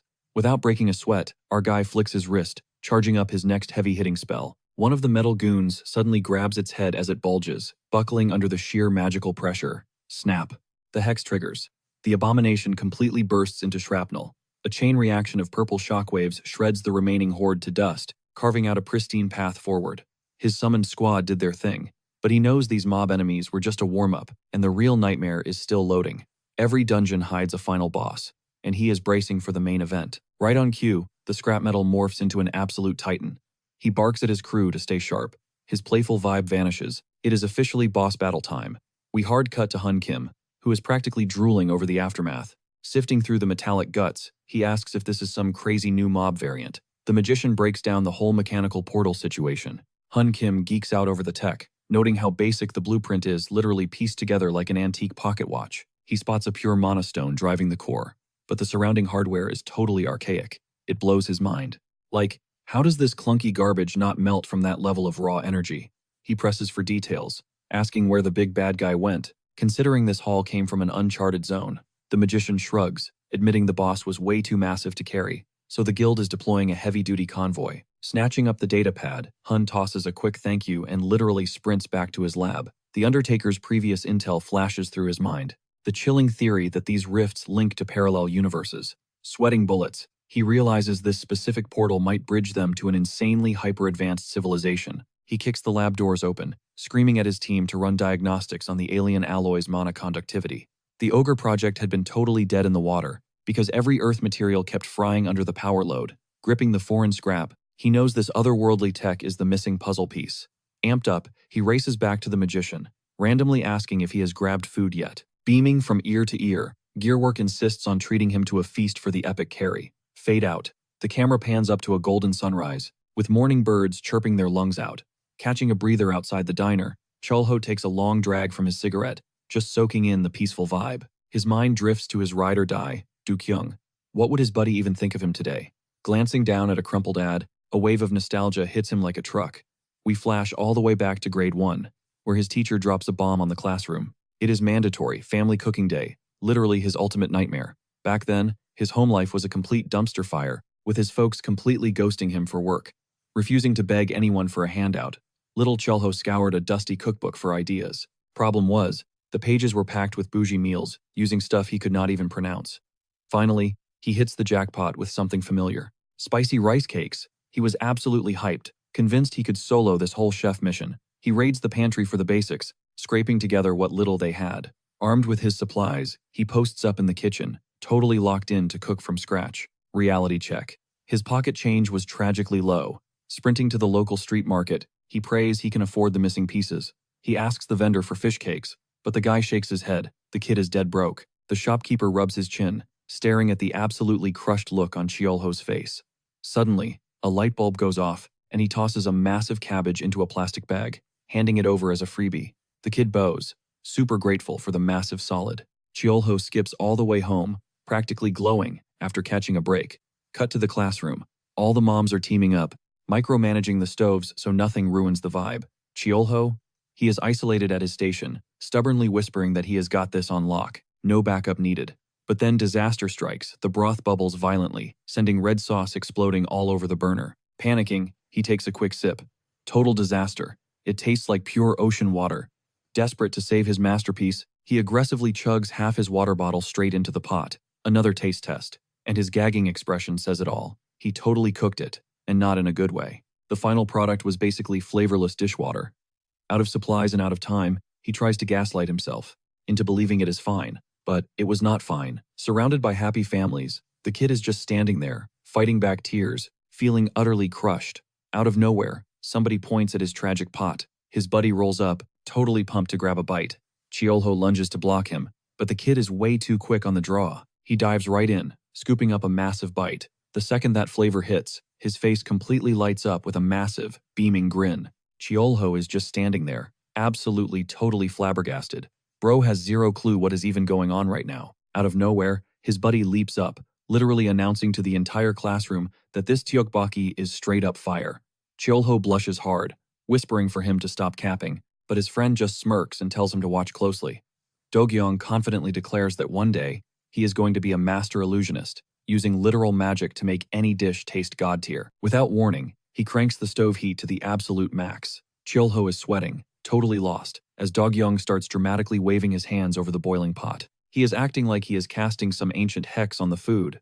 The commotion instantly draws a crowd of classmates, all nosy about what these two are actually cooking. One kid whines about the lack of fish cakes, but Dogyong swears it is a masterpiece. The skeptic takes a hesitant bite, and his eyes practically bulge out of his skull from the insane flavor. Seeing this, Cheolho is completely shook. Curiosity takes over, so he grabs a piece for himself, desperately trying to decode this culinary witchcraft. Mind blown, he begs to know the secret, but his buddy just winks and calls it pure magic. Seeing the hype, the rest of the classroom literally swarms their desk. Everyone is begging for a taste. Cheolho whispers a quick thank you but keeps pressing for the recipe, only for Dogyong to smirk and say, "This kind of intel does not come cheap." Panicking, Cheolho scrambles to hand over his pocket change, but his friend shakes his head. Cash is not going to cut it. Instead, he drops a completely unexpected offer. He demands that Cheolho walk home from school with him, every single day.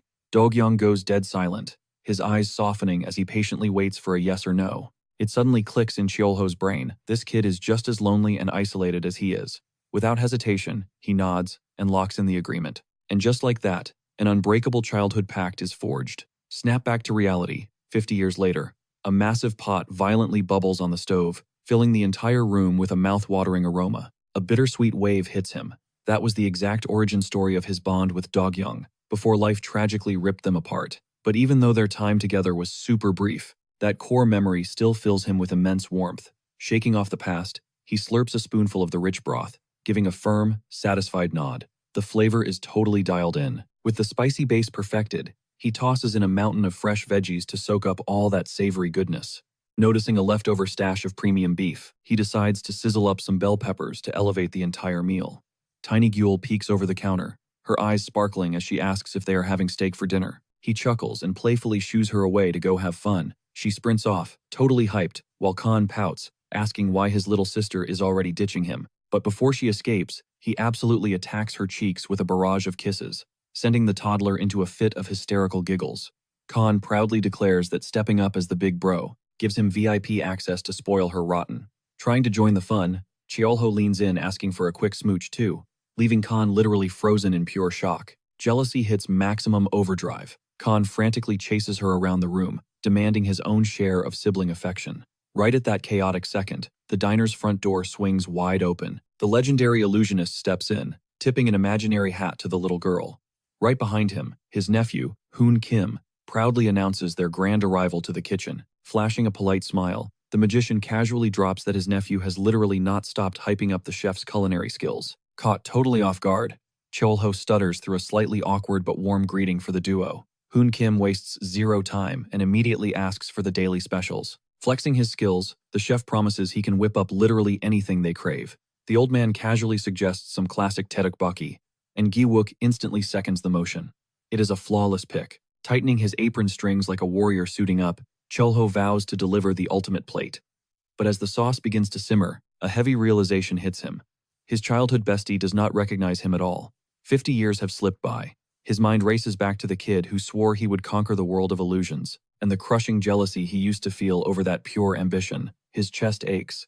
He desperately wants to scream out his name, but the fear of being forgotten keeps him completely paralyzed. Gripping the spatula until his knuckles turn white, he swallows the painful truth and stays silent. Moments later, the masterpiece is plated and ready to serve. He slides a steaming bowl of his signature spicy rice cakes paired with crispy fries onto their table. Hoon Kim takes one bite and practically ascends, prompting the magician to eagerly grab his own chopsticks. The instant the sauce hits the old man's tongue, he freezes. His eyes narrow in deep thought, desperately trying to decode the dangerously familiar flavor profile. Cholho breaks the tension, smoothly stating that the true magic ingredient is just sharing the meal with good company. Gi-wook glances up and politely asks if the chef wants to join them, but Cholho humbly declines, saying his stomach is empty. Out of nowhere, little Gyul points out a stray drop of sauce tangled in the old man's beard. He chuckles warmly, thanking her for the save, but playfully points out that her own chin is basically painted red. She absolutely panics, realizing her brand new outfit is in the danger zone. Smooth as butter, the magician snaps his fingers and produces a playing card straight out of a silk handkerchief, leaving the toddler totally mesmerized.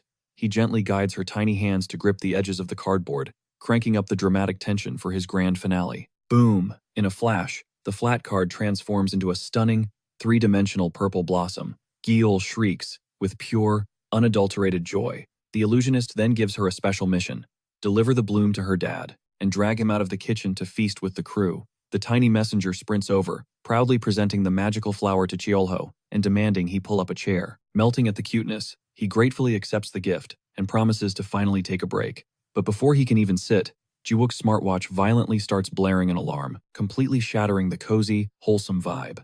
He leaps out of his seat with a startled yelp, quickly waving his hands to ensure everyone it is not a monster raid, just his highly anticipated exam results dropping. In an absolute frenzy, he slams enough cash on the table to cover the tab and literally sprints out the front door. Watching the kid bolt, the illusionist fondly chuckles about the chaotic, fiery energy of youth. Cholho just nods, totally vibing with the sentiment. Pushing his chair back, the chef casually strolls over to the main counter. Staring down at the simmering red sauce, he drops a massive bombshell, asking the old man if his secret weapon was actually just cheap instant ramen powder.